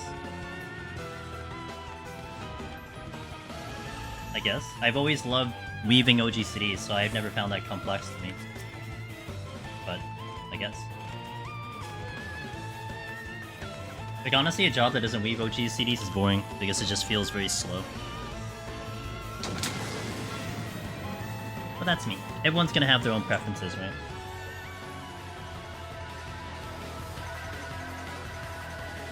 Wow, no debuffs multiple times. Love it. Frailty. Let me check the chest first before I pop the Frailty, just in case it's a limit. It's damn good for EO. It's one of actually the popular melee jobs. So yes, it is. A lot of people actually got their once and future as samurai, from what I heard.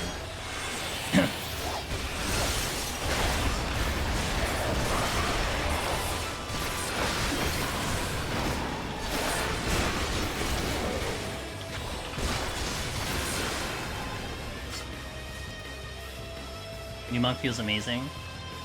I'm waiting for that patch to come in before I do it cross days. And then I did want to hop into Monk, but I'm waiting for that patch to show up.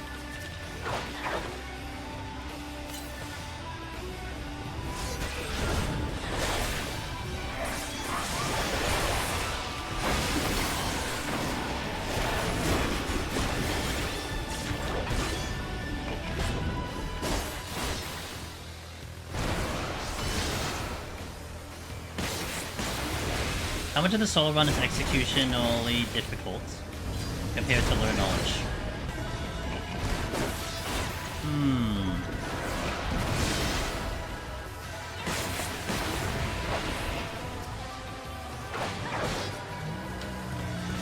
How do we charge it? Okay.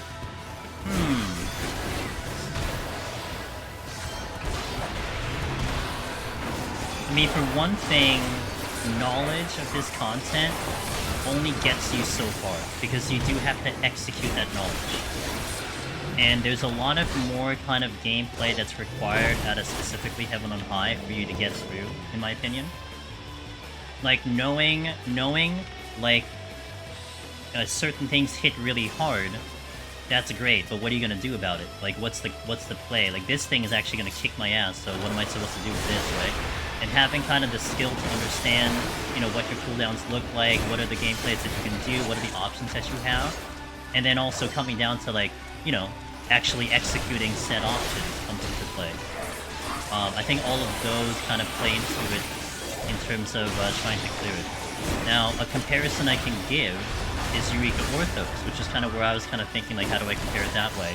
Eureka Orthos, on the other hand, one could argue that that was easier if you're good with knowledge, and you're good with memory, and you're good with like taking what you know and then applying it in front of you, because a lot of that, enemies don't hit you hard, so you're not doing like survival tactics, you're not having to kite, you're not having to rotate healing, so on and so forth.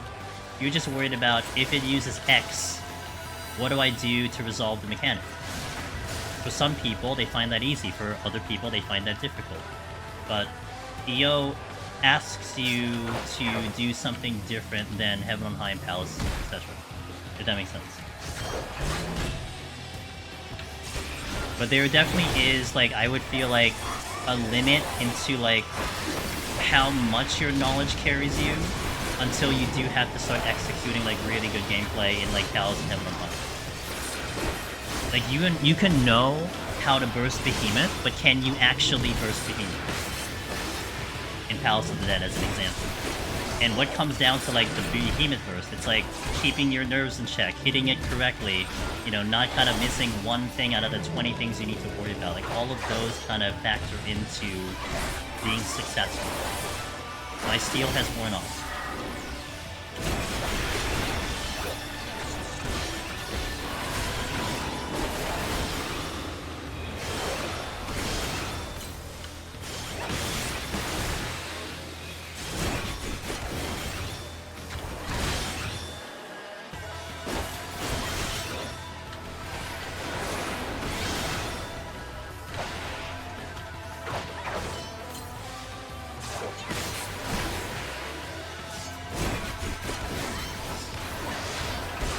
Like, even that movement of, like, having to survive an enemy like that if I just stood in place was going to obliterate me, you know, that's one of those things where, like, you can know what you need to do. It's just, can you execute it? Now, Eureka Orthos, for most of the part, doesn't ask you to do things like that. It challenges you differently, you know. Well, there's this telegraph happening, do you know what it is? Can you resolve it? If the answer is yes, then you're gonna stay alive. If the answer is no, then, you know, 50-50 shot that you're going to survive because you don't know what's coming at you. Hope that makes sense? Was that a good explanation? Can you lower my music a bit so we can hear you? I am going to come closer to my microphone, because I'm a little bit away from my microphone.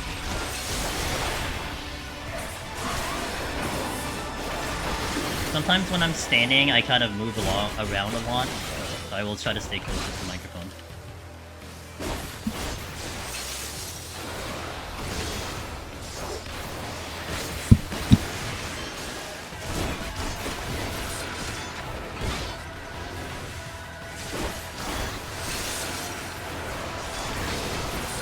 Okay. Yeah, no problem. I hope that helped. Do I want to do anything? It doesn't matter. I can't do anything about it anymore.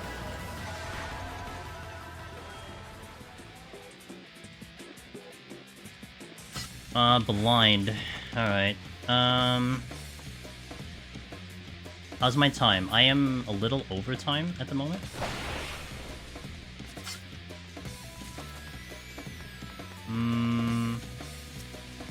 Cool.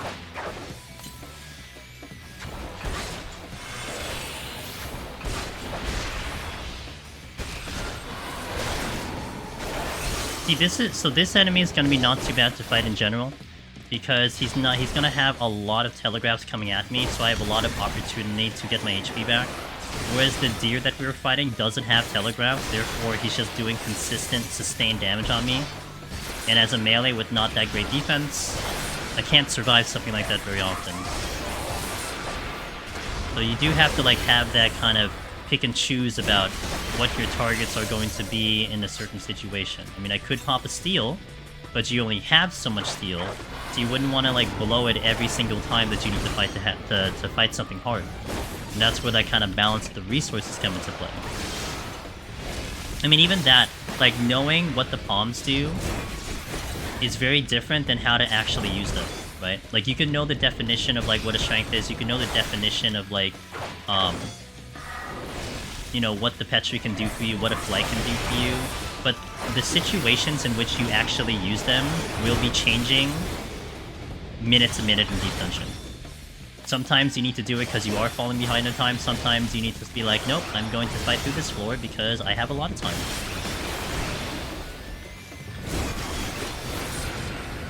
And also that leads into, like, maybe an understanding of, like, probabilities of when things are dropping, because sometimes things are more common than others, and that could lead you into deciding why you would use one over the other.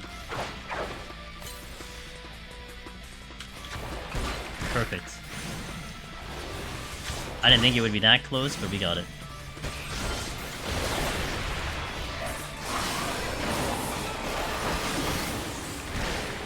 Ow. Even this, right? This is another example. We call this line of sighting, where you would dive into a wall as it's doing a cast so we can prevent the cast from coming out. But you can know what it is. It's just, can you consistently do it? And this one has given, you know, a good amount of people some trouble. Because some people can do it consistently, some people have high ping, so it's a little bit harder for them. You know, all of these factors do come into play.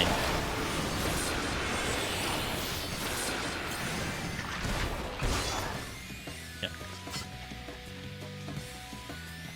Understanding that I had to line of sight myself so that it would come at me, come out at a certain point, so that I would have that position for the line of sight. They all come into play for managing that enemy.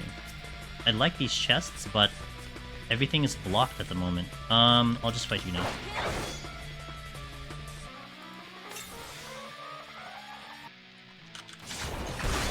I might be a little close. No, we're good.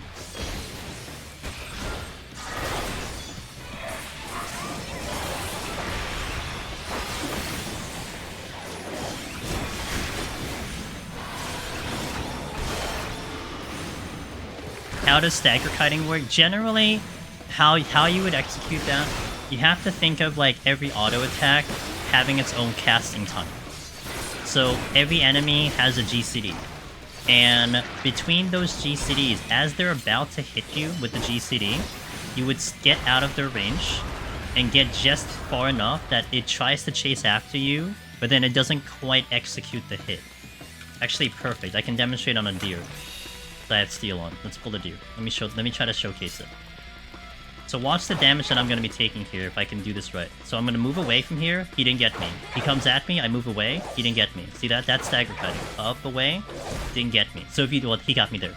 If you do it correctly, you can mitigate a lot of damage. Of course, with melee, it's a lot more trickier because you also do have to get in sometimes. So you'd be doing a combination of running in, doing a GCD, running out. Running in, doing a GCD, running out. You know? And think of it this way too. Even if you do it like half the time, or even like 25% of the time, like okay, every 4 hits you dodge one of them, that's 25% mitigation. You do every other hit you skip, it hits you once, you miss it. It hits you once, you miss it. 50% mitigation, because you're not taking damage. So that's generally how you do it. So that's why a lot of times, when you see me moving about with like a lot of enemies, especially on melee, that I'm always moving, either I'm circling or I am going in and out, in and out. That's why. It's because I'm avoiding China that damage. Do you miss out on auto attack damage? Auto attack damage is 590. My regular GCD is like what, triple that? I think you would care more about your survival over anything else. Because, you know, you dead means you don't do DPS, so that makes sense. So, like, my auto attack was like half the damage there. But you'd rather be surviving than that. And anyway, the auto attack probably also will land. I mean, you may not be as consistent if you're, like, in every time, but yeah, it's gonna land at some point.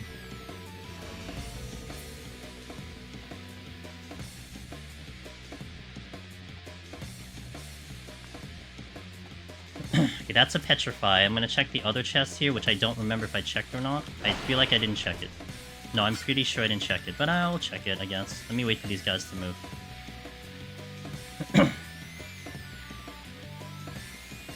Jorgen. Hold on. I'm probably gonna take the deer. Nope, just kidding. Oh, now I get the serenity, nice.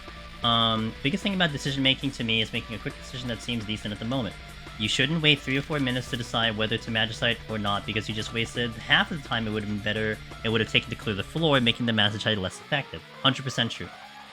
Indecision is going to be a really tough animal in here, because it's fair, because you're trying to fight yourself onto... Oh man, but if I make a mistake, what happens? Like, am I going to get hurt later on? It's a fair point. It's a fair question. You know? I have to surrender this. No way I don't, because of that Petri. Let me see if I can check other things while we're doing it, but I think I'm gonna have the Serenity. I think also it's gonna be a good time to Fortune. Stop hitting me.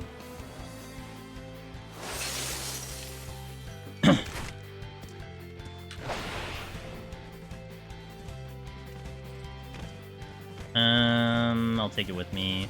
Mr. Cognitive! Well, thank you for the raid, sir.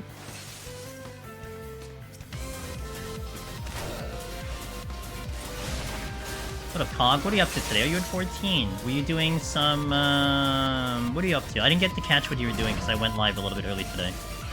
But I hope you had a good stream. Guys, that is my buddy, Mr. Cognitive. CogNTV. Does a lot of variety, but also does a lot of 14. Does a lot of Deep Dungeon. Has basically the same amount of passion for Deep Dungeon like a lot of us here do. And he's a good man. Good stream over there. Nice community over there. So definitely check him out if you haven't. Oh. Ah! Okay, we're fine. Everything's fine. Kill this first. I kind of forgot I had a mammoth all of a sudden, but we're fine. How was your stream, Cog? Let me know what's up, man. Well, shit.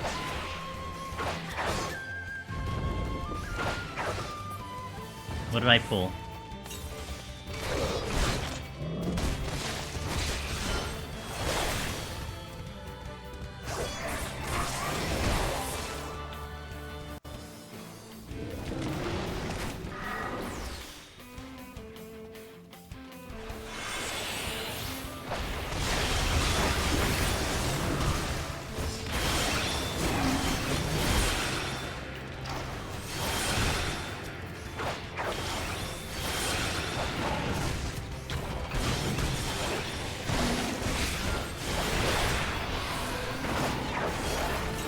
But I've trained in PvP, and everything should be fine.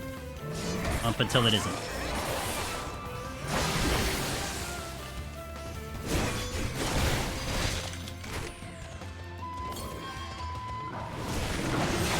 God damn it, that's not good. If I can just get rid of one of these guys, which is the mammoth.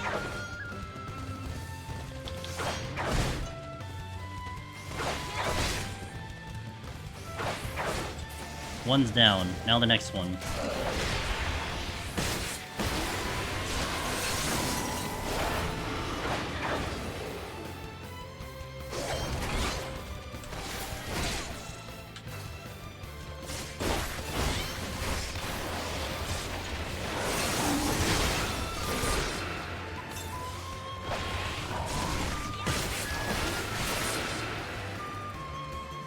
I'm kind of out of stuff. Oh, okay. Still alive. My Bloodbath's about to come up. Heyo. I'm gonna wait for,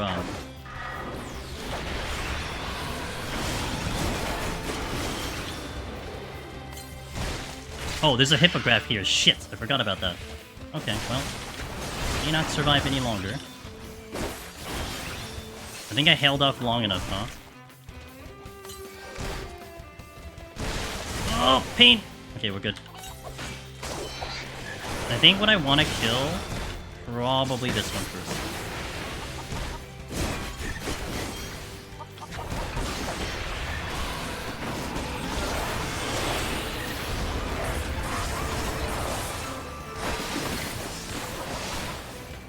I kind of forgot I had that other gap closer, but it's okay. I think we're out of the woods.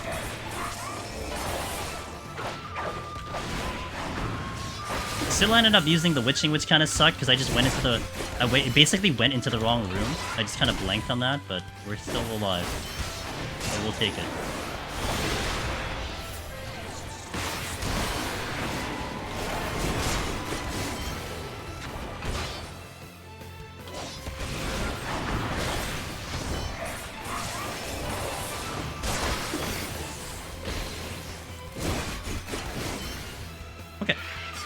Anyway, how was your stream? Well, I ended up dying in 69 nights to a Mimic on Picto. Because magical range and inexperience, but we go back soon. Okay, sounds good. Got Tibonai for the first time in like 6 months. Was it really 6 months? Damn, has it been that long? I can't believe it's been that long. I can't believe it's been that long. I don't remember what the chests were. I think one of them was a Petrify, right?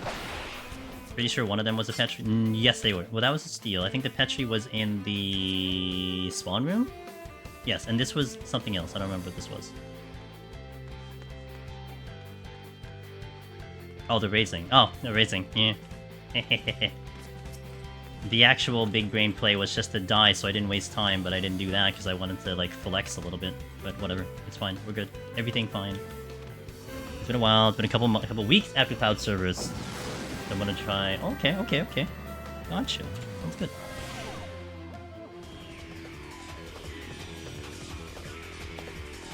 Mother effort. I might.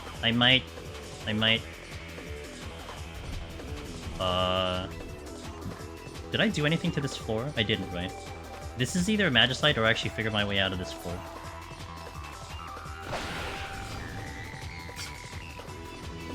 Shit. Well, I guess it's probably... Well, yeah, now it's a Magicite. Oh, that's a real Magicite. Okay.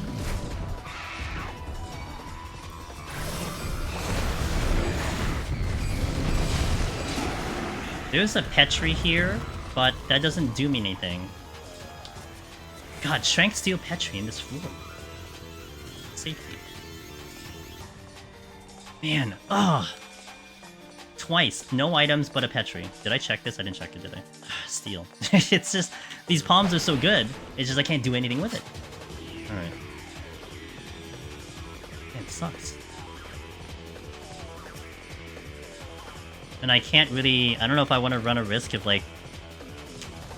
I don't know if I want to risk of, like, popping something. I mean, do I have strength on? Maybe I could survive a Mimic long enough? That's asking a lot, though. Asking a lot for me. I mean, yeah, we survived a luring trap without a witching up until I get a hippogriff, but...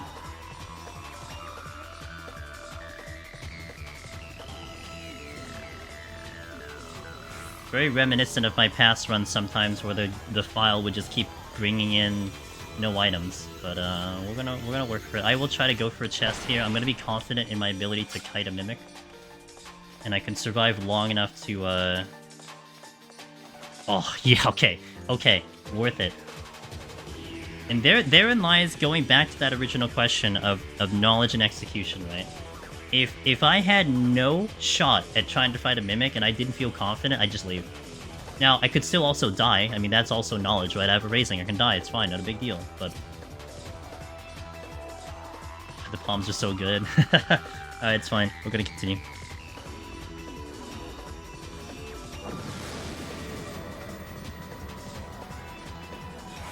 Okay. Can never go easy. Well, it makes it fun for you guys at least watching. Look, another Petri. Cool. These birds are looking at me funny. I'm gonna sacrifice a conceal for this. Hover over the Petri. Safety.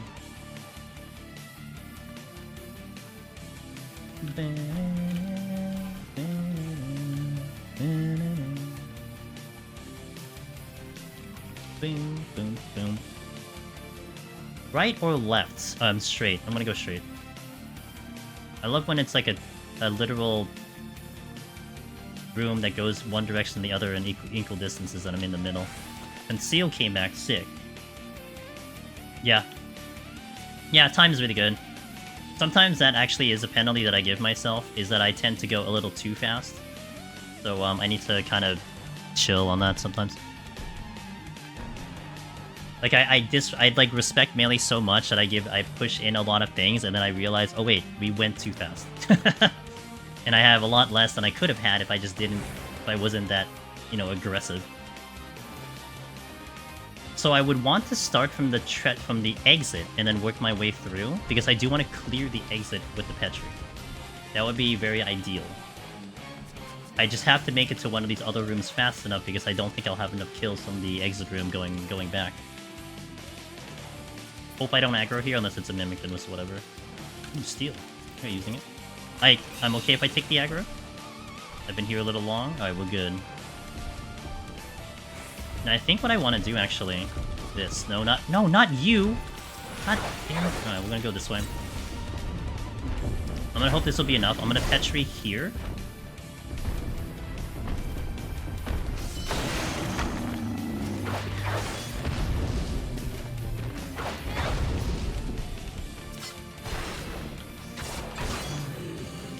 I'm hoping that I could make it to the end of this room so I can clear up the exit. Conveniently, the line was here.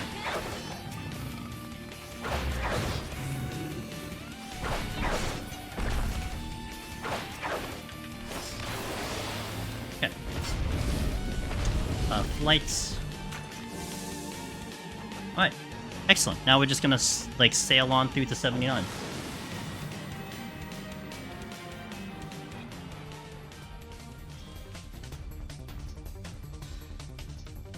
Boom. Boom. Boom. Phew. Another raising. Game's like, hey, in case you died today.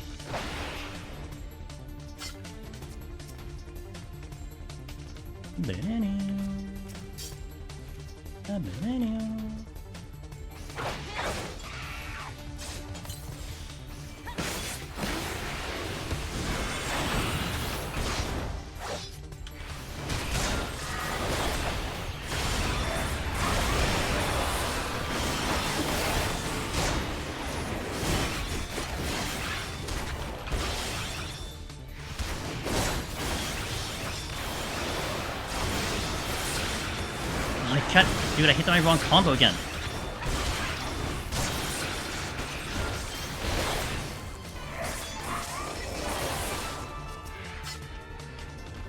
Strength, I'll save for the boss. Flying.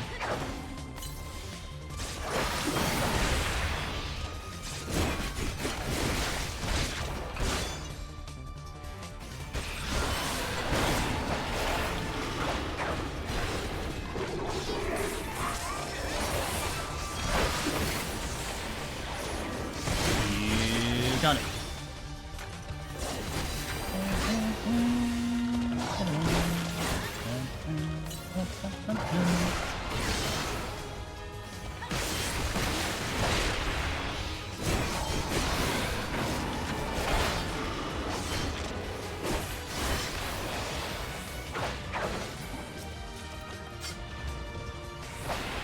This is lighted, so I do want to not kill as much.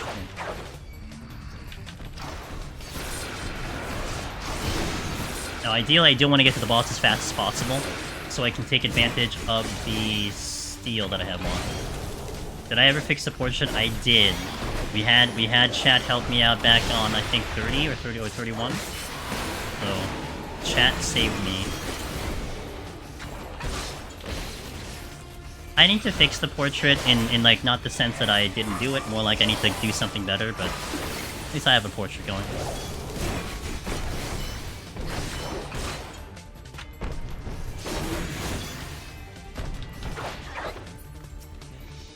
Okay, so I have a strength in that room, and I have 2 rooms that I haven't checked yet. So let's pick up the strength now, and then check the other things later.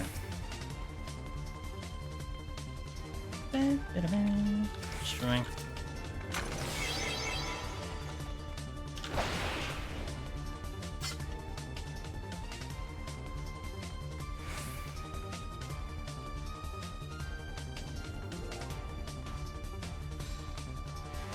Now, what was this? I don't remember.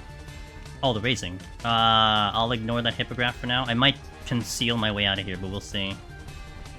What's over here? Nothing.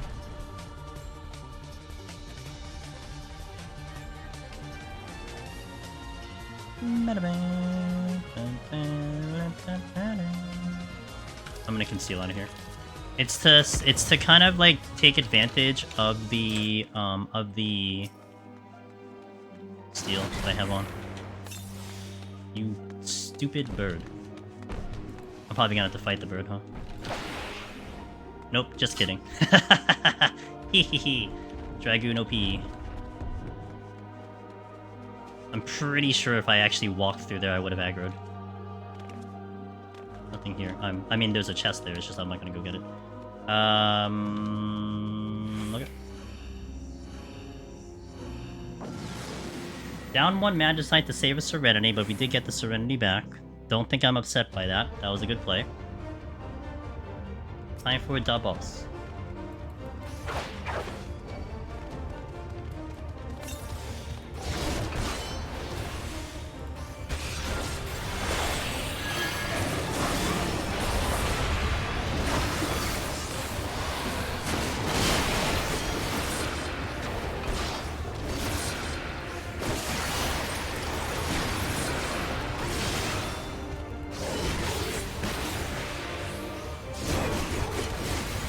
Alright, once I drop the steel, I may have to take care of like more of my bloodbath cooldowns and my potion cooldowns, but for now we should be okay.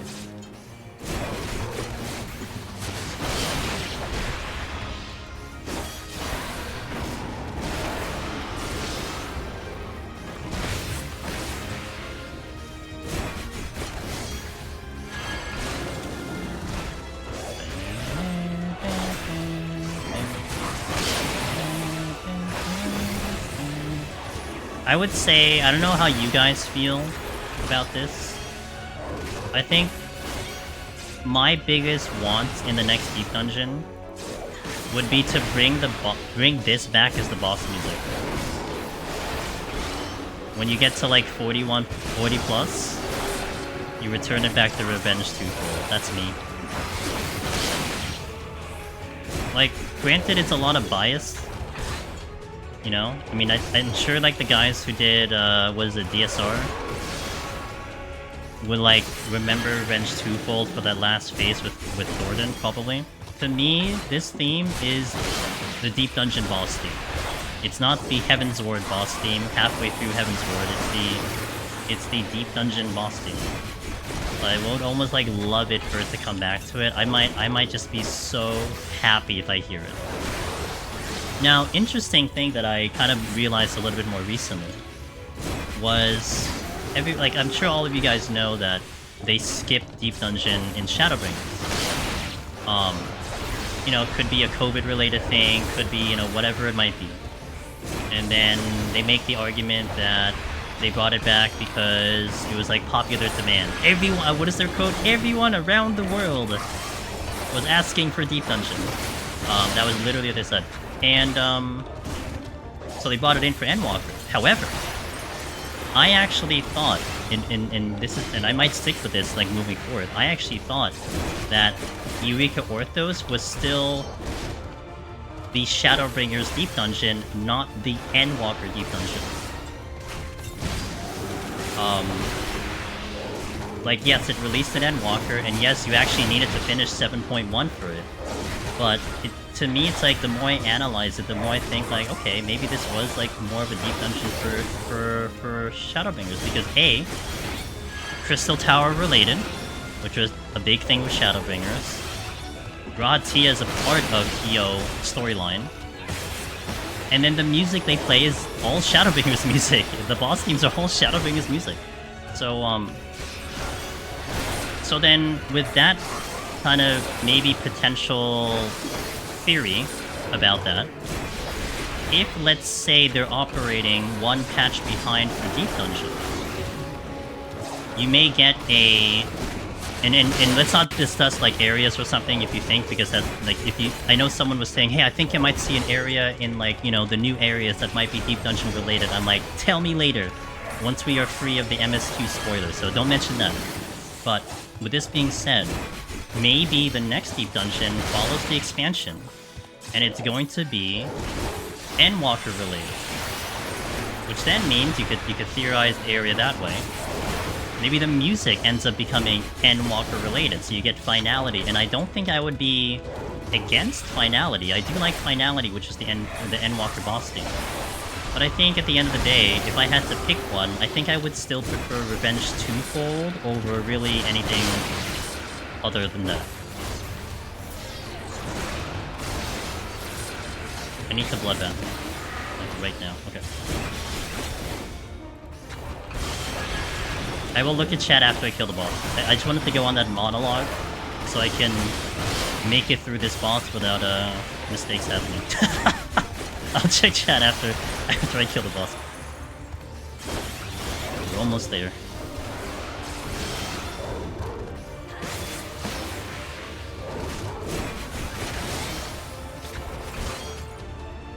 Damage boost.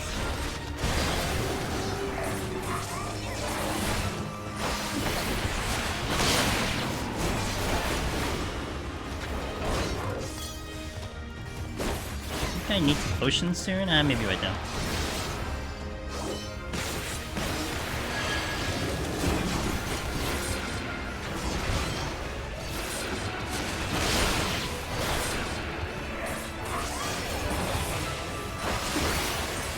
Yo, super pink pillow, thank you for that prime, I really appreciate that.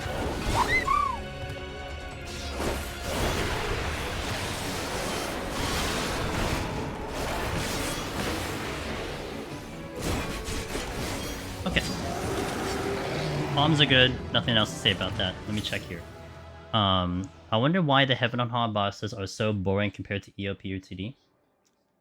You know, honestly, Jorgen, I think when you come into the mindset where you had Palace of the Dead existing first, going into Deep Dungeon 2, and then walking into Heaven on High, where... I did it, Miss Velvet. It is there. Thank you. Jeez, you don't need to yell. Holy moly. God, dude, it's like 7 p.m. here, you know? People are still awake. What the hell was I saying? Great, look what you did. I can't believe you. When you were transitioning from Palace of the Dead to Heaven on High, I think there could be an argument there where, for solo contents, Godfather, Behemoth, 160 were just rough. They were harder. I mean, I would say they were definitely harder back then. And maybe in respect to that, and them once again introducing a deep dungeon that had a solo title to it, they tried to do a bunch of quality of life in Heaven on High. And there was a lot of quality of life in Heaven on High. Let me kind of list a couple things that, in my opinion, was quality of life.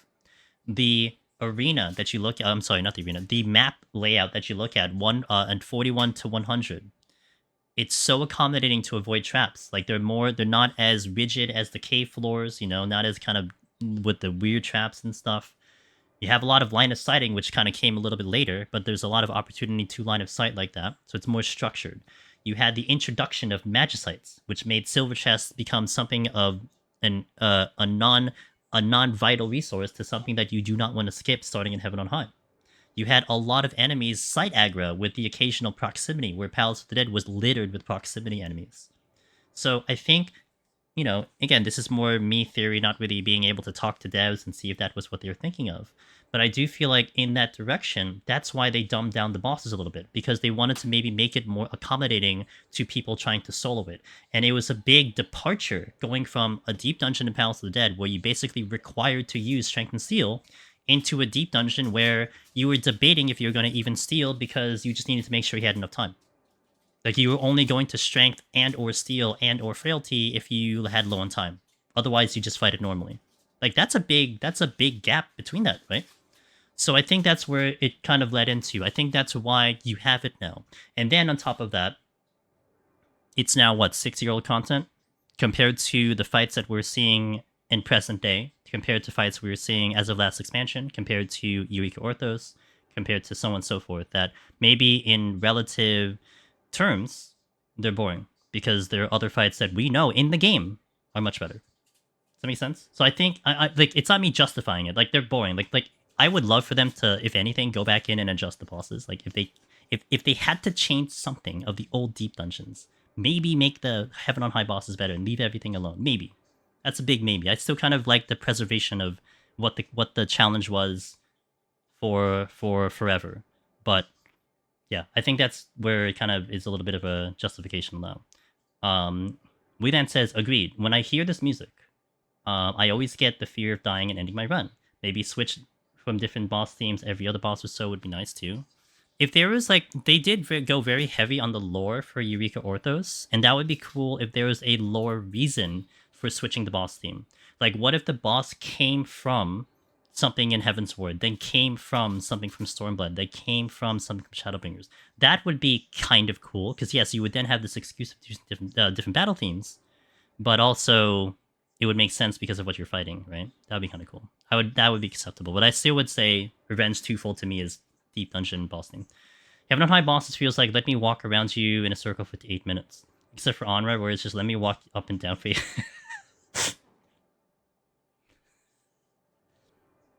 This is when I go to Germany.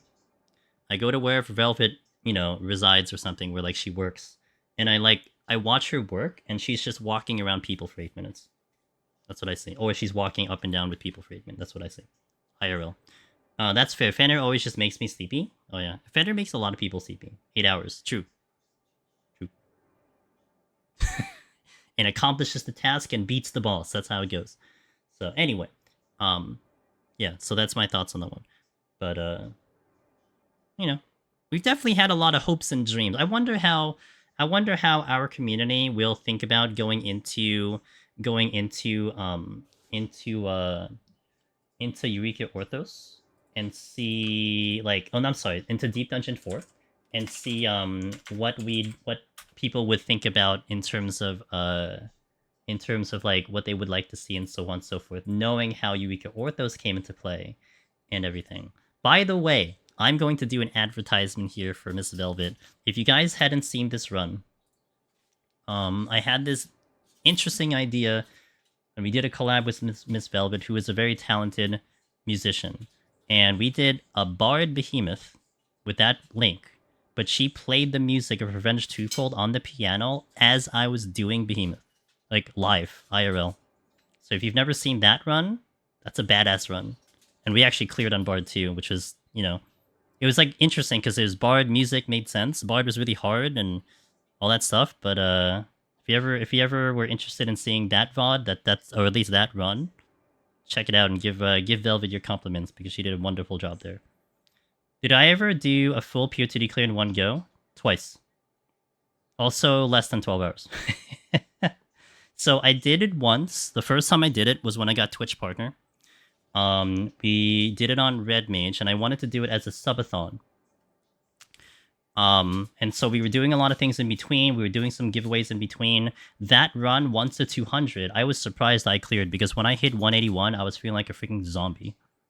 Like my focus was just not there. I was like just I'm sure you've like woken up and gone to work and something and just felt like, you're not all there, but you just had to still do the thing. That's how I felt. But we still cleared and I was surprised. But that was a 15.5-hour run. I remember. That was 15.5 hours, longest I've ever streamed. Now, for the second time I did it was like last week, which was when we did on release day. We ended up doing the Pictomancer 1 to 200. That took me just under 12 hours, which was perfect because you can only upload to 12 hours max on YouTube. So I was able to get that in the entire run. That was a lot faster, and that was pretty fun. But I was geared for that, and also that was like a fantastic stream too. It was a perfect day because it was release day. It was a hype day, so I was motivated, honestly, by the excitement from chat.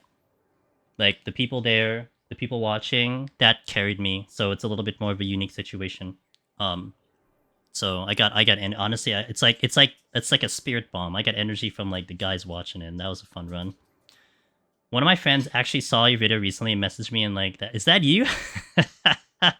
I failed 171 200 on Warrior once and went straight back in and did on Red. My first clear took 13.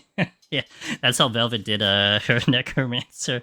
During the days when sleep was a suggestion, and during the days when Bedjet didn't exist. That's Miss Velvet. Now she sleeps like halfway a normal person. Halfway. Well, better than 0. Okay, so we're going to take an ad break here. And guys, again, Cognitive was in here. Check him out. He's a good friend of ours and wonderful creator. So there's a lot of very similar games that we do. Plays Honkai and Withering Waves like we do. He has done a lot of Kaizo, Pokemon and Poke Rogue stuff over there too, which he's gotten a big interest in, but does a lot of Deep Dungeon. So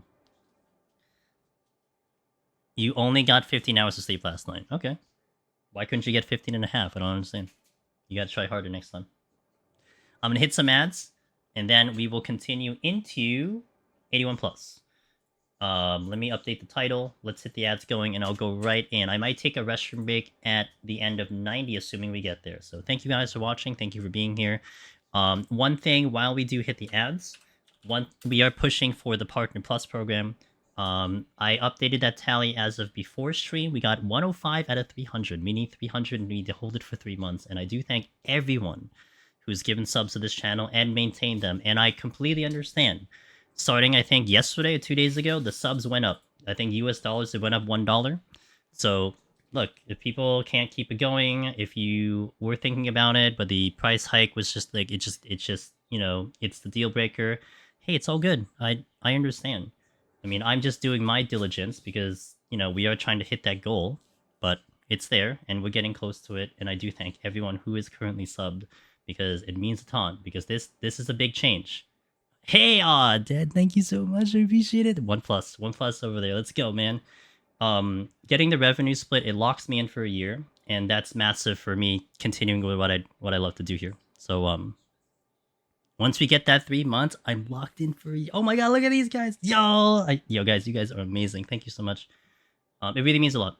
And like honestly, if like I swear, like this is true. Like if we hit the 3 months, I'm gonna just encourage you guys to like unsub. This is like, guys, save your subs. You know, you don't have to do it anymore. We hit the thing. We're good for a year. Like honestly, but it does mean a lot. So yeah, thank you for that. Thank you for that, guys. But you guys don't get to see ads because I'm gonna hit ads and we'll go right in. The rest of you guys, we'll do some ads and I'll catch you in a little bit. Thank you for watching. Let's continue. BRB. Means a lot. Means a lot.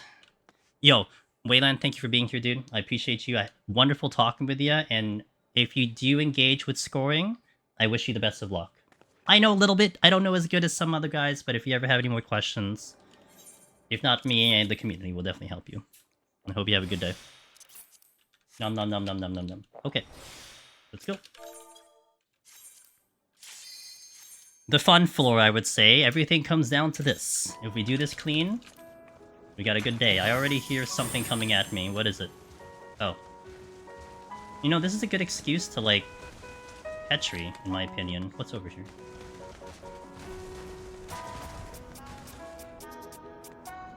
Kinda want to.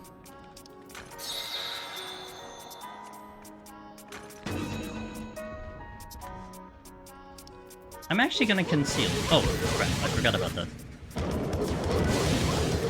Right, that's a thing.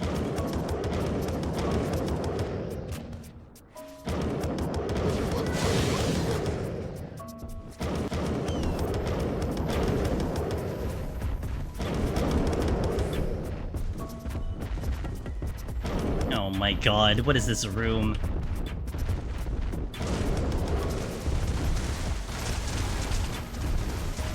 Frailty, though? Steel, though? Petrification, though? Ah! Okay, we're fine. Everything's fine. No real issue there.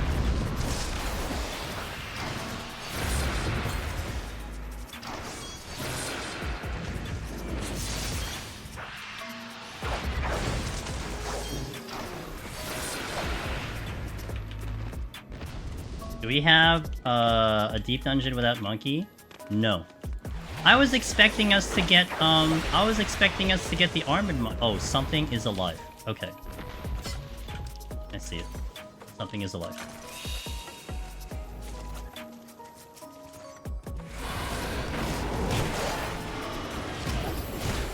That was almost instant death before yeah, it was.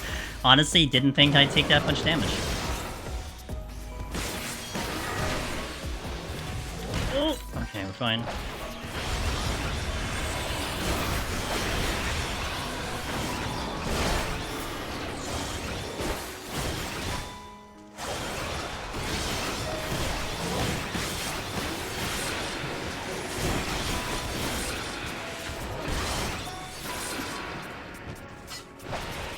My entire burst went into that ape. Hey, congratulations! Welcome in a house. Let's go, dude. Would you get large, medium, small? I safety. Purity, frailty. 2 potsherds. Small? Nice, congratulations. I hope you enjoy the decorating of the house. I know people like to go really hardcore with it. I heard the new walls are pretty cool too. Ishgard! Hell yeah. You had to clip that room. Oh great. Right, I need to accommodate for these stupid ass. Okay, I'm gonna have to. Can't do much about that, it's in my way. Hold on. Okay.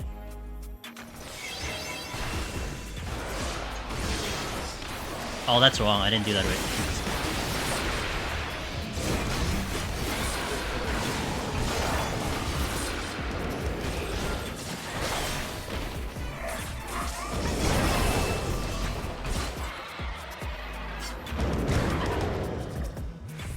Flight. That was worth the kill on the Chimera just for the flight. I am safety. I'm safety. That's the exit. Let me check the other room. So I did Gunbreaker File today, and it feels super strong, 7+ kind of just like a permanent steal. It's really good. I mean, especially, again, once you do kind of get used to the defensive rotations and stuff, its damage is very good too, in my opinion. It's just solid sustained damage. Tried to upgrade myself from Prime, but I'm not sure if it worked. It did. For Dead and for UMP, it both upgraded, so thank you. I don't have an alert for it.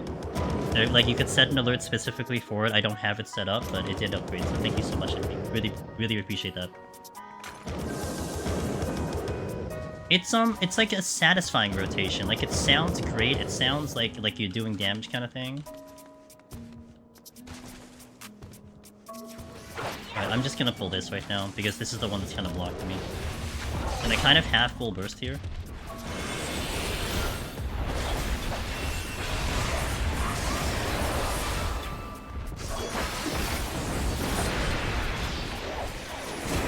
Oh, shit. Damn it.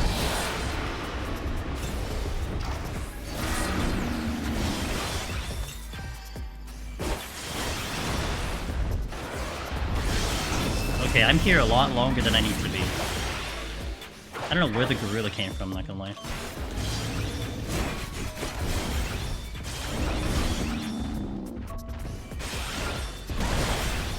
How's Dragoon been so far? I've been wanting to give it... I've been liking it. I would say the burst definitely feels a little bit more compact in that burst window, because your Nastrod is like 3 charges and it's with a 2-second cooldown, and your Gurskogul is a 1-minute cooldown instead of a 30-second, so you would just basically compile it in your big burst. And it feels satisfying. I don't think there's too much changes damage-wise, to be honest, but it does feel pretty fun to do.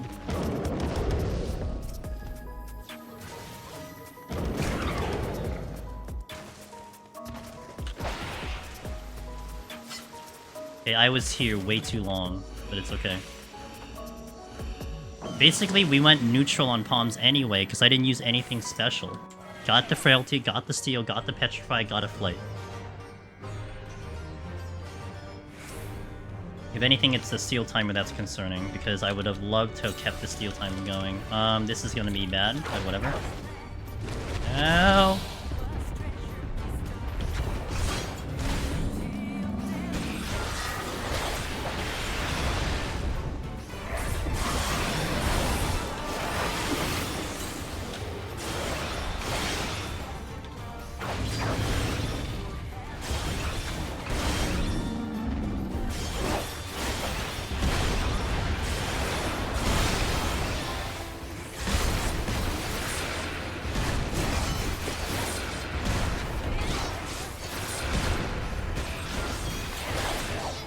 Was the treasure room on the way? No, the treasure room was away from the exit. But it was the first thing I saw, so I took advantage of it as fast as I could. Which I feel like is important. Sights. I'm gonna double back to check that other gold chest. No, I shouldn't. Well, I'm gonna do it. It's just because of my steal is wearing, so I would want to maximize the steal. I can pull something from this room and then try to go to the other room. Because I can probably get 2 more kills before the steal drops. Yeah, a lot of times when I see a treasure room immediately, I feel like there's an advantage to deciding to wipe it, because you're making a quick decision. I think it would be not as good if you see a treasure room later and then decide to nuke it. You know? Like, especially if you killed a couple things on the floor already. If you've gotten like 3 kills, 4 kills, I mean, you could be out in the next kills. So it wouldn't be worth trying to burn something and to maybe maximize kills for a potential return. But if you see it immediately and then you act immediately, you might be able to pull some benefit. And that's why I guess that's where I was coming from, saying I was on the floor a little bit too long. Because if I nuked it immediately, I should have probably left immediately, you know? Instead of get those like 3 extra kills. Because essentially the Petrify did afford me a time save.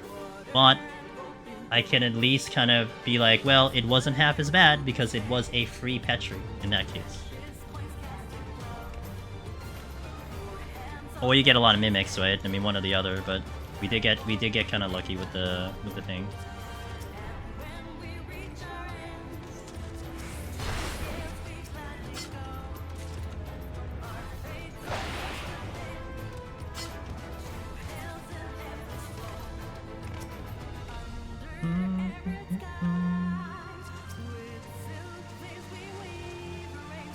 Nice pickup. Okay, I can re-up the strength too.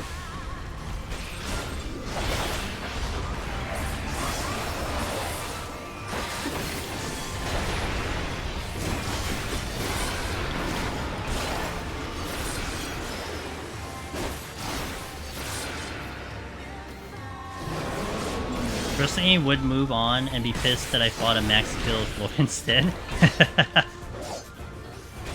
That's fair. I think I would have been a lot more angrier if I didn't get that Petri back.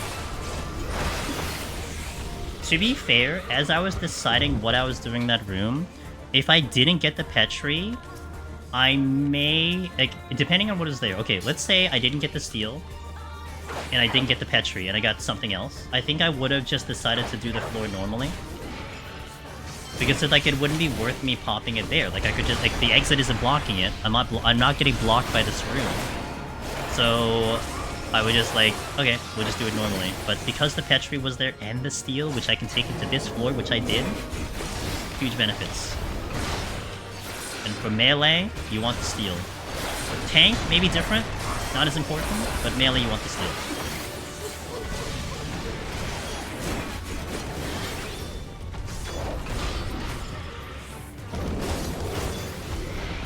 Oh, that's great.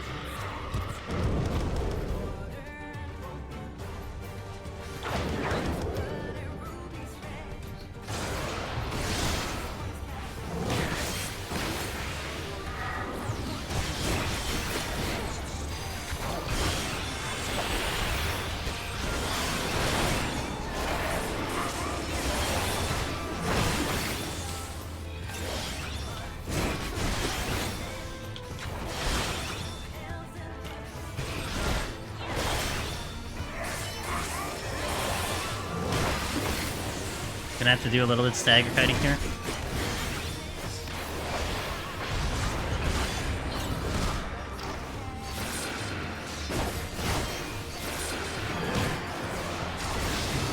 Okay, good. How's my palms? I'll do a strength.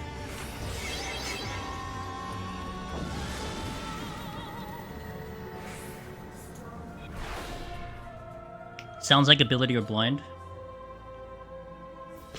Or both. I may Serenity this.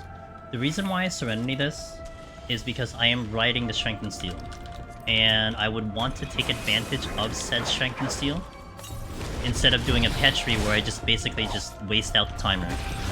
So I would be okay here going to 2 Serenity, provided I now decide not to use one anymore.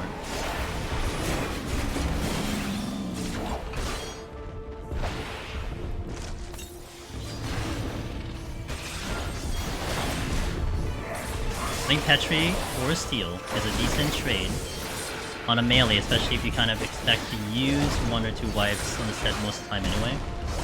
I feel like, yeah. I feel like 2. I think I would have debated on it. And I think when I saw the Steel Willow, and again, I don't know if I actually said this, but I think when I saw the Steel, I made the decision already, we're going to go for it. Like, if it wasn't a Steel and a Petri, I think my decision might have been different. But because I saw at least the Steel, it was worth it. The Petri was kind of the cherry on top.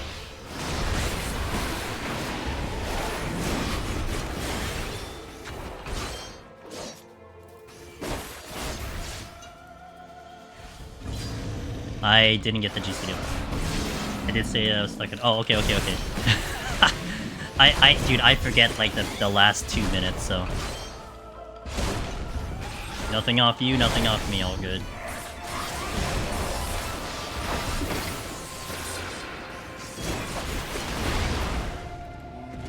Are you blocking? Not at the moment. Hey, Mr. 8, stay over there, okay? Excuse me, pardon? Uh-oh.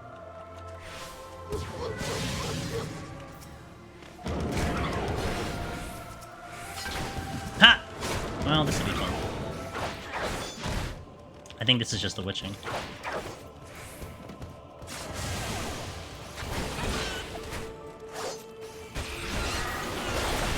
Is that a chicken and an imp?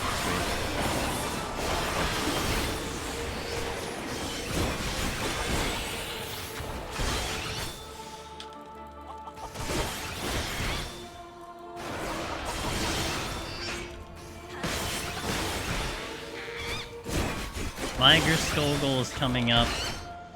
Hopefully it's gonna come up soon. Ow.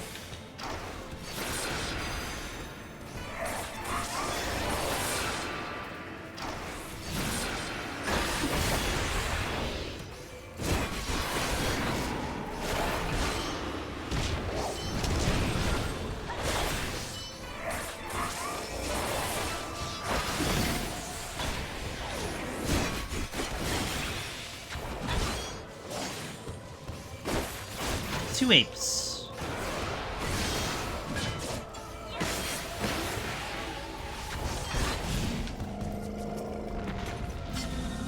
Mimic's like, I couldn't get you now, but I'm gonna get you later. That's what that alteration means.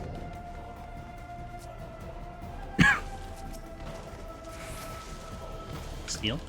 Yeah, because it's at 2 minutes, so I'll just take it. I could've like fought something else with it, but it's fine.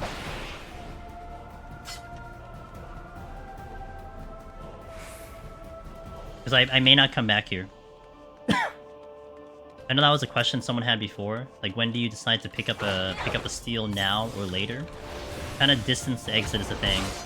Of course, I sought to kill something, but I think it was worthy of me picking it up. Maybe. It's a debatable situation.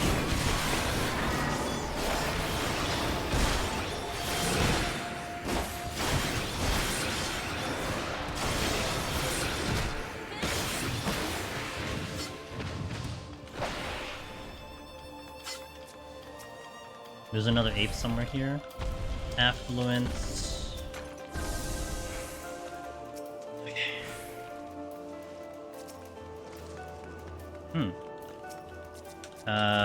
Chimera. Move. Okay, Chimera. Chimera's like garden, like he's like dead center in that room.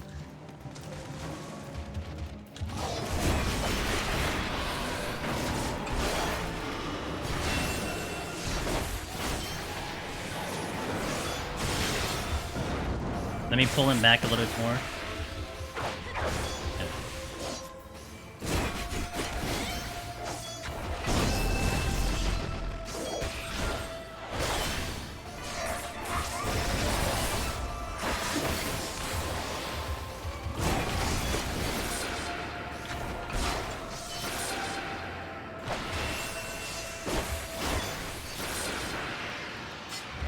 Guess I'll pull the elephant.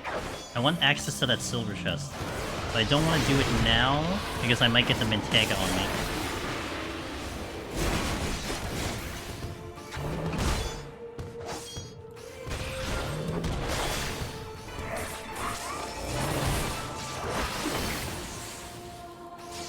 Oh, I forgot to do the thing then. I'll do it here.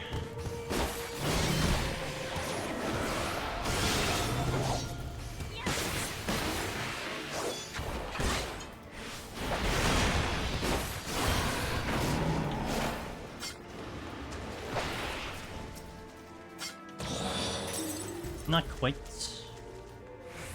With the affluence and the alteration coming into the next floor, I think I deal with the next floor as is. And then we just see whatever the game gives me. If it's bad, I'll just probably nuke it. If it's manageable, I'll fight it. I do want to burn off my flight sooner than later. But it kind of comes down to what the game decides to give me here.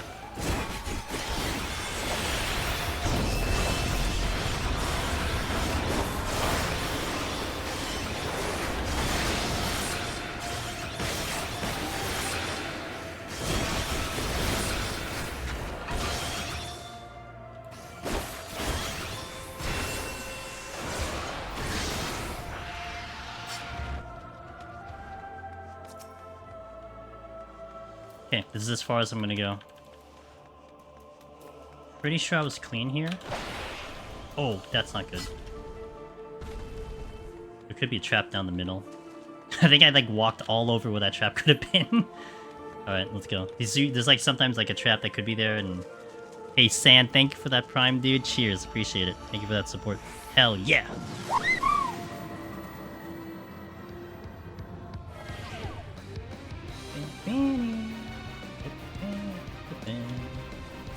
Okay, so this kind of screams, doing a Petri because of the damage down. I'm sorry, because of the Gloom.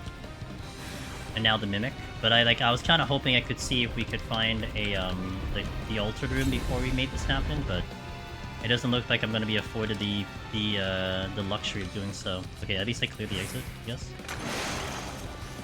So the HP down is going to be really bad. I don't predict myself even, like, coming close to clearing the floor fast enough before my steal drops. So I'd have to either re-steal or something. So that's why Petri was going to be pretty good here, I feel like.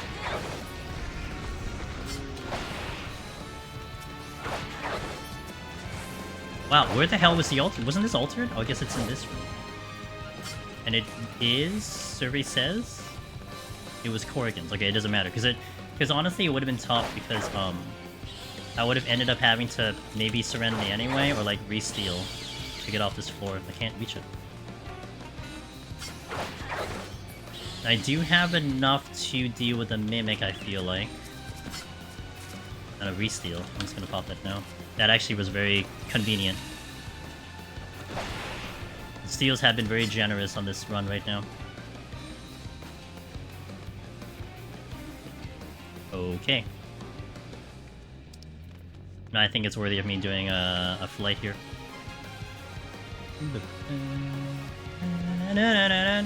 Oh, oh wow. Almost, man, almost. Pop the flight here. He almost tried to get me there.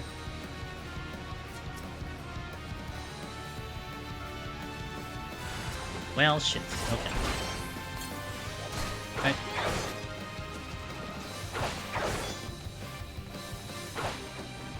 Really? That canceled. Okay.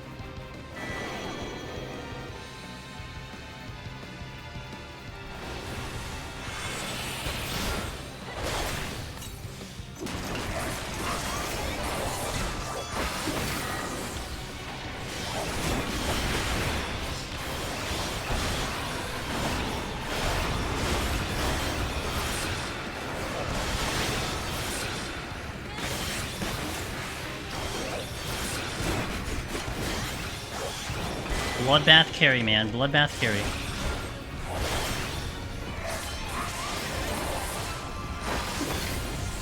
There's a patrol somewhere here. I hear it.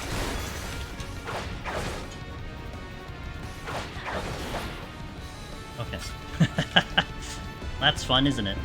Bloodbath carry. If I did not have Bloodbath there, forget it. I was gonna just die. I come home. There's a Mimic on my screen. Yes!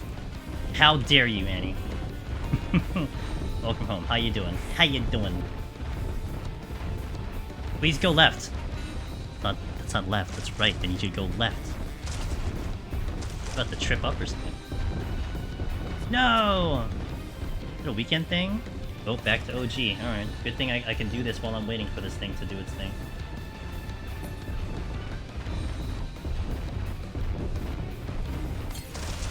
I'm just gonna purity. Oh, okay, I got it. Well, stay safe, my friend.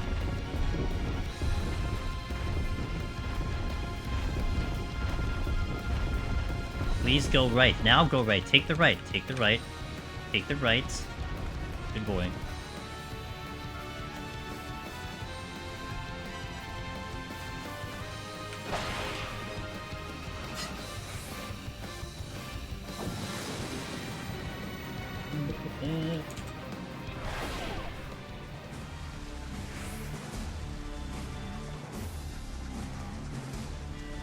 Okay, gnarly floor. This probably asks... Oh no, it's flighted. Okay, gonna have to fight through this then. It's flighted, I have to fight through it. I'm gonna shrink.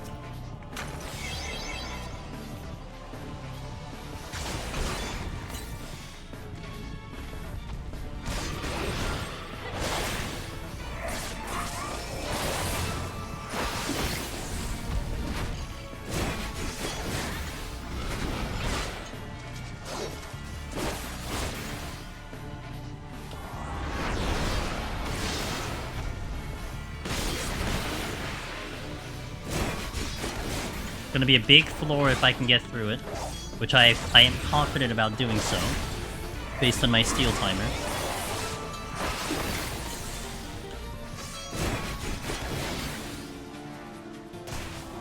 Power came back Thursday, had a power generator. We'll stay safe, guys. I hope everything's okay.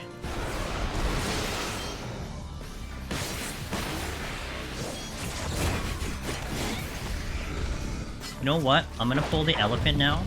Logic here is that I get closer to opening the exit.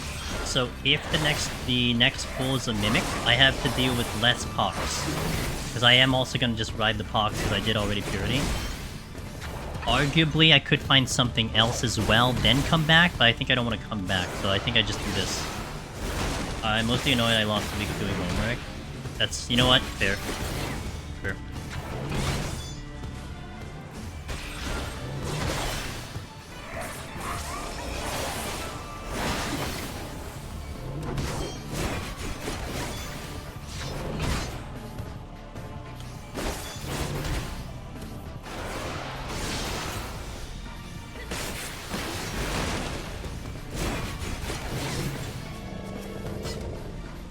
Nice pickup. Worth using the strength then.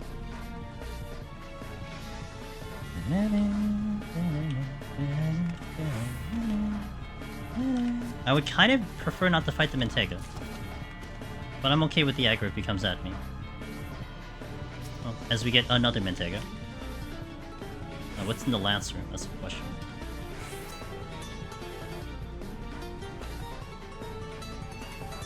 One elephant's in the last room.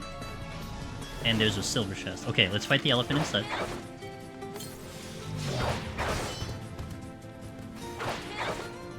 I'm gonna get this to 70%, and then we're gonna pop the chest in the assumption that I actually can keep my HP up. So we try to get the quick kill. Oh, we get a match slide.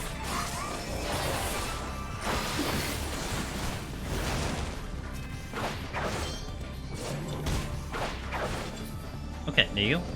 Well executed. Now I need my HP back because this just dropped something. Sights, we'll take it for the freebie.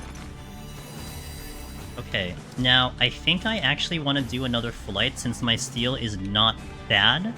And if I can get through one more floor with flight, then I'm okay with any other bombs that comes my way. So we're going to flight and affluence, kill enough to get off the floor, maybe check some things, and then make adjustments that way. So I gotta try to get through with the strength and steel on. Could be worse. Could be worse.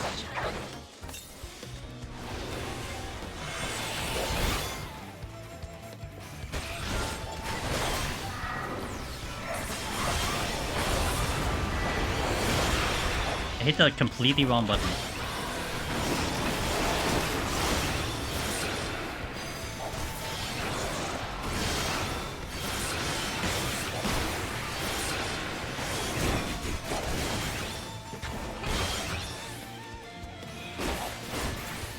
Nice. Whoops, not the way I planned it. Hey Cher. We're living through a historical event, so I'm taking a break here. Okay. I'm hoping for the best. It isn't a hurricane, is it?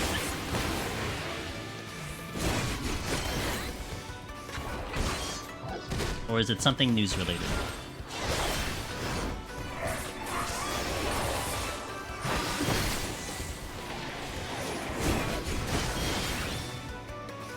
Okay, fair.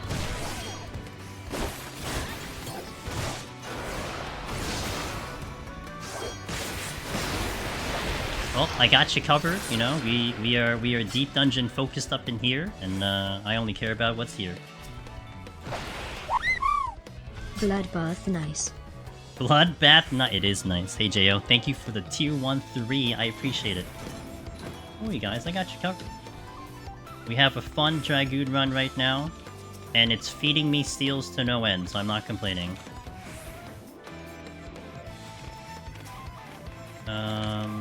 Here. Another steal. Wow, okay, this game wants me to win, which I'm not complaining about. Come here, Cookie. Henry! Aw, thanks, man. Thanks for the 5. Chocobo theme incoming. Oh, sorry, fanfare coming. I know my music, I swear. Okay, that's loud. That's actually kind of loud. I should reduce the volume on that one. Thank you for the 5 gifted subs to Cool Sax, to Squiddiest, to Big Dirty Phil, to Mochi, hey Mochi and Roxy. Sorry, I can't hear over the fanfare. Sorry, my apologies, it's over. We are celebrating, everything's fine. Water! Okay, my steel's dropping. Like, okay. Let's just pull a Shinzei. Whatever, yellow. Here. Come here, big boy. Did you know that I fought a worm, no strength, no steel yesterday? You don't scare me.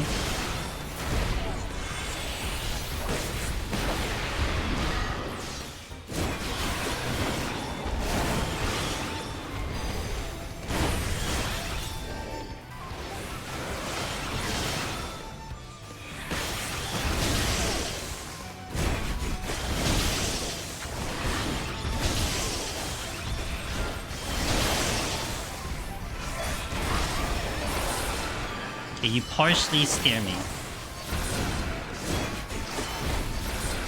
Alright, we're not out yet. Okay.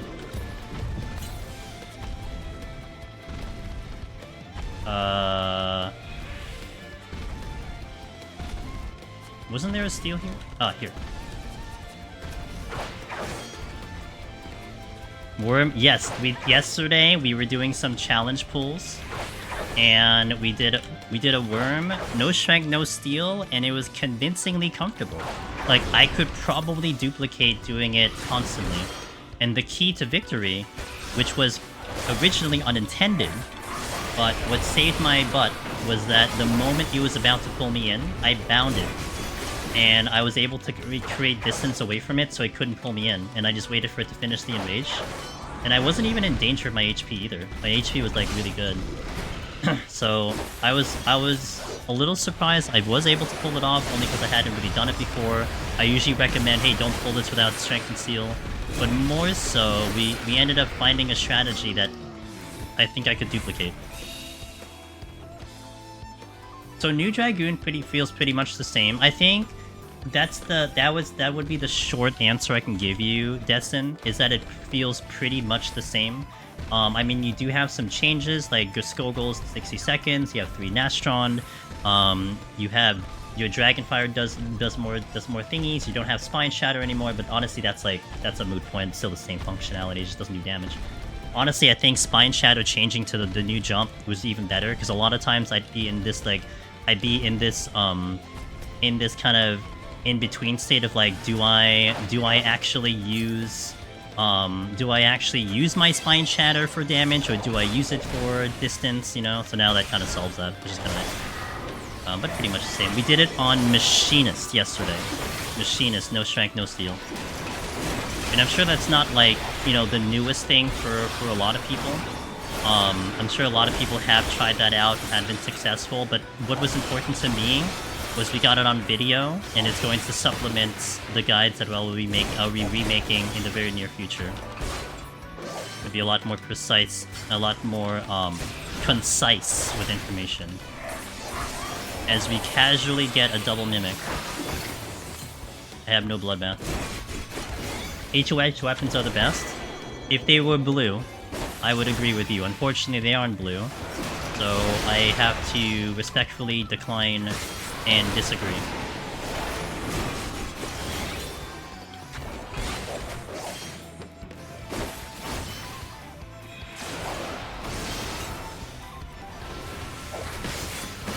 Learning Worm no steel.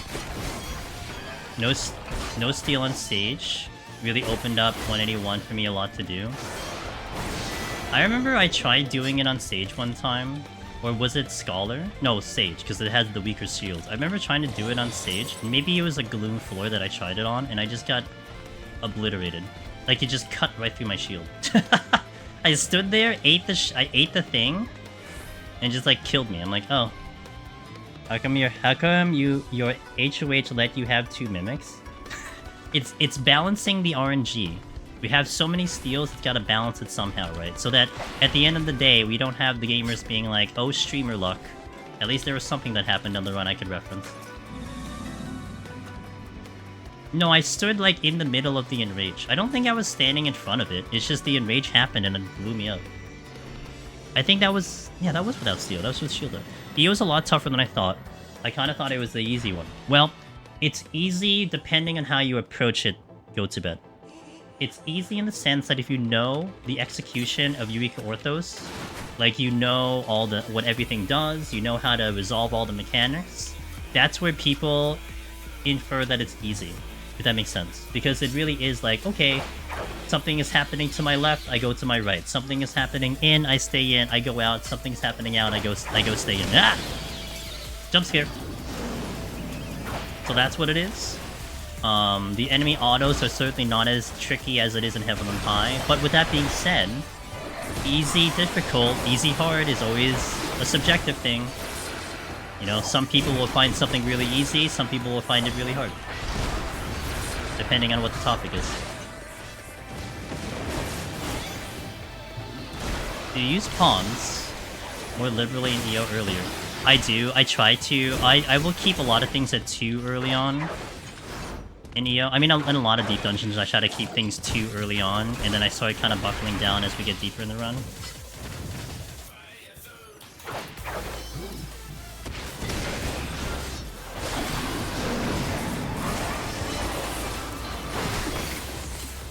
Classic, yeah, classic jump scare.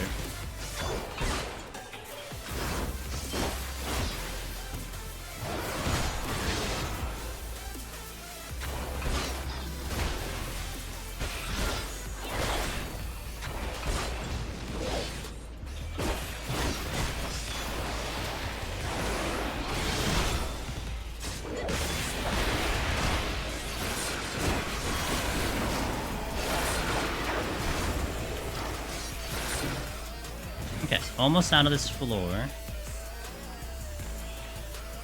I'm like really tempted to flight again, burn off the flight so that we can get to Onra with enough time and walk in with 4 wipes. That sounds very appealing to me right now. Probably gonna get the Cyclops. I think we're good. Oh, that's the exit. Shh. Okay, I gotta go the other way. Haven't seen a conceal in a while. I still feel it will take less tries, but one thing is reading a guide and going, I understand, and then actually doing it. Yeah, 100%. But then I think also go to bed, again, I think when it comes to like discussing easy hard, you also have to like get it from different perspectives, right? So like, what is it to a first-time runner? What is it to an Omni veteran? And one of the things that a lot of the veteran runners say about EO is it's consistent. And they kind of label it easy because they can consistently clear better than maybe the other deep dungeons. Because essentially you do the same game plan, you execute the same game plan, you typically have the same results. Like you wouldn't do the very large difference of like gameplay from like melee to phase range to tank to healer, as you would in the other deep dungeons. And it's a fair point, you know?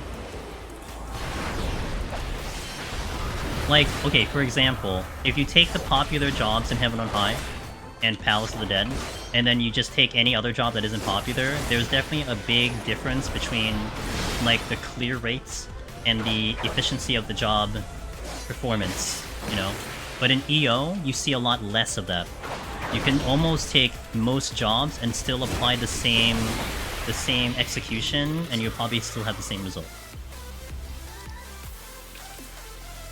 I fell asleep, now I'm back. You know, since you fell asleep, Velvet, we cleared Dragoon. I wanted to go back in again, and so we're back in again. So it's actually the 3rd run in Dragoon. Can you believe it? Oh my god.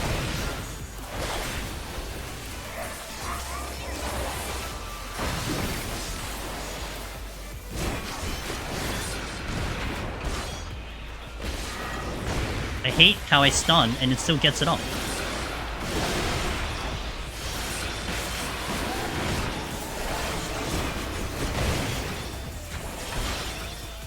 Still not out. I gotta pull something right now.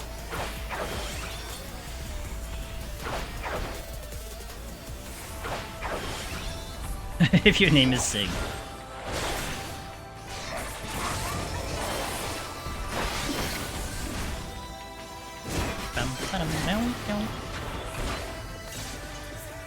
I missed my combo.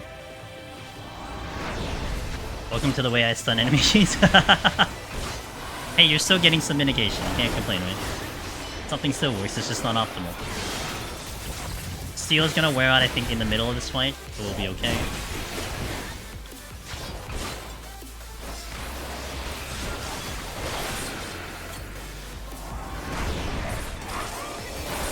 Oh my god, the missing. Okay, I did get off. Have to plan the stun to not get hit because of place of ping. I see. Ooh, I gotta check this. Where is it? Alright, so someone tell Arahi to text message this Aragi to move. Like, quickly.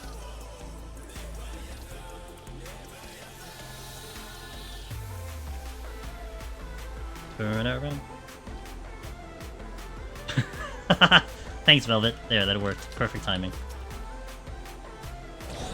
On my screen, it happened the moment you said it, so thank you.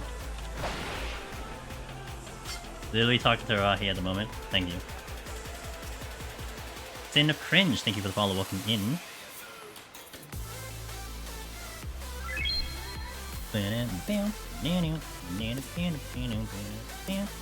Okay, time is questionable at the moment. I may be in the avenue of having to use something to speed me up, or I commit to the Odin.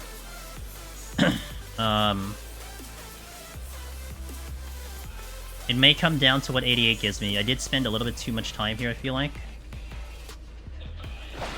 Well, no one saw that. No one saw that. There's a chest here. Oh, shit! No! Oh, no! Okay. They tried, man. They tried to get me there. Oh, good.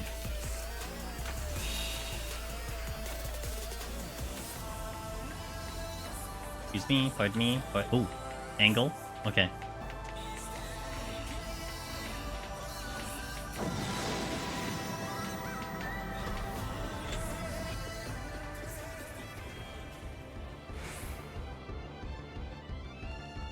Ooh, no debuff. I gotta fight through this. Did anything change with Dragoon? Your Nastrod, or your Skogul changes is a 1 minute cooldown, and then you get three charges of Nastrod. Instead of it being, what, like 15 seconds, it's now 2 seconds, but you can use 3 of them before the timer goes off. Like this. Your now Dragon Fire Dive, instead of it calling, what the heck was it called before? It does a little bit, it does like a lot more damage. It's like 500 potency. You have a non-damage gap closer instead of Spine Shatter, which it does no damage. And that's about it. Like, I feel like it overall plays pretty much how you'd remember it. Just a couple different differences here with the rotation, but not too much different. I still like it a lot.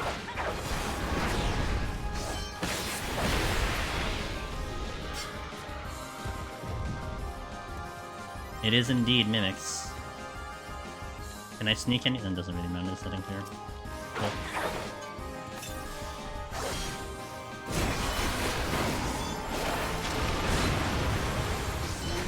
The hidden Dragoon buff. You cannot walk onto traps, you have to jump or they don't activate.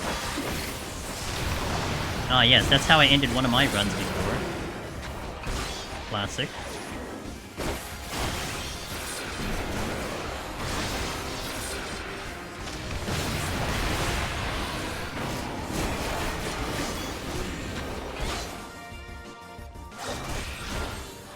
Do I have enough time? I have options. So, basically we have two options here. Oh, that thing lunged at me, did you see that? I have two options here. If I were to fight Onra, I would need, ideally, like, 10 minutes. If I was gonna try to do it without strength, maybe like 11. If I do strength, then maybe I can cut it down to about 8 minutes-ish. Now, if I miss that timer, I do have a Magicite called Odin, which is the purple one, that can one-shot the boss. Now, ideally, I would prefer not to utilize it, and I would rather fight the boss, but it will come down to what these floors are going to give me. So I'm going to play normally, we'll see what happens, and then go from there. But if I didn't have Odin, it would be very concerning. I'd have to go a lot faster and probably do a nuke to get off the floor. But I do have that little, the little pocket Odin that I could utilize if we're going a little bit weird.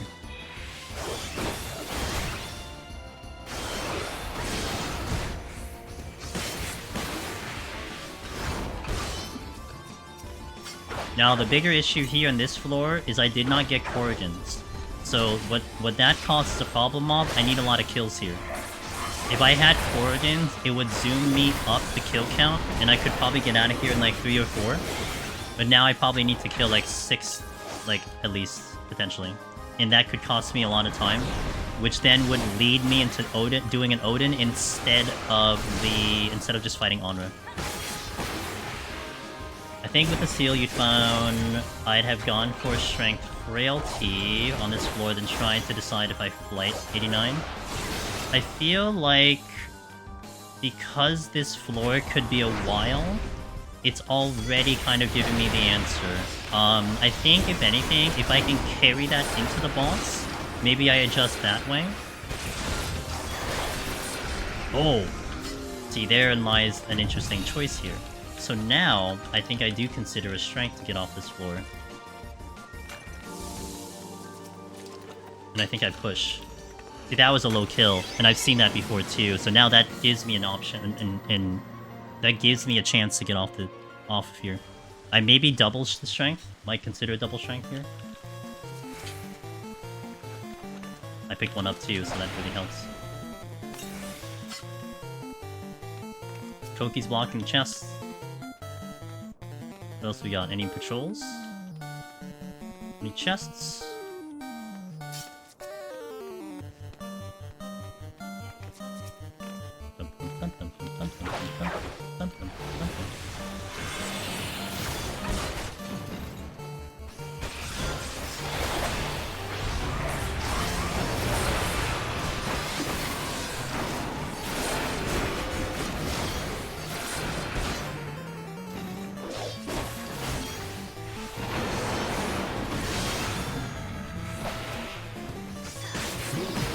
That's the treasure room.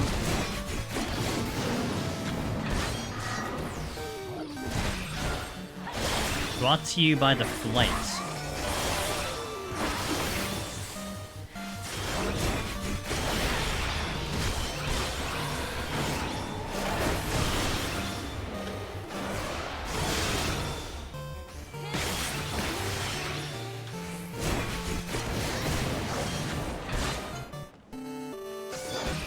I think we can get out of here fast enough, but I can't navigate. I'm gonna have the frailty as a backup, I think, but maybe we can also clear up the floor, clear up the boss without having to re-up the strength, maybe.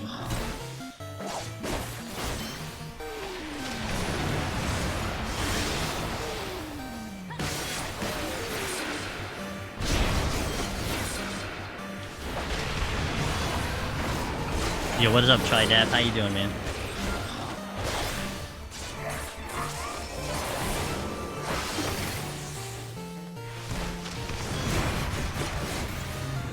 Okay. Not great. I was hoping to be out on that kill, but it's okay. We'll just poke the things over here. Oh! Not a gold chest treasure room. That's tempting to check those chests, then. Very tempting. If I get a spot here, I might go for it, but I could really, really like to the Magicite. Now the question is do you think it's worth me canceling and not...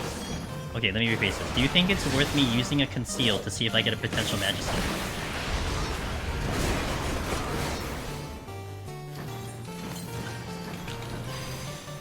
Hit the one button.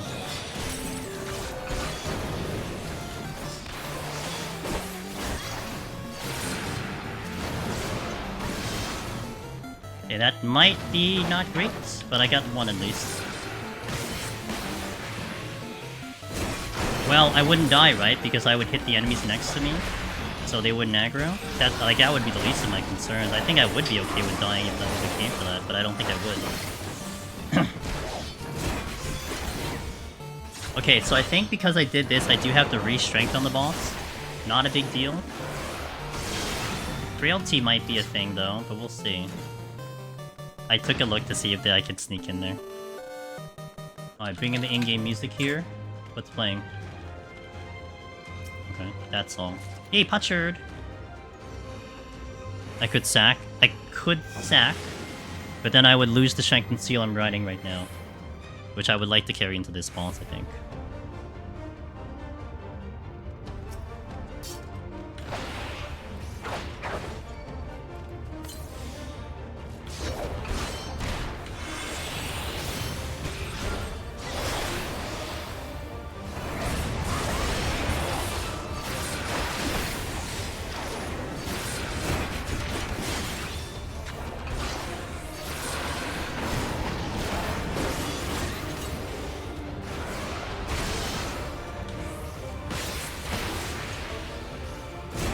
I think I commit to the strength.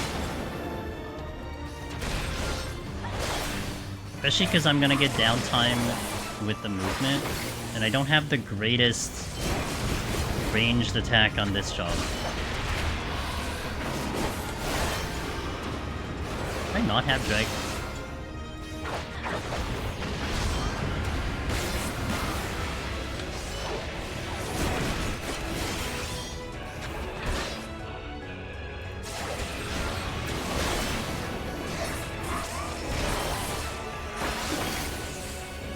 Don't Koki's aggro before the chest hits them?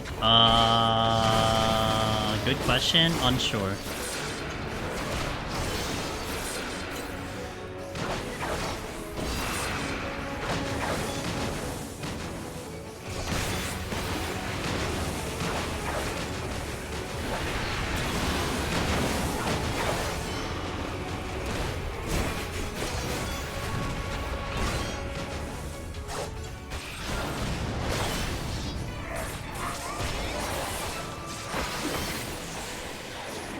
I tried to greed. What would you say is my mastery? The jobs or deep dungeon? Ooh, good question. I would say, barring a handful of jobs, I would say more deep dungeon than anything else. Because I feel like I play some jobs, like, not that great. Like, really bad rotations, so on and so forth. But we kind of make it up because our deep dungeon knowledge will carry us through, I feel like, enough.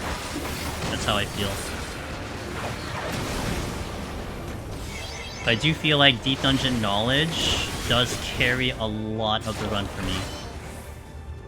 Especially like when we did Eureka Orthos, I still remember how when I was going through Ninja, I swear, I was trying so hard to understand the Ninja Burst, and I just could never feel comfortable with it. Like, I just could not understand what the rotation was. I didn't want to look up anything, I just wanted to like YOLO to figure it out, and I just felt uncomfortable on Ninja, on bosses the entire time. But we cleared pretty convincingly because of what we can do in there, what it can do in there, and our knowledge of the content. So.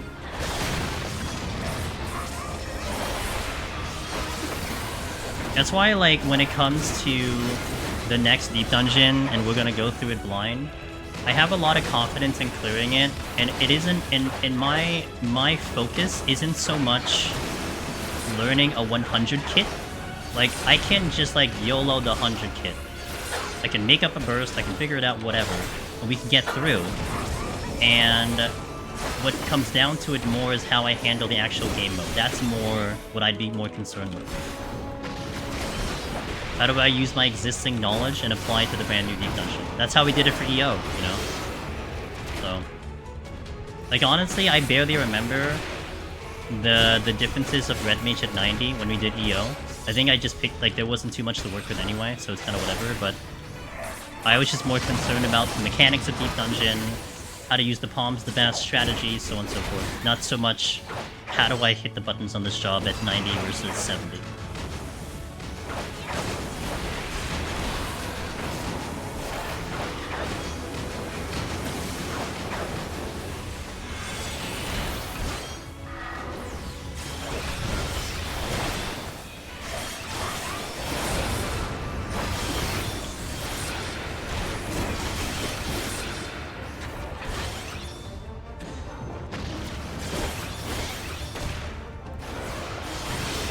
Are they planning to do a new deep dungeon? All signs point to yes, that there is going to be a new one. No real hints on like what it could be, where it possibly could be, and we're not going to do speculations just yet, especially if we're talking like a potential new area. But yeah, all signs kind of point to a new one.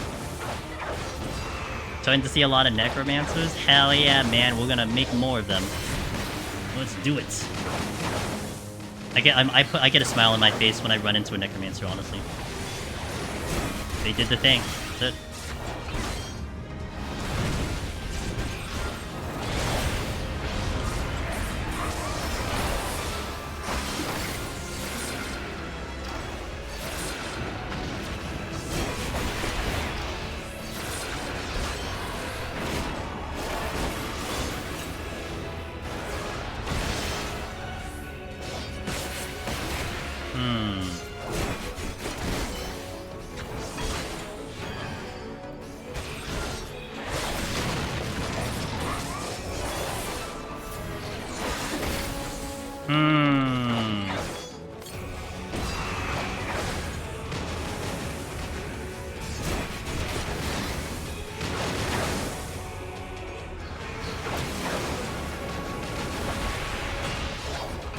We're okay.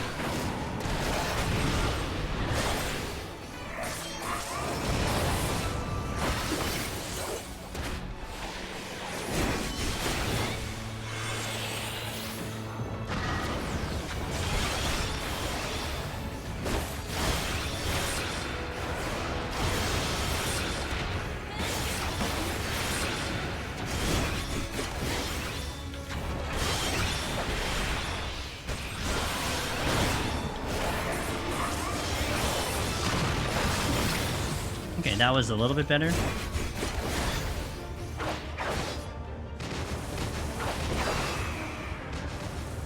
feel like the strength might have been overkill. I may have been able to get away with only the frailty, but I don't regret it. It's fine. I'm sure I'm going to get a lot of strength in 91 plus. Lore wipes are great. I would say above average in terms of what you have. Steals are really good. I mean, we got a lot though, so I mean, we were kind of helped out there. But overall, it's been good. The mimics have been, I would say, above average. But the run has been a good run so far, so we'll see if we can finish it out. Just an old-fashioned heaven on high melee clear. That's what we're aiming for. Alrighty. Next. I think without strength, you would have died because I would have healed less with life surge. I mismanaged my bloodbath. I think I used it too early that first time, so it wasn't cycling back the way I would like it to. And then I used it, like, it basically caused a snowball effect where I used it too early, and then I had to compensate with a hyper potion, and then neither of them were ready. Because I think usually when I'm doing this without steel, as of recently, Velvet, I had been getting into this really nice cycle that I had had bloodbath working for me for one half of it. And then I would use the hyper potion for the second half of it, and actually not even get into a second win for that. So, okay, let me catch up in chat here because I was being a little bit more attentive to the fight. If I remember correctly, they mentioned one in, I believe, FanFest Live Letter. Okay, so with FanFest Live Letter, what they said was new plans for Deep Dungeon, quote unquote. That is what they said. Now, if you ever check the Dawntrail teaser site, I don't know if it's still up there, but for every language except JP, it said, instead of it saying new plans for Deep Dungeon, it said new Deep Dungeon. Now, I remember distinctly when I was pre-ordering the game and they were giving the highlights of what the expansion was giving you, and it basically was like, new aid, new alliances. It actually said in the English pre-order, new plans for Deep Dungeon there. But on the teaser website, it now says new Deep Dungeon. Now, JP says, in translation, new plans for Deep Dungeon. But also referencing Mr. Happy's interview with Yoshi P, at least from his impression, I believe, with talking with him, that basically you're going to likely expect a new Deep Dungeon along the lines of the same formula that we've been having up until now. So, you know, something Heaven on High, something Palace, something EO. That's what he said. Now, of course, you know, that's his impression. And it wasn't a yes or no. It was just what he thought that we'd expect. So things could change, things could alter, who knows? Perhaps maybe there was a deeper meaning to new plans to Deep Dungeon. Maybe you do see an overhaul of the system. Who knows? But that's what we have so far. That's all we know. I'd like to think that our community would have the best and latest information with that, so that's the best I can give you. Would you rather have a deep dungeon similar to EO? No. Heaven on High, yes. I think a better answer to that is more like I would rather have a deep dungeon that neither resembles the previous 3. That would be my preferred deep dungeon. That it's like, oh, it doesn't feel like, or rather, it feels like that. I don't want it to feel like the other 3. I want it to have a different uniqueness to it. And of course, you now have to think of it within the realm of the formula of deep dungeon, of course. But I would prefer a different one. And I would go so far as to say, Jorgen, I would prefer a different one, even if it kind of flops. Like no one likes it. But I would, at the end of the day, appreciate the effort. Because then maybe they do a brand new one on Deep Dungeon 5, right? Instead of like, and this is how I'm thinking about it. If they do a whole new like execution of it, that you feel like it doesn't feel like EO, it doesn't feel like Heaven on High. Well, then you'd maybe expect Deep Dungeon 5 to follow suit there. Now, it could be because of like unpopular opinion that it doesn't do that. That it's like, oh, let's go back to the old one because it didn't do well. Fair point. But I would also feel it in reverse where, let's say next Deep Dungeon is EO 2.0.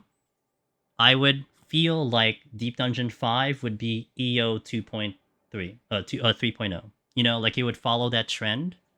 And I would feel like, but we'll see. We'll see. Have you done the 3 deep dungeons with Picto and Viper? I have, HoH. That's actually one reason I am no longer on Picto and Viper. It's because we finished them. That was definitely my high priority to get done. We got them done, and now we get to go back to the old jobs.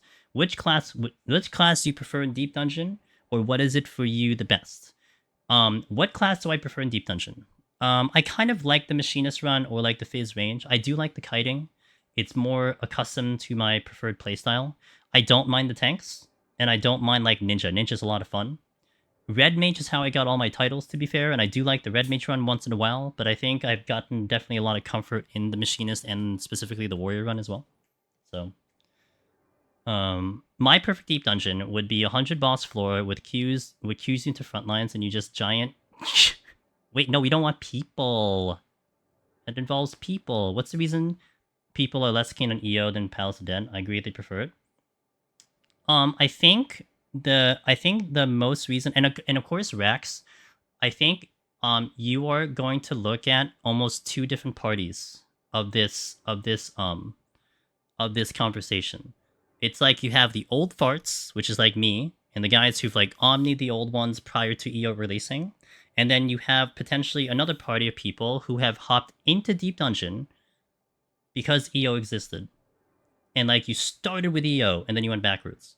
And I think there's a little bit of like nostalgic effect of the old ones that like you got used to the old ones and you got used to that challenge and like you would kind of prefer to see that challenge. Completely fair. I'm not saying that this is you, Rax, but it's also potential that the guys who walked into EO the first time, that's the one they got used to, and then they go back to the old ones, and it's like, I would kind of prefer EO. That's also fair. But I think also one of the underlying issues is for the guys that are craving a challenge. Like they want to be challenged in the content. They want to be pushed to the limit. EO gets weird because it is very consistent with your game plan, and that is kind of something that it's hard to really dispute against because it really is true. Like even like so in Palace of the Dead and Heaven on High, when you go from like a tank to a healer to a Fizz range to a caster to a melee, almost all those 5 categories you kind of play differently between them because you have to adjust to their strengths and weaknesses, right? Healer's gonna be suffering with time, so you gotta do things to adjust that. Tank is gonna be suffering with time, so you gotta adjust there. Melee's defense is ass, so you have to kite and everything. But when it comes to EO, a lot of that is more equalized with maybe 1 or 2 exceptions. Like Astro could be an exception, But even something like Black Mage versus Red Mage, there's not too many differences there. Between the 6 melee, like all of them feel very similar. I mean, you could argue about damage output, but that's your argument. It's not about can it clear. It's more like, okay, how's the damage? And you kind of do a very similar game plan. And some will argue that EO can be the most consistent to clear. Because again, what you have to do in there is about kind of the execution and the memory. So if you're really good at execution and memory, you can probably be consistent. Whereas in the previous two, you can have knowledge and everything, but the execution can be pretty up there. Like comparing an Astro Palace of the Dead run to a Machinist run, that's like two extremely different runs that you have to do with the same content. And I think that's where maybe most of the most of the discussion lies with EO, and kind of like maybe a little bit more on the side that EO is a little bit less exciting, if you will, than the other two. But yeah, I mean, it's still opinion, you know? Like, I personally think EO, I respect EO for the fact that it's different than the other two, so that you can have a completely different flavor, enjoy Deep Dungeon with that flavor. Like, you don't have to like the previous two, but hey, there's something that you can like. And I appreciate kind of in that sense, the variety in that way, you know? It challenges you differently. And even then, it's still even hard for me to really do a one-to-one comparison between all the three Deep Dungeons, because they do things differently. Now, you could one-to-one compare close to for Palace and Heaven on High. You really can't one-to-one compare like Heaven on High to EO, because they challenge you differently. But of course, if you base it off of clear rates and consistency and all that stuff, okay, there's a little bit of a thing, right? So, the bosses are fantastic. I think everyone agrees that the bosses are way better, and it should continue that way, if not even harder than that. I haven't seen anyone complain about the bosses, except maybe floor 10 boss, but the only reason they're complaining about the floor 10 boss is because it's way too squishy and it takes too long to kill. Nothing too much about the mechanics, it's just a very long fight. Is EO harder than the other two? Okay, so I answered that a little bit, Ultima. I think if I answer that within the question of Twitch doing it. Now, did anything adjust to Dragoon? I think I answered that too. So, but yeah, so there you go. That's the short of it for the comparison of the two. But yeah, I mean, look, I've definitely sat now in the position for me of just hoping more people would just do Deep Dungeon. Whether your entry level is EO, whether your entry level is Heaven on High, all it is for me is that you enjoy the content as much as I do, you know. And you can have your opinions about why you like it, but hey, if you just dislike EO completely, you got the other two. If you love EO and just don't like the crits and the way the other two go, hey, there's EO, you can focus EO. It's perfectly fine, right?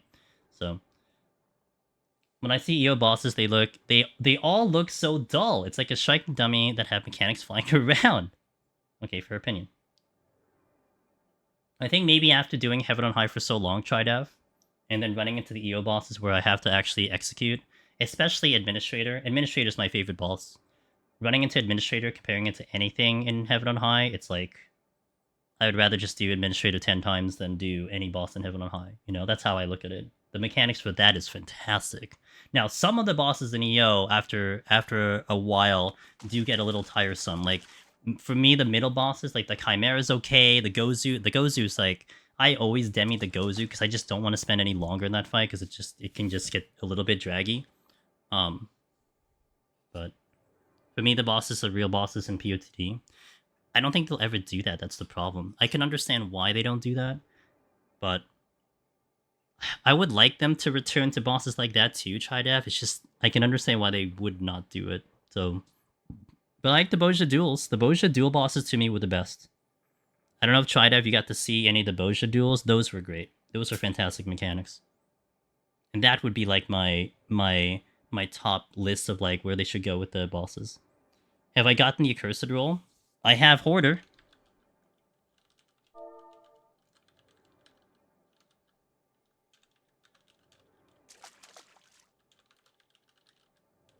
I can spell it.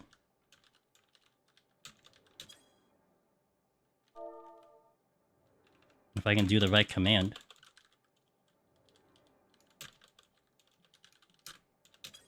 There we go. We got Hoarder like last week. But I have to go like 10,000 more to get to Accursed. 150 boss is great. Wish he was higher, so it would be harder. For 80 is fine if you re-raise. You can basically stay in the same spot the whole time unless it does centralize. Then you go to the other side and stay in the same spot. I heard about the Boja duels. There's like some mechanic about people speculating about.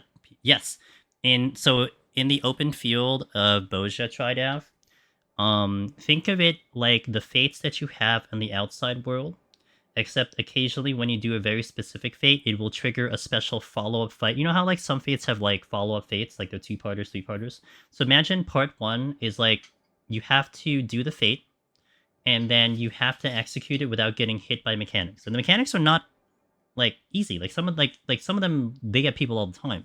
So you clear the thing, and then you have an opportunity to do part 2 in a different location. Yeah, different location. And in this fight, it's a one-on-one. So they pick the best contender, whatever. I mean, it's a little bit RNG. There's a system to it. Anyway, you pick one person to do the fight, and it's like a fate that has walls on the side, so people can look from the inside. It's within the zone, but you can't like on the outside. You can't go in, so it's walled out. So it's an instance within an instance, and that's how it looks like. So people can spectate and watch the fight as people do it, and that's a neat feature because for me, that's how you prog. You watch someone else do it and learn from them. But the mechanics are very, very good in the Bosha duels. Really cool mechanics. If you ever try to find one, I mean, I have videos of them doing it, but you definitely want to find a video that does mechanics because a lot of people will speedrun them, which is very possible in Bosha that you just basically kill them within like a couple seconds. And I personally don't like the speedrun because you just skip the whole fight.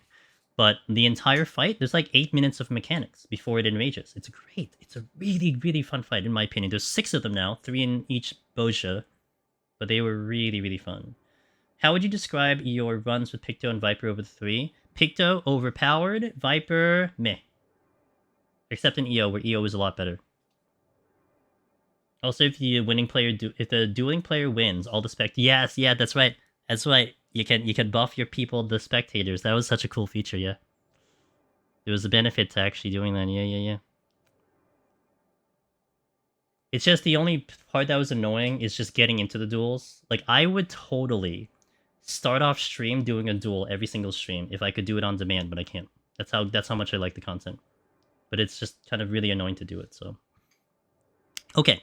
Let me take an ad break here, and then we're going to prep for 91. I'm going to step out, I'm going to hit the restroom, I'm going to come back, and then we'll do the last set of floors. So thank you guys for joining me for these 6 hours so far. We got about another hour left on stream. Thank you for being here. I'll catch you in a little bit. Let me play some music in the background. No, it's too hard. What's the next one? Ooh, FF11 Classic. Alright, I'll see you in a bit, guys. Hang tight. Last floor coming up. BRB.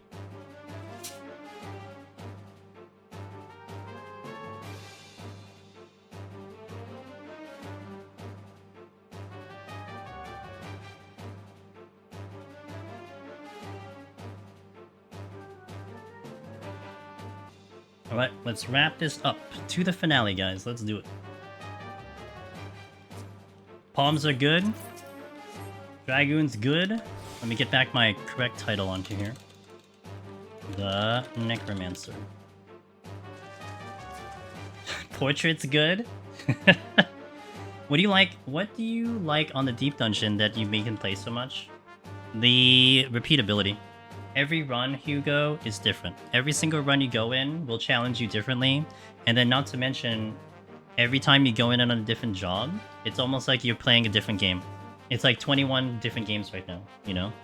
So it's what keeps me going. And also, I would say nowadays, Hugo, it's while streaming the content and we're making guides, we're making info, we're sharing clips and everything, that also keeps me motivated, that we keep trying to help people, trying to get into the content, clear the content, so on and so forth. So I would say a lot of motivation is because of that too. So there's a lot, and I think streaming is a big help that has kept me going, and the community keeps cycling through, and that's just been so amazing to see personally. So I actually hate having a broken portrait when I queue into Deep Dungeon. Yeah, it was bothering me earlier, but I kept forgetting to do it. But chat helped me. What didn't I like about Viper? Yeah, the kit. The kit's very naked in the lower floors for Viper. You don't have much at 60, you don't have that much at 70. It's a little bit better in EO, though. You feel its identity there, but it's very naked on the buttons. And then compared to, like, the other melee, there's not much going on for Viper, where the other melee have something more to them. Would I advise going for Heaven High Omni? Jorgen, it's your time. If you think it's going to be fun, then give it a shot. You know what's a good starting way you could do it if you're contemplating it? Do rolls first. I know we've had a couple people do like the roll Omni. So they got one of each roll. Try that first. See if you like it. And maybe then you're like, you know what, this is kind of cool. Let's finish up the jobs. Or maybe you're just happy with like doing one per roll. So. But I think a lot of people... We're going to go right in, by the way. I think a lot of people end up just doing like maybe clear 2, clear 3, and they're like, okay, let's just keep going. That's usually how I see it happen, so... Let's do it, guys. Let's wrap this up.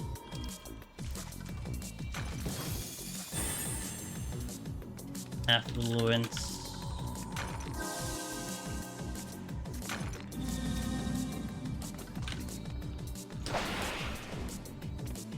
Oh, thanks, man. I appreciate it. Do you remember? Do I remember Lethal Company? I banged my head a couple days ago. I don't remember anything past yesterday. Dude, Velvet, I still think about... Oh my god. I still think about the video Sig put up on his channel with you and him doing it. That was a great video.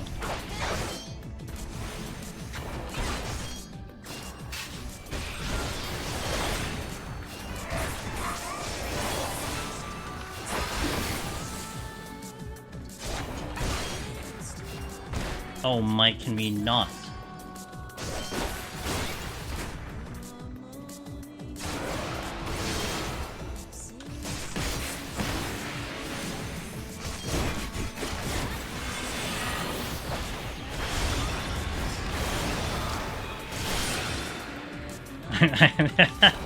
I am threading the needle with that Nastrod. Dude, this is a freaking mess, dude. Oh, dude, come on.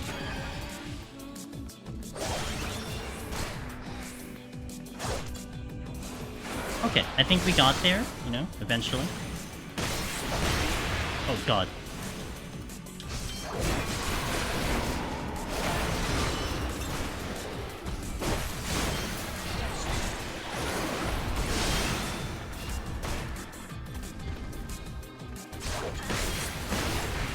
I was gonna die to slow animation. There was an update. There's cars now. Later, he got stuck in a car. Then I pushed the car and it glitched up. So he was flying in the air.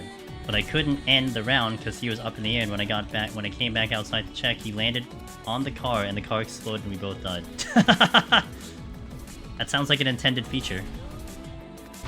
Seems like it worked as it should. Is it a treasure room? That is indeed a treasure. Okay, so I'm tempted to nuke it. But maybe not. I don't know what I want to do right now.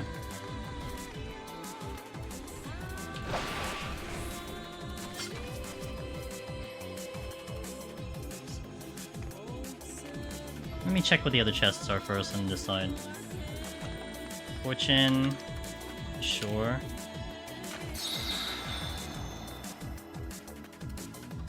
White mage, white mage. I mean, we have a lot of white mages. I think I just fight through this floor.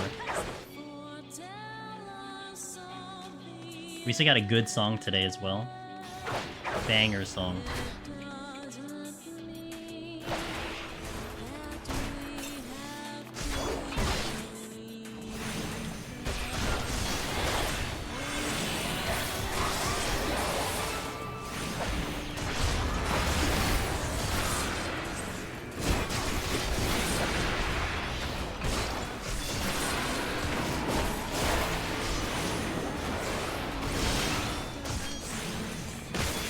Do I like this version of Dragoon?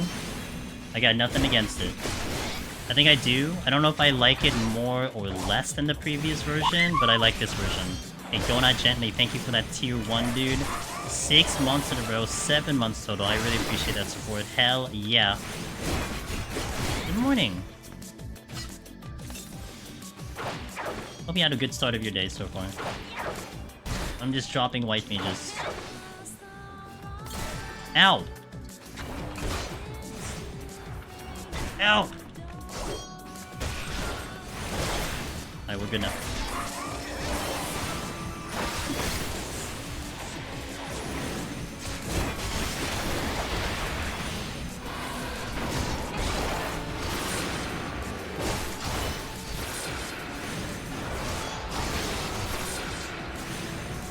I think it's nice you can double weave every OGCD except Stardiver. Ooh, why not Stardiver? Is it just because of the animation lock or something? Gozu in my left ear. There's a surprising lack of Dragoon blue in this plan. Wait, what do you mean? It is blue.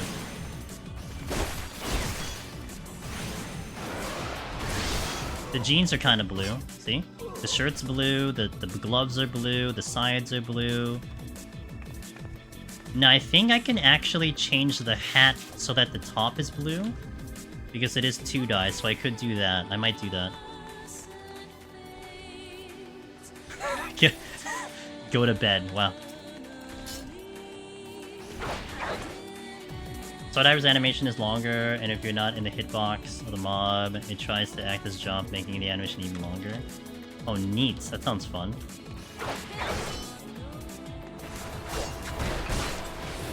I guess I'd have to try the EO version, right? Because, I mean, I don't get Stardiver here. Oh, I'd have to be careful with my Nastrod here, because if I mishandle the timing of it, I clip the Gozu, which would be hilariously bad.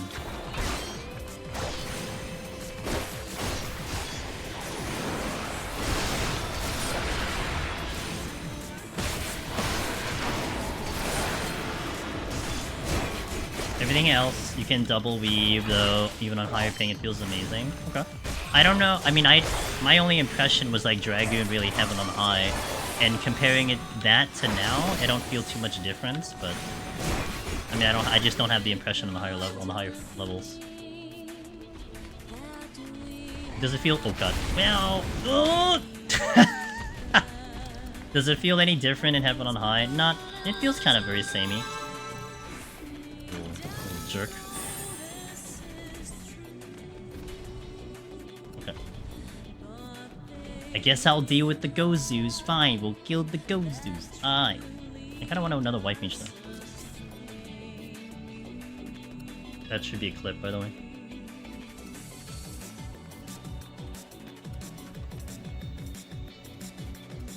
Which way are you facing, sir?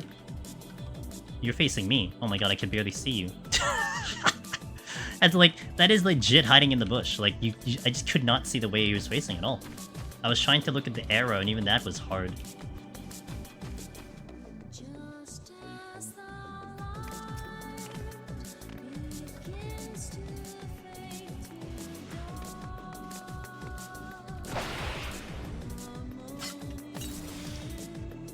Okay, I bought enough time. I'm gonna do the Shank Steel Frailty to take care of the Gozus here. That is also the exit.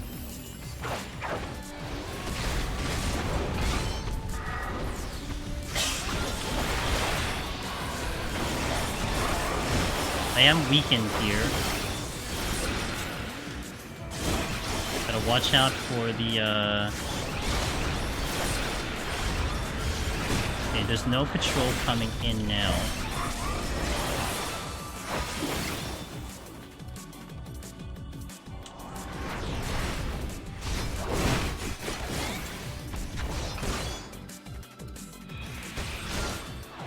Two white mages here. Oh, I thought that was another Gozu. It's just the one I killed. Affluence again. Okay, can I get off this floor clean? Kinda. Well, there's another Gozu coming in, to be fair, so I would want to fight it. I'm ready.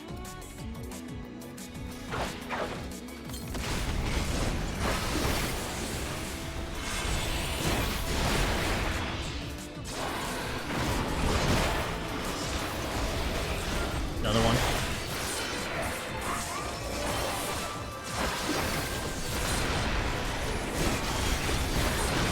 Oh, but it's not coming this way. Okay, fair. Oh, I'm out. That is early.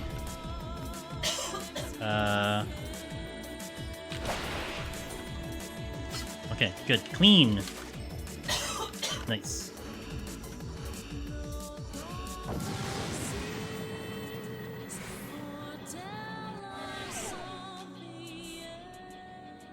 The marker feature will put a marker down when I look at the highlights later on stream, indicating that I did something there. It doesn't clip it, I don't know if I actually have a feature on the Stream Deck to just automatically clip something, but I do hit the marker down to just indicate it later that I know I mentioned something and etc. etc.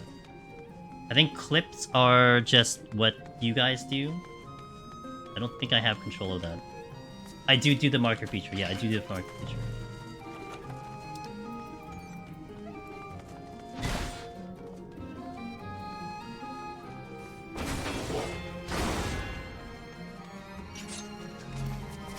That's as far as I'm going.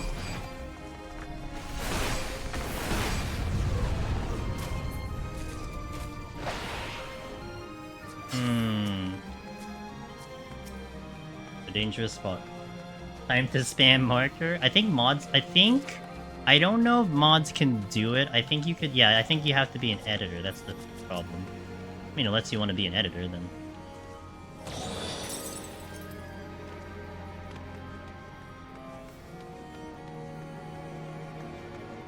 I mean, if you guys want to be editors, then please, I don't mind at all.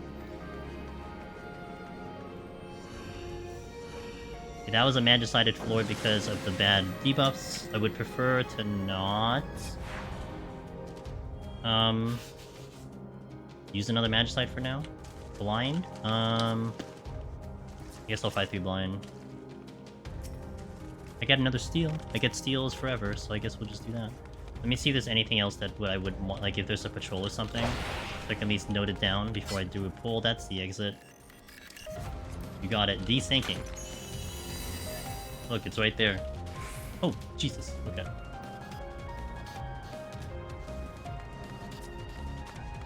That's another treasure room, but I think I want to fight through this room.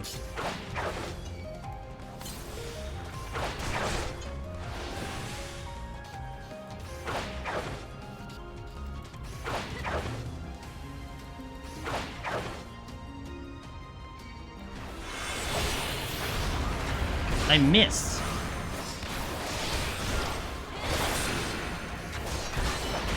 Oh, this would be fun.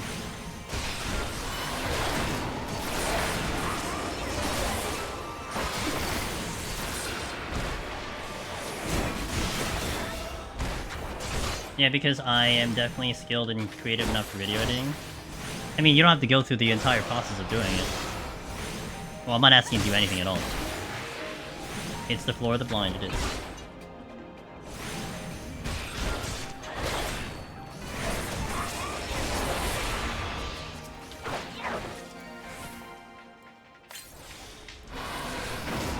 Nice miss.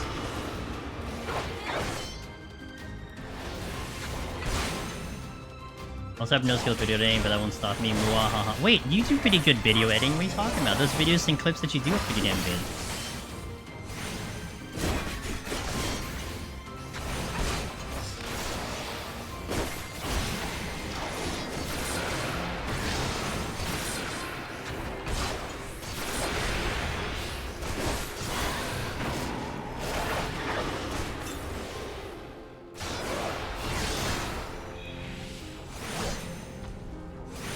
Are you kidding me? A really big stone skin.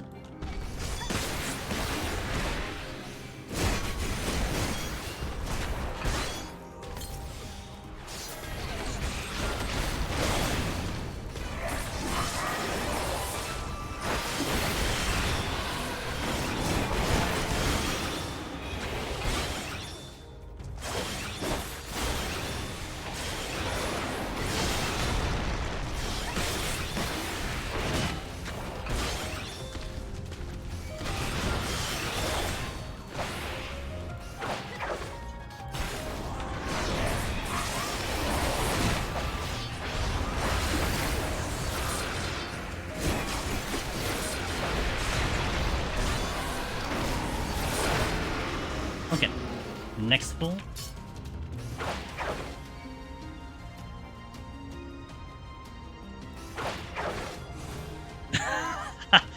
Red Mage, Velvet Red Mage is definitely a sight to see, that's for sure.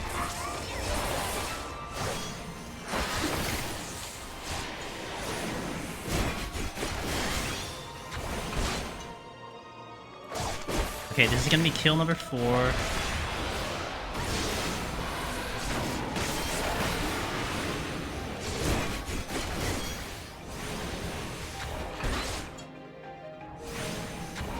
No. It wasn't Velvet's line of sight. It was the white mage line of sighting.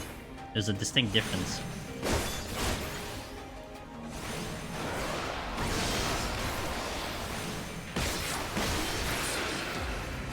I suffered on red mage last night, says Tridab. I gave up. You gave up? No! Just run out of stuff. Okay, so we're gonna work the treasure room. My steel is dropping, but I should be okay. I feel like I have enough pulls here. Also, I should have a good visual to see if anything comes, but we should be okay. That is not a roaming patrol. I think this will be kill number 4. Steel is down. Dang. Unfortunate.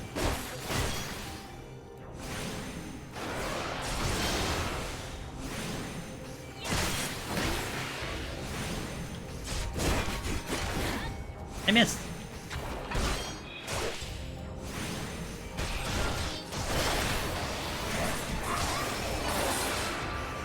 I missed.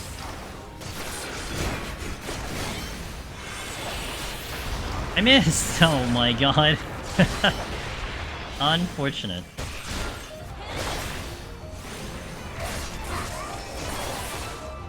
Oh, that's an actual patrol. Okay.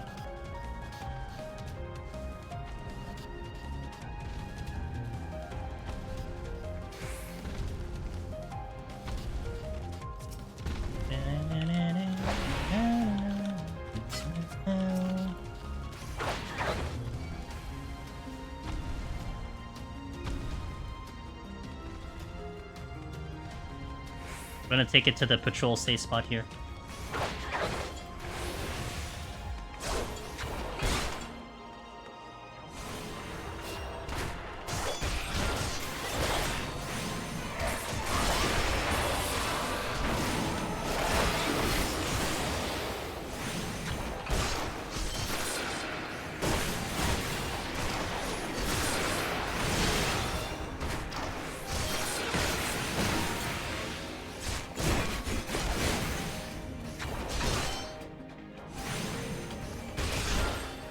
This floor is gonna take forever to get off of, but it's okay. We have to clear a couple anyway. Make.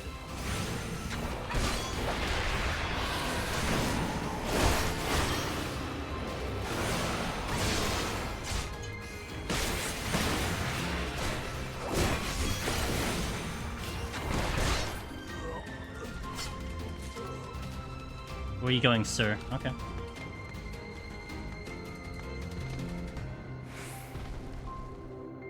Hey, Caddy. Pretty much the same. I mean, there are some differences to it, but it's pretty much the same. At least damage-wise, it feels very similar as well. But it still feels great. I like it. Oh, I only have one conceal. I just kind of remembered that. Good thing I didn't use it to try to get a Magicite earlier. Would have been bad.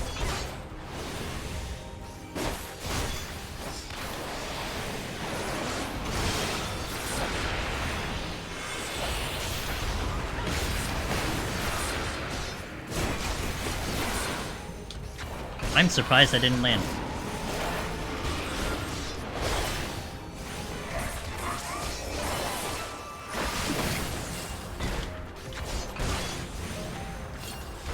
Ow, really?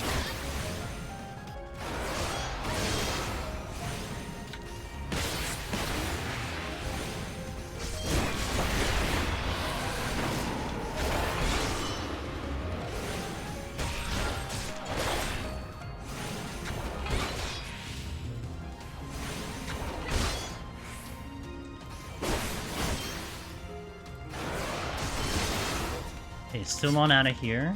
That Gozu's still floating around. I think I targeted a white mage. Was that a white mage? No, that's a monk. I'm trying to look in between the legs of the Gozus. I think I wiped out all the white mages. No, that's a white... Is that a white mage? No, it's a warrior. Okay. Can I wing glide? You could. I didn't do it. I didn't do it today, but I think you could. Pretty sure you could. I'm gonna have to steal here. Oh, wait, I have a steal. Duh, I have a steal. An idiot. Alright, so we'll clear up the exit room, watching for the Gozu behind me. We'll fight the Jackie instead. The 2 Jackies and the Monk. I think the 2 Jackies first and then the Monk is my order of kill. Let's also do this.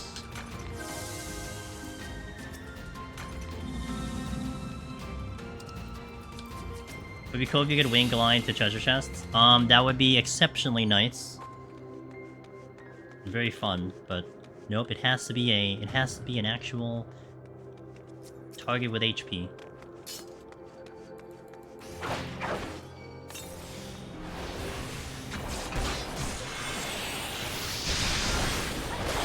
Hit the wrong button.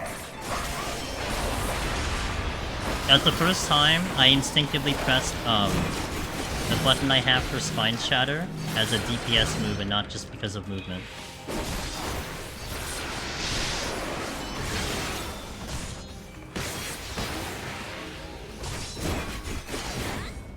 Great! Okay, this pillar, by the way, is like irritating me to no end.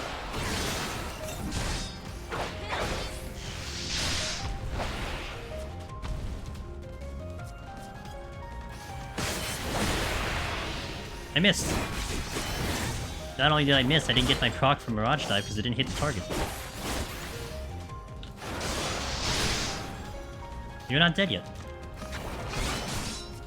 Now you're dead and the exit's open. Okay.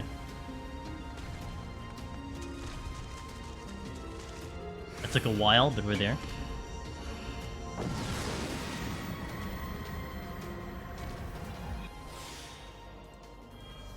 I can probably do one. It's just not with the blind. The blind is too... It's too much with the blind. What did I do here? Oh, alteration. That's a treasure... No, it's not.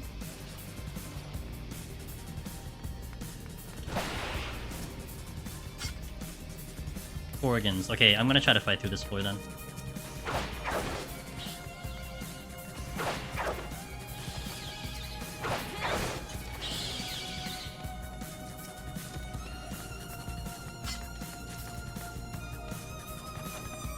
Okay, good pickup. I hear patrol.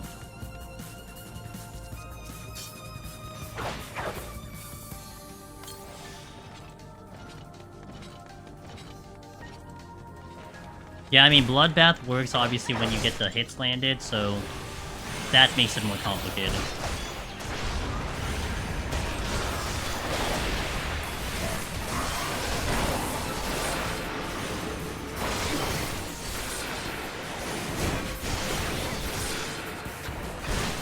I'm used to the lower POTD floors with Warrior going on Viper. Feels like I'm crushing them.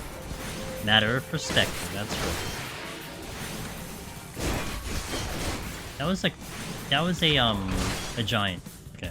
Because I can hear the clanking of the armor. The Gozus are gone by now. They've left the building.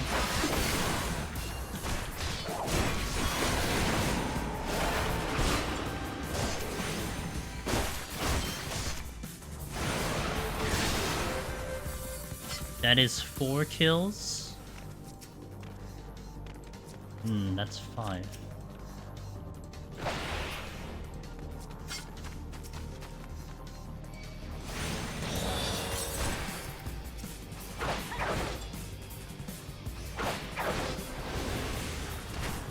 Really?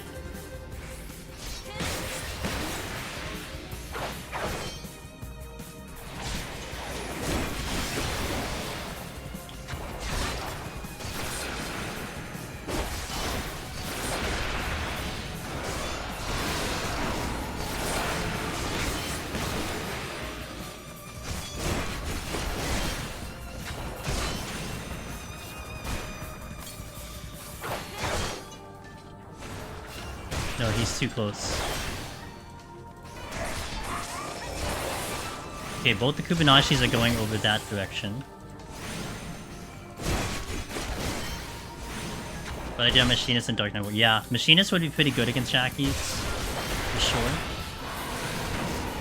Melee can get tricky. I mean, I did do one no steal on Black Mage, it just took a while. Something I would prefer not to do again unless I have to. Put it that way.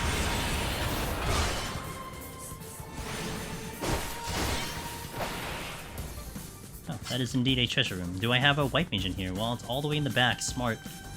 Well played.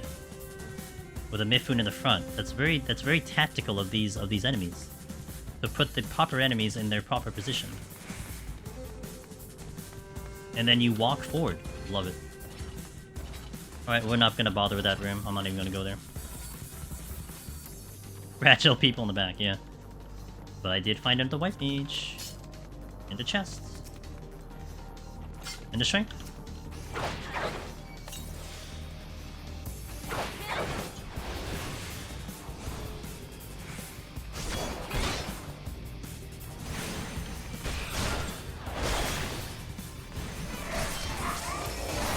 I want to flip. This is gonna be dangerous though. Well, nah, I'm gonna fight this way. I was trying to debate how I wanted to do that. Because I need to watch my back, but I'll just occasionally look back here and there. Like now.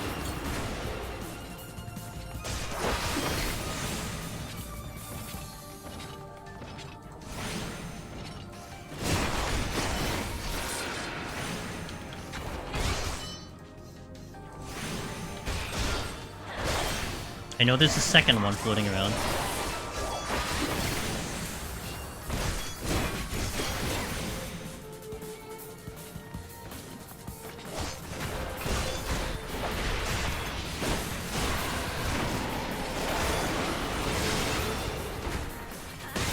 Crisis, thanks for the tier 1, dude. 29 months.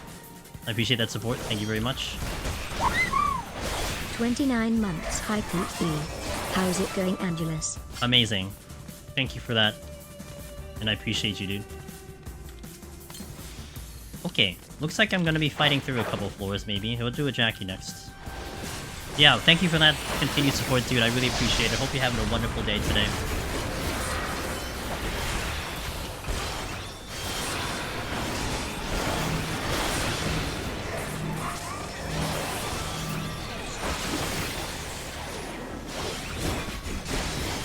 How's the reworked Dragoon feeling? What's up, Lava Button? Honestly, not too different than the old one at 70. It still feels great. And I'm pretty happy to be playing it, at least up until now. We've done the full run today. So it's been a good run so far. I'm in danger. I'm in danger.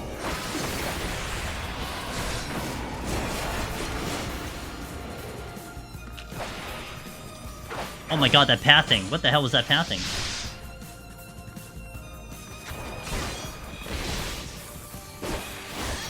Okay, we made it. We made it! I don't think I want to do a monk. Let me see if I can deal with this room.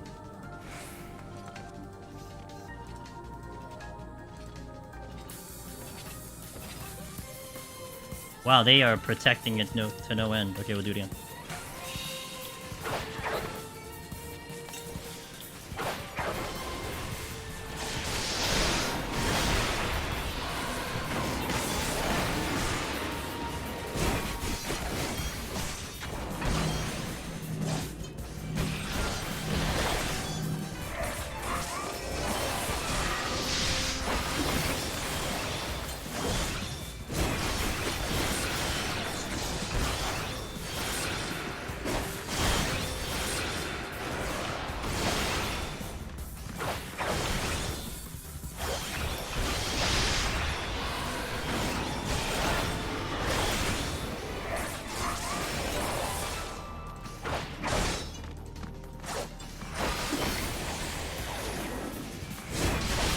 Ow, ow, ow, ow, ow.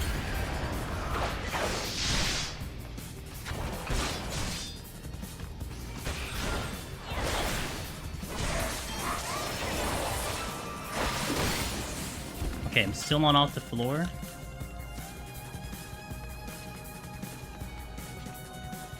Oh god, the Mifune is just right there. Okay, options are thin. Let's see what else I can fight.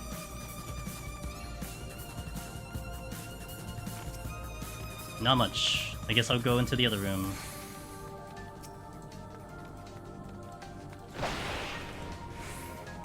Hey Midnight Rose, how you doing? I don't know what's in the other... Oh no, it's only 2 centaurs. The only thing I have are the treasure rooms. Okay. I don't want a strength right now. Let me try to do... No, I guess I'm doing the gym.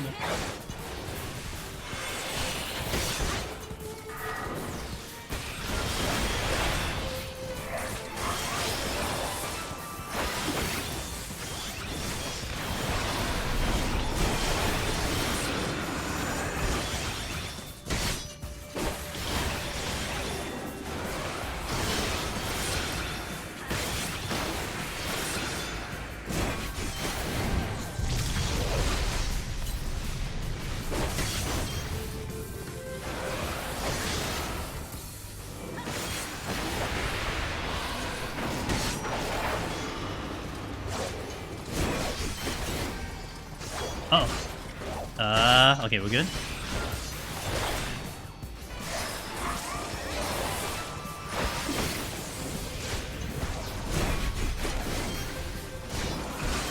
Three. Oh boy.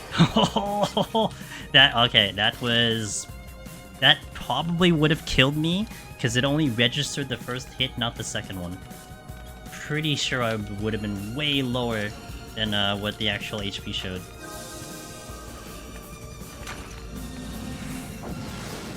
Holy yikes, holy yikes. I think I'm blinded again. Oh, it's the raid song. This looks like a candidate for a nuke though, because of the gloom and blind. I'm probably gonna petri this. That's the exit. I'm gonna check the room behind me. Hey Giant, how you doing? How's your day? Doing good? Everything okay?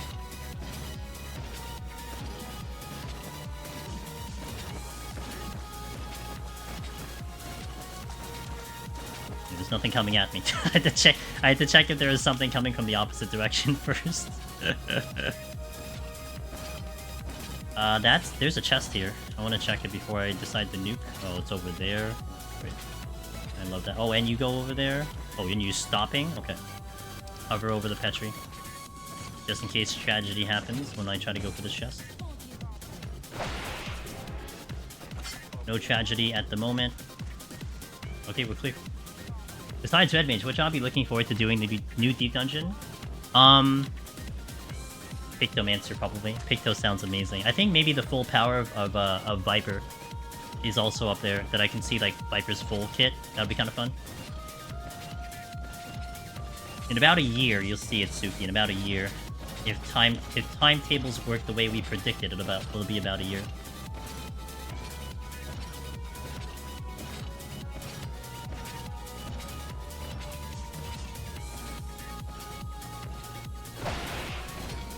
Nope, didn't go as planned. Didn't go as planned.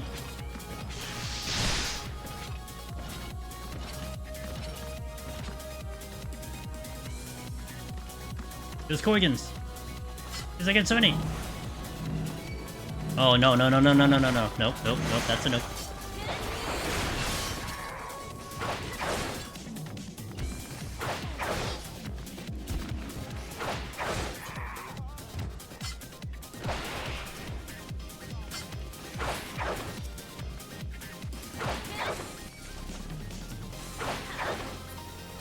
I do have Corrigan, so I might have enough kills with them. If not, I'm just gonna be very sad.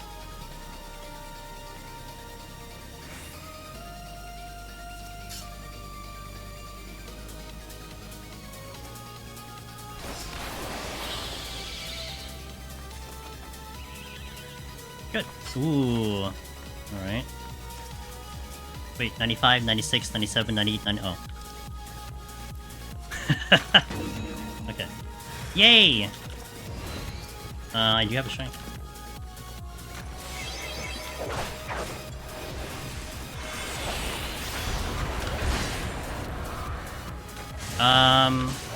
That kind of hurt just a little bit.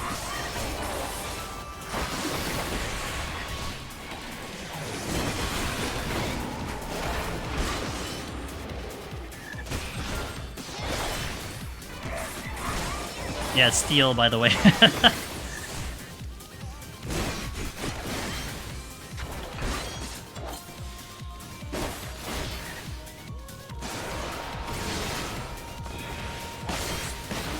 I believe in you, Dragoon, I believe.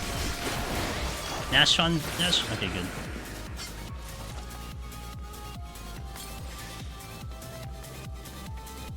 Excuse me, pardon me. Nice frailty pickup, let's go. Still have to fight through at least 2 more floors. Ooh, hi. So we clear 96, we clear 97, and then it comes down to 98, 99 for a clear attempt. So we need to either fight through the next couple or nuke the next couple. Now, if I nuke the next couple, I can then get the last 3 and then Serenity those. But if I get a clean floor, I'm gonna fight through it. I safety, by the way, and I'm still paranoid. I forgot I safety. I legit just forgot I safety. We respect the content, that's all it is. Lancer when? Not my territory. I mean, I'm not throwing it off the table, but it's not my territory. I think Sadie did a Lancer run at some point. Did he clear? I think he cleared, actually. Survey says... a big room. I'm gonna nuke this.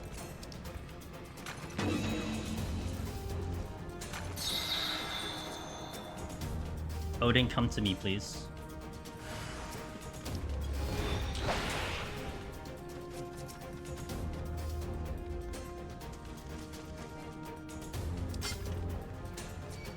Okay, do it.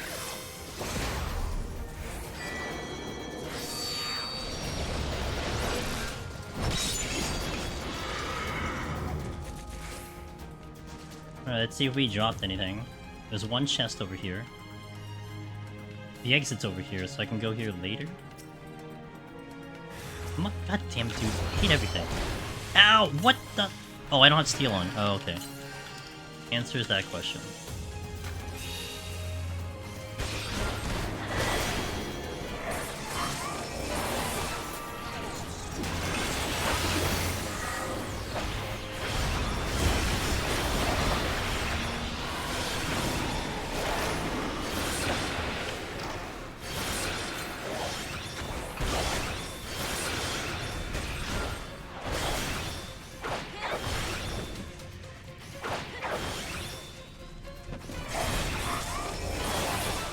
All my potions are down, so I have to be a little bit careful here.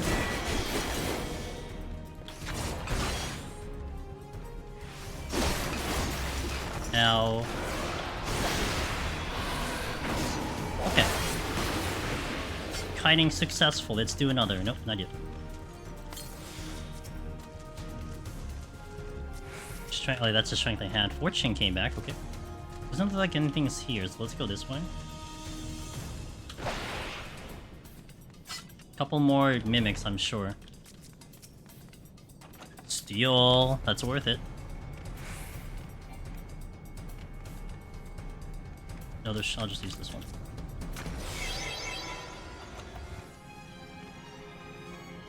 Okay, I still have to fight through 2 floors, but I have Serenities all the way up, so that's really good. So what I might try to do is we fight through 97, 98, and then Petri 99.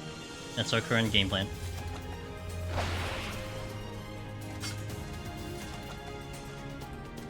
I'm sorry for whoever came up with the idea of gap closers doing 0 damage needs to be fired.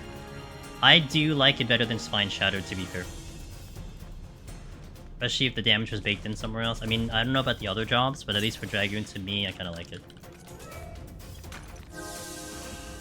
Well, I've messed this up before, so... we gotta still play the game, right? It comes down to me playing the game, but a lot of things are aligning, so at least we'll be, and the time looks pretty good, too.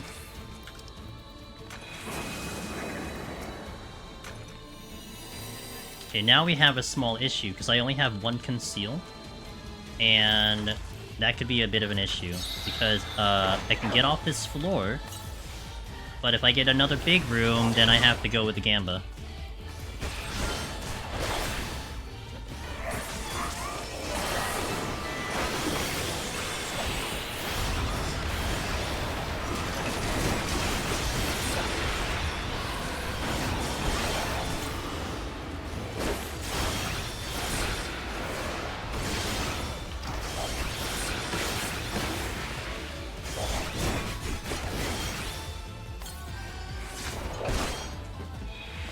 Alright, who do I want to fight? Nice steal return. Okay, we're liking it. There's only 3 exits. I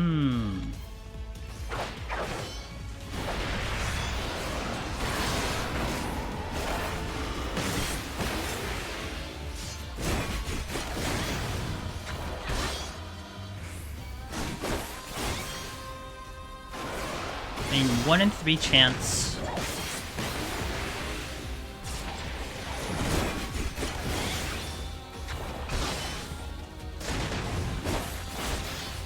Hey Velvet, do you want to do a poll for me?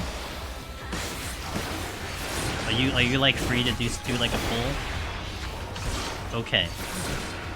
Have a poll saying which exit, A, B, or C. And A will be the one in the northwest corner, B will be the one in the middle, and then C will be south. You can put that at 2 as well. And then, 2 minutes, short timer. You can also put, like, if people want to spend money on it, or spend, channel points on it. And then I'll go with the one that chat says. We'll make you, I'll give you guys the blame if I die in the run. We'll just say it was chat's fault. It relieves me of any, responsibility. And also on YouTube, I guess the same deal. We don't have a poll on YouTube, but if you want to just type it in chat, A would be the northwest, B would be middle, and C will be south. Which one do you think is the exit? Ooh. Oh my god. Where is that Gozu?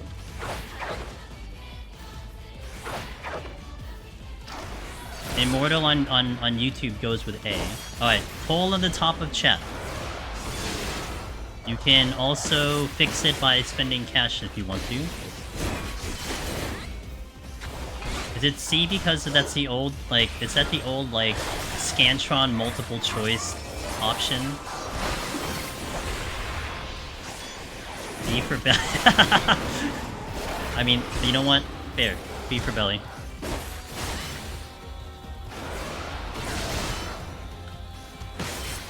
Watch my steal timer.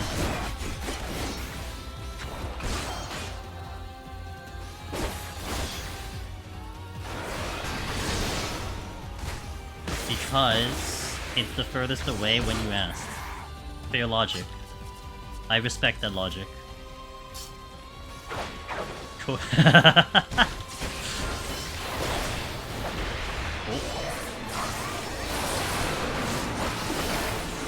I should purity, shouldn't I? Oh wait, no, there's chests here. Okay, let me check the chest and then... I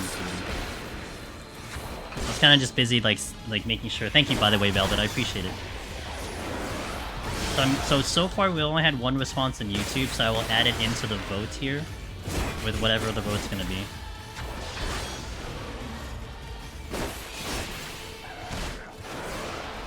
Mini tutorial mode. I could do it on the next floor. Well, actually, I can do it here when we're trying to deal with the exits. We'll do that. Okay, let me check the chests. So I want to check chests here, because if it's a mimic, it contributes to the exiting of the floor. And I will do that. Now, Shopti is sight. That's a Luric Trap. Kiyozo is sight, but it can shoot me, so I don't want to be any close to it. The Jinba is sight. I got another Serenity. The Jackie is sight. The Flying Wing dudes are proximity. Have to watch my feet. D is not an option. A wins with 74% of the vote. Okay, A it is. We're gonna do A first. What is the next one after that, by the way? South was C. That's the next one. Okay, so A, then C, then B. Alright, so we'll see how it goes.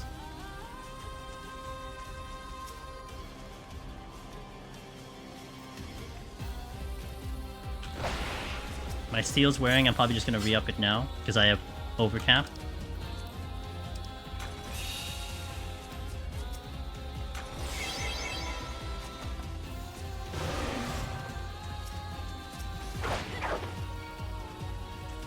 A lot of enemies, beating up several enemies. Choose which enemy to fight first during witching.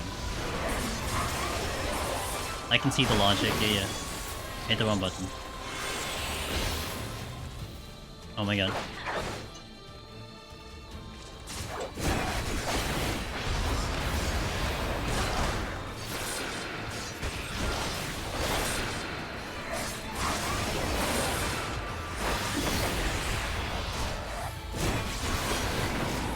So there was, by the way, in our Discord, one of our community members and viewers, JMO, had demonstrated something where he was using a gap closer. In this case, he was using elusive jump. And he was getting it to like the edge of the exit, elusive jumping past the exit, and actually seemingly looks like he can figure out which is the fake exit and which is not. So I'm going to see if I can duplicate that and give all credit to him because he's the one who at least brought it up to me. So I'm going to elusive past the exit to see if anything happens. Now, if it doesn't pulse, maybe I'd still commit to it just to see, but I would be curious with the other exits if it does in fact not pulse. So I have to, I know he angled himself like on the edge here. Nope, that didn't work. Do I try to survive this or what? Wouldn't jump be faster than pulse? Well, I had to jump to a location, that would be the problem, right? So now it's not A, so chat killed me. Really happy about that right now. I'm glad chat wanted me dead. So it's fantastic. We're gonna go to C next. Ow.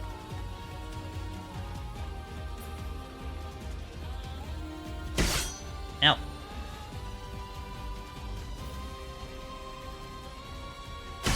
Ow!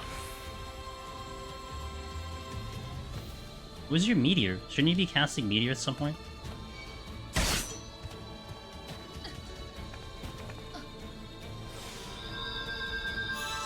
Alright, let's see if C works.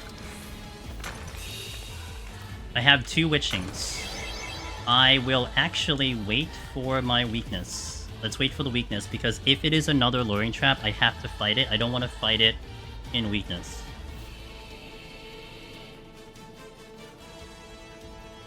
Oh, I did pick up a conceal. Oh, you're right! Okay, well. What? When did I pick up a conceal? I guess I did it earlier. It was in fact C. Congratulations. Wait, when did I pick up the oh, you know what? It made it fun anyway, whatever. C wins.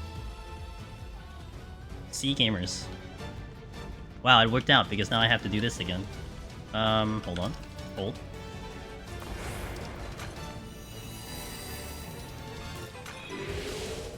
Banana, banana, banana. Okay, Serenity.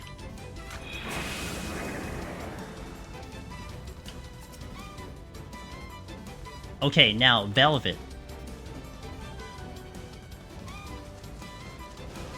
Wait. Oh, we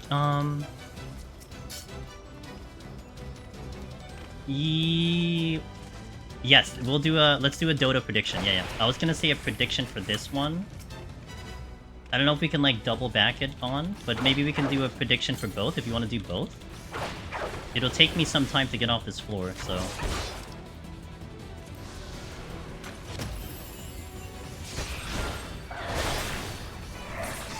Appreciate you, dude.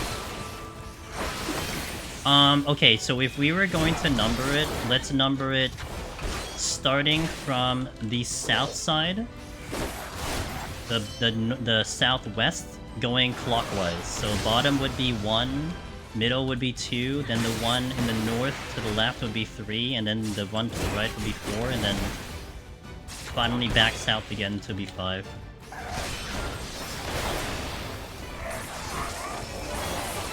Wait, I have like an easy way of doing it, hold on.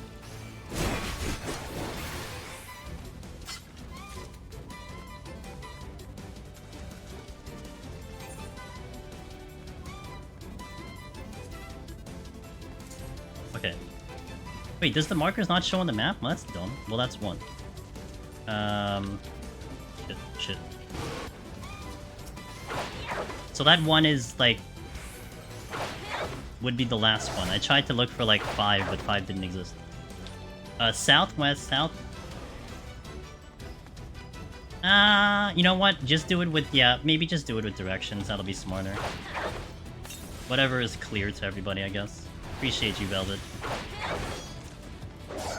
And that will be a prediction, because I'll just pick it and then we'll go.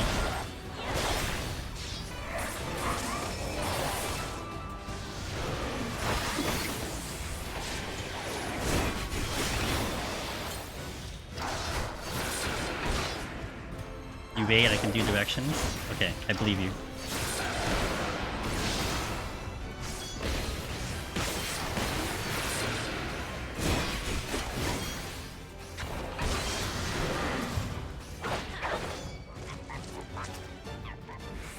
Oh my god, I hear the growling of the Kyozo.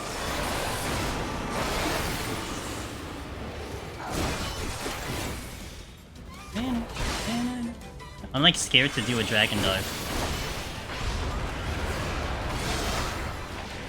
Oh, I didn't do the right combo. Oops.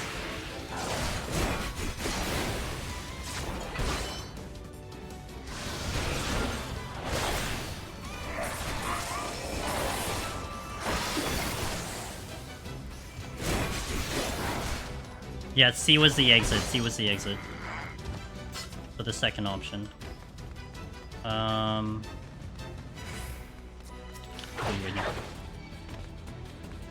I may re-up the frailty here.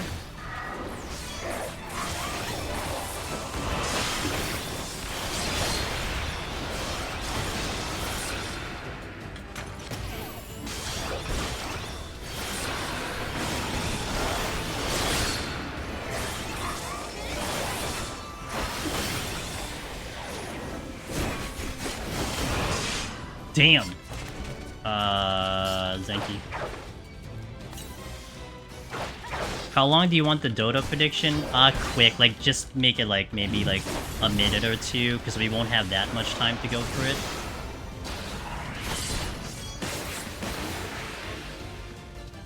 Southeast, you guys think. Alright.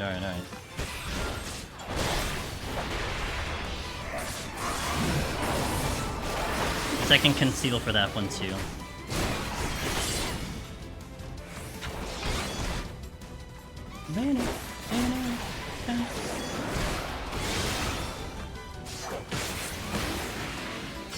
Okay, I need another target.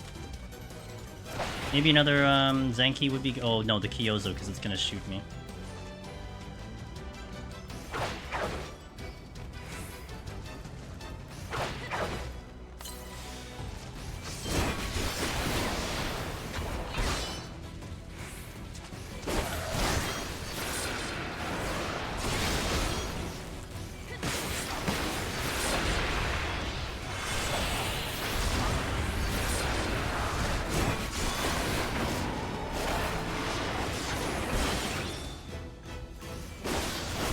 Oh, nice. Okay, we're up. Let me get to the exit and then conceal, and then we have the Dodo coming up. Southeast, and then we're going northeast, north. Okay, well, we'll just go like circular here. But the prediction? Alright, so if you don't know what's going on floor 99 specifically, there is a chance a Dodo is an actual enemy, is a patrol that can show up, walking and shutting around because it is a patrol. So now you're going to do a prediction.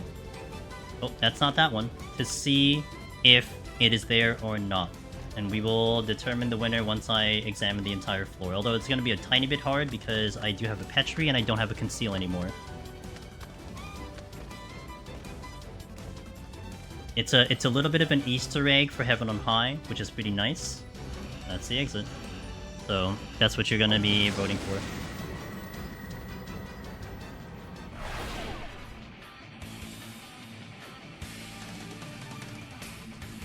Nice floor. I do have to be a little bit careful here, because my Conceal is going to drop and my Strength Conceal is dropping. I didn't see it in that room. That room seemed like it was a dead end. Oh, there's multiple dead ends.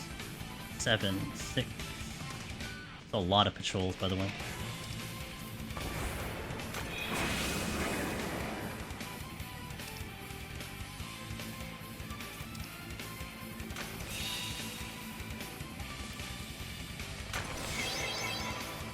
Not currently seeing it.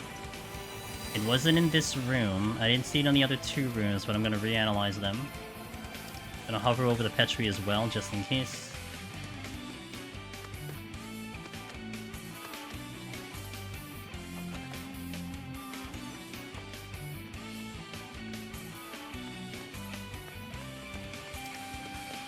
Nope, going in.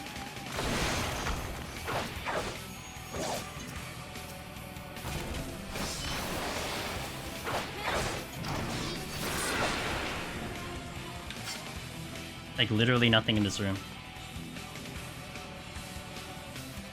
Checking this last room to see if it's here.